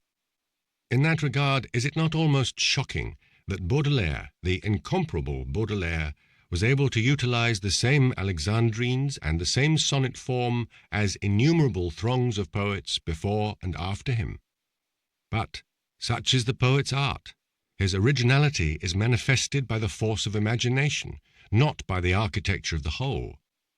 By contrast, the beauty of a novel is inseparable from its architecture.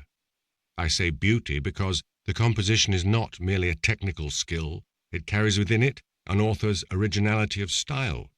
All of Dostoevsky's novels are based on the same compositional principle, and it is the identifying mark of each particular novel. Inside this common principle, each of Dostoevsky's novels has its own inimitable architecture. The importance of the composition may be even more striking in the great novels of the 20th century. Ulysses, with its array of different styles, Ferdydurke, whose picaresque story is divided into 3 parts by the 2 farcical interludes that have no relation to the novel's action. The 3rd volume of The Sleepwalkers, which brings into one integrated whole 5 different genres: novel, short story, reportage, poetry, essay. Faulkner's The Wild Palms, made up of 2 entirely autonomous stories that never intersect, and so on. When one day the novel's history will have ended, what fate will await the great novels left after that? Some are unrecountable and thus inadaptable, like Pantagruel, like Tristram Shandy, like Jacques the Fatalist, like Ulysses. They will either survive or disappear as they are. Others, thanks to the story they contain, do seem recountable, like Anna Karenina, The Idiot, The Trial, and therefore adaptable to film, to television, to theatre, to cartoon strip. But that immortality is a chimera. For turning a novel into a theatre piece or a film requires first decomposing the composition, reducing it to just its story, renouncing its form. But what is left of a work of art once it's stripped of its form?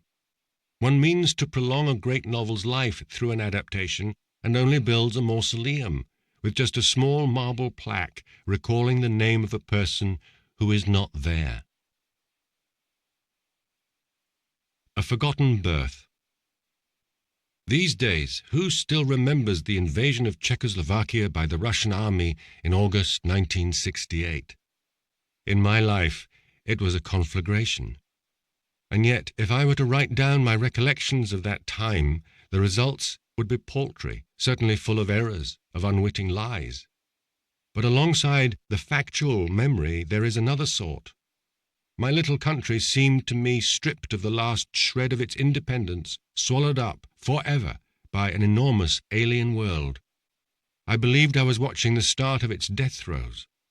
Of course, my evaluation of the situation was wrong, but despite my error, or perhaps because of it, a great experience was engraved on my existential memory. Ever since then, I know what no Frenchman, no American can know. I know what it is for a man to live through the death of his nation. Hypnotized by the image of its death, I reflected on its birth, or more precisely, its second birth, its rebirth after the 17th and 18th centuries, during which, with the disappearance of books, of schools, of governments, the Czech language, in earlier days the great language of Jan Hus and of Comenius, limped along beside German as a household dialect. I thought about the Czech writers and artists of the 19th century who, within a miraculously brief span of time, had awakened a dormant nation. I thought about Bedřich Smetana, who did not even know how to write correct Czech, who kept his diaries in German and was nonetheless the nation's most emblematic figure. A unique situation. The Czechs, all of them bilingual, then had the chance to choose. To be born or not to be born. To be or not to be. One of them, Hubert Gordon Schauer, had the courage to lay out frankly the essence of the stakes. Would we not be more useful to humanity if we joined our spiritual energy to the culture of a great nation that is already at a far higher level than the nascent Czech culture? And still, in the end, they chose a nascent culture over the mature culture of the Germans. I have tried to understand them. What was the magic in the appeal to patriotism? Was it the charm of a journey into the unknown, nostalgia for the great past that had disappeared, some noble generosity that prefers the weak to the powerful? Or was it the pleasure of belonging to a band of friends eager to create a new world ex nihilo? To create not merely a poem, a theatre, a political party, but a whole nation, even with its half-lost language. Separated as I was from that period by only 3 or 4 generations, I was surprised by my inability to put myself in my ancestors' skin, to recreate in imagination the concrete situation they had experienced. Russian soldiers were ambling through the streets. I was terrified at the idea that a crushing force was going to stop us from being what we had been, and at the same time I realized with astonishment that I did not know how and why we had become what we were. I wasn't even sure that a century earlier I would have chosen to be Czech. It was not the knowledge of historical events that I lacked. I needed some other kind of knowledge, the kind that, as Flaubert would have said, goes into the soul of a historical situation, that grasps its human content. Perhaps a novel, a great novel, could have made me understand how the Czechs of that time had experienced their decision. Well, such a novel has not been written. There are cases where nothing can make up for the absence of a great novel. Unforgettable forgetting. Some months after I had left forever my little kidnapped country, I was visiting Martinique.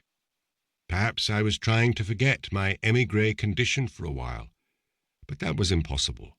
Hypersensitive as I was to the fate of small countries, everything down there reminded me of my Bohemia, all the more since my encounter with Martinique took place at the moment when its culture was engaged in a passionate quest after its own personality. What did I know about that island at the time? Nothing, except the name of Aimé Césaire, whose poetry I had read in translation when I was 17, right after the war, in a Czech avant-garde literary magazine.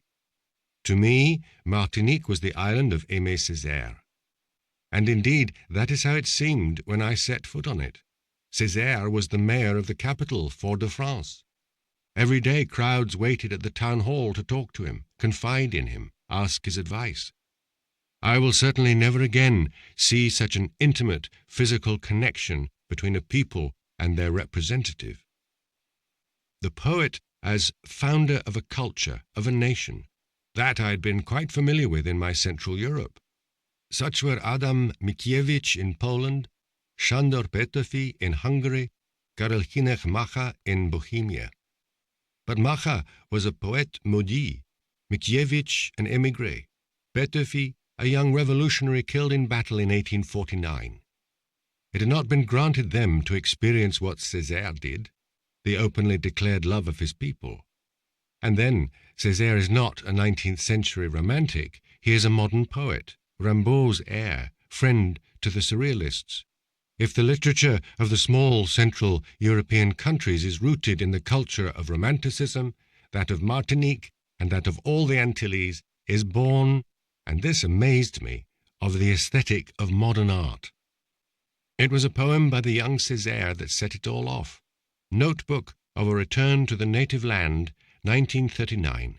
the return of a Negro to an Antillean island of Negroes. With no romanticism, no idealization, Césaire does not speak of blacks, he purposely uses the term Negroes. The poem wonders harshly, who are we? Good Lord, who are they indeed, these blacks of the Antilles? They were deported to the place from Africa in the 17th century, but from where exactly? What tribe had they belonged to? What had their language been? The past was forgotten, guillotined by a long journey in ship's holds, among corpses, screams, tears, blood, suicides, murders. Nothing was left at the end of that journey through hell, nothing but forgetting, fundamental and foundational forgetting. The unforgettable shock of forgetting had transformed the island of slaves into a theatre of dreams, for only through dreaming could the Martinicans imagine their own existence, create their existential memory. The unforgettable shock of forgetting had lifted their village storytellers to the rank of poets of identity. It was to honor them that Patrick Chamoiseau wrote his Solibo Magnifique, and would later bequeath their sublime oral heritage with its fantasies and follies to the novelists. I loved these novelists. They were strangely near to me, not only the Martinicans, but also some Haitians. René de Pestre, an émigré like myself, and Jacques Stephen Alexis, executed in 1961, as was Vladislav Vančura, my first literary love in Prague 20 years earlier. Their novels were very original, dream, magic, fantasy playing a notable role, and important not only for their islands, but also, a rare thing I emphasize, for the modern art of the novel, for world literature. A Forgotten Europe. And we, in Europe, who are we? I think of the line Friedrich Schlegel wrote in the last years of the 18th century. The French Revolution, Goethe's Wilhelm Meister, and Fichte's epistemology are the most important trends of our era. Putting a novel and a philosophy book on the same plane as an enormous political event, that was Europe. The Europe born with Descartes and Cervantes, the Europe of modern times. Difficult to imagine 30 years ago someone writing, for instance, decolonization. Heidegger's critique of technology and Fellini's films embody the most important trends of our era. That way of thinking no longer reflected the spirit of the time. And now? Who would dare to attribute equal importance to a cultural work of art, of thought, with, for instance, the fall of communism in Europe? Does work of such importance no longer exist? Or have we lost the capacity to recognize it? These questions have no meaning. The Europe of modern times is gone. The Europe we live in no longer looks for its identity in the mirrors of its philosophy and its arts. But where then is the mirror? Where shall we go to find our face? The novel as journey through the centuries and the continents. The Harp and the Shadow, 1979, a novel by Alejo Carpentier, is made up of 3 parts. The first is set in the early 19th century in Chile, where the future Pope Pius IX is spending a while. Convinced that the discovery of the new continent was the most glorious event of modern Christianity, he decides to dedicate his life to the beatification of Christopher Columbus. The second part sends us back some 3 centuries before that. Christopher Columbus himself recounts the amazing adventure of his discovery of America.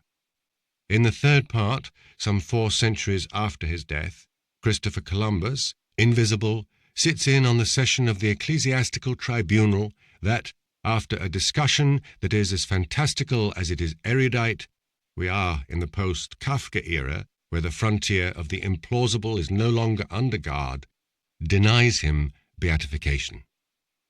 Integrating different historical eras into a single composition that way, this is one of the new possibilities, previously unthinkable, that opened before the art of the novel in the 20th century, once it learned to breach the barriers of its fascination with individual psychologies and to consider the existential problematic in the broad, general, superindividual sense of the word. Again, I refer to The Sleepwalkers, in which Hermann Brock shows European life carried away by the torrent of the degradation of values, by examining three separate historical eras, three steps by which Europe descended toward the ultimate crumbling of its culture and of its reason for being. Brock inaugurated a new path for the novel form. Is it the same path for Carpentier's work? It certainly is. No great novelist can exit from the history of the novel, but behind the sameness in form hide different purposes. In juxtaposing diverse historical eras, Carpentier is not looking to solve the mystery of a great death throw. He is not a European. On his clock, the clock of the Antilles and of all Latin America, the hands are still far from midnight. He is not asking, why do we have to disappear, but why did we have to be born? Why did we have to be born? And who are we? And what is our land, our terra nostra? We will not understand much if we are content to plumb the enigma of identity with only the help of introspective memory. To understand, we must compare, Brock said, must put identity to the test of comparisons. We must, as Carpentier did in his 1958 book, The Age of Enlightenment, compare the French Revolution with its Antillean responses, the Paris guillotine with Guadeloupe's. An 18th century Mexican colonist must fraternize in Venice with Handel, Vivaldi, Scarlatti. Even Stravinsky and Louis Armstrong are present in their nocturnal revels, to show us, in Carpentier's 1974 novel Concerto Barocco, a fantastical encounter between Latin America and Europe, a love affair between a labourer and a prostitute in Jacques Stephen Alexis's In the Blink of an Eye, 1959, must unfold in a Haitian brothel against the backdrop of a totally alien world represented by the clientele of North American sailors. Because the comparison between the English and Spanish conquests of America is everywhere in the air. Open your eyes, Miss Harriet, and remember how we killed our redskins and never had the courage to fornicate with the squaws and at least create a half-breed nation, says the protagonist of Carlos Fuentes' novel The Old Gringo, 1983, an aging North American who has wandered into the Mexican Revolution. With these words he gets at the difference between the two Americas and at the same time two opposing archetypes of cruelty, the type anchored in contempt, which prefers to kill while at a distance, without touching the enemy, without even seeing him, and the type that feeds on a perpetual, intimate, personal contact, which wants to kill while looking the enemy straight in the eye. The passion for comparison in all novelists is at once the desire for some air, some space, some breathing room, the desire for new forms. I think of Fuentes' Terra Nostra, 1975, that immense journey across centuries and continents. In it, we keep meeting the same characters, who through the author's intoxicated fantasy are reincarnated under the same name at different periods. Their presence provides unity to an amazing composition that in the history of novelistic form stands at the farthest frontier of the possible. The Theatre of Memory. Terra Nostra gives us a mad scientist character who has a curious laboratory, a theatre of memory, where a fantastic medieval mechanism allows him to project on a screen not only every event that ever occurred, but also those that could have occurred. According to him, alongside scientific memory, there is such a thing as poet's memory, which by adding actual history and all the events that were possible contains the total knowledge of a total past. As if he were inspired by his mad scientist, in Terra Nostra, Fuentes brings on stage historical figures of Spain, kings and queens, but their adventures bear no resemblance to what actually did happen. What Fuentes projects on the screen of his own theatre of memory is not the history of Spain, it is a fantasy variation on the theme of Spanish history. Which reminds me of a very amusing passage in Pomisl, Idea by Kazimierz Brandis, 1974. At an American university, a Polish émigré is teaching the history of his country's literature. Knowing that no one has any idea of it, he invents for his own amusement a fictive literature, made up of writers and works that have never existed. At the end of the university year, he is strangely disappointed to realize that this imaginary history differs in no essential way from the real thing, that he has invented nothing that could not have occurred, and that his hoaxes are a faithful reflection of the sense and the essence of Polish literature. Robert Musil, too, had a theatre of memory. There he observed the activity of a powerful Viennese institution, Collateral Campaign, as it prepared for the 1918 celebration of the Emperor's birthday, with the aim of making it into a great pan-European peace jubilee. Yes, another enormous black joke.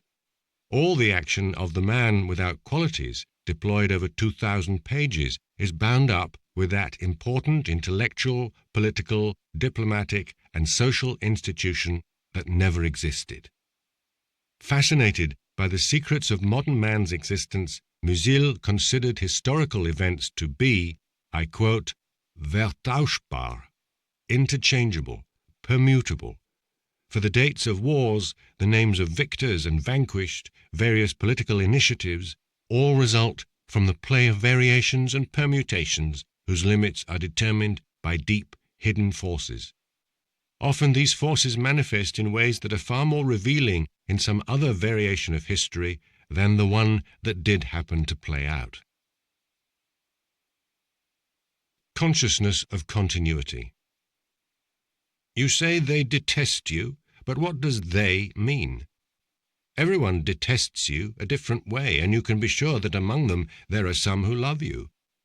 Through its prestidigitation, grammar can transform a multitude of individuals into a single entity, a single subject, a single subjectum that is called we or they, but that does not exist as a concrete reality. Old Addie dies in the midst of her large family. Faulkner, in his novel As I Lay Dying, 1930, recounts her long journey in the coffin to the cemetery in a remote corner of America. The protagonist of the story is a collectivity, a family. It is their corpse, their journey. Yet, by the form of the novel, Faulkner gets around the trick of the plural, for it is not a single narrator, but the characters themselves, there are 15 of them, who, in 60 short chapters, all recount, each in his own way, that anabasis. The inclination to demolish the grammatical trickery of the plural, and with it the power of the single narrator, an inclination so striking in this Faulkner novel, has been present, in germ as a possibility, in the art of the novel since its birth, and in a nearly programmatic way in the epistolary novel form that was widespread during the 18th century. This form abruptly reversed the power ratio between story and characters. It was no longer a story's logic that by itself determined which character would come on stage when. Now the characters were breaking loose, were appropriating total freedom of speech, were themselves becoming the rule makers. For by definition, a letter is the expression of a correspondent who talks about whatever he likes, who is free to digress, to move from one subject to another. I am dazzled when I think of the form of the epistolary novel and its enormous possibilities. And the more I think about it, the more I feel that those possibilities remain unused, even unperceived. Ah, how naturally the author could have put together in one surprising whole all sorts of digressions, episodes, ruminations, ideas, memories, could have juxtaposed various versions and interpretations of the same event. Alas, the epistolary novel had its Richardson and its Rousseau, but no Lawrence Sterne. He renounced its freedoms, hypnotized as he was by the despotic authority of story. And I remember Fuentes' Mad Scientist, and think how the history of an art's total past, is made not only of what that art did create, but also of what it could have created, of all its achieved works as well as of its possible and unrealized works. But never mind. there does remain, out of all those epistolary novels, one very great book that has stood against time. Dangerous Liaisons, 1782, by Choderlos de Laclos. That's the novel I think of when I read As I Lay Dying. From the family likeness of these two works, what emerges is not that one was influenced by the other, but that they belong to the same history of the same art, and they deal with a same great problem which that history sets before them, the problem of the abusive power of the single narrator. Separated by so long a period of time, the two works are caught up in the same desire to break that power, to dethrone the narrator, and their revolt aims at not only the narrator in the literary theory sense, but it also attacks the atrocious power of that narrator who, from time immemorial, has been telling mankind one single approved, imposed version of everything there is. Seen against the backdrop of Dangerous Liaisons, the unusual form of Faulkner's novel reveals all its deep meaning, just as conversely, As I Lay Dying makes visible the enormous artistic audacity of Laclos, who could throw light on a single story from several angles and made his novel a carnival of separate truths and of their irreducible relativity. It can be said of all novels, their common history puts them in many mutual relationships which illuminate their meaning, extend their effect, and protect them against forgetting. What would we still have of François Rabelais if Sterne, Diderot, Gombrowicz, Ventura, Grasse, Gada, Fuentes, Garcia Marquez, Kitsch, Gautier-Solo, Chamoiseau, Rushdie had not set ringing the echo of his lovely lunacies in their own novels? It is by the light from Terra Nostra, 1975, that The Sleepwalkers, 1929-32, displays the full significance of its aesthetic novelty, which was barely perceptible at the time of its publication. And it is in the company of those two works that Salman Rushdie's The Satanic Verses, 1988, ceases to be a merely ephemeral political news item and becomes a great work that, with its oniric juxtapositions of eras and continents, develops the most audacious possibilities of the modern novel. And Ulysses. It can be understood only by someone familiar with the novel's old passion for the mystery of the present moment, for the richness contained in a single second of life, for the existential scandal of insignificance. Taken outside the novel's history, Ulysses would be no more than a caprice, the incomprehensible extravagance of a madman. Torn away from the history of their various arts, there is not much left to works of art. Eternity. There were long periods when art did not seek out the new, but took pride in making repetition beautiful, reinforcing tradition and ensuring the stability of a collective life. Music and dance then existed only in the framework of social rites, of masses and fairs. Then one day, in the 12th century, a church musician in Paris thought of taking the melody of the Gregorian chant, unchanged for centuries, and adding to it a voice in counterpoint. The basic melody stayed the same, immemorial, but the counterpoint voice was a new thing that gave access to other new things, to counterpoint with 3, 4, 6 voices, to polyphonic forms, ever more complex and unexpected. Because they were no longer imitating what was done before, composers lost anonymity, and their names lit up like lanterns marking a path toward distant realms. Having taken flight, music became for several centuries the history of music. All the European arts, each in its turn, took flight that way, transformed into their own history. That was the great miracle of Europe. Not its art, but its art become history. Alas, miracles do not endure for long. What takes flight will one day come to earth. In anguish, I imagine a time when art shall cease to seek out the never said, and will go docilely back into the service of the collective life that requires it to render repetition beautiful and help the individual merge, at peace and with joy, into the uniformity of being. For the history of art is perishable.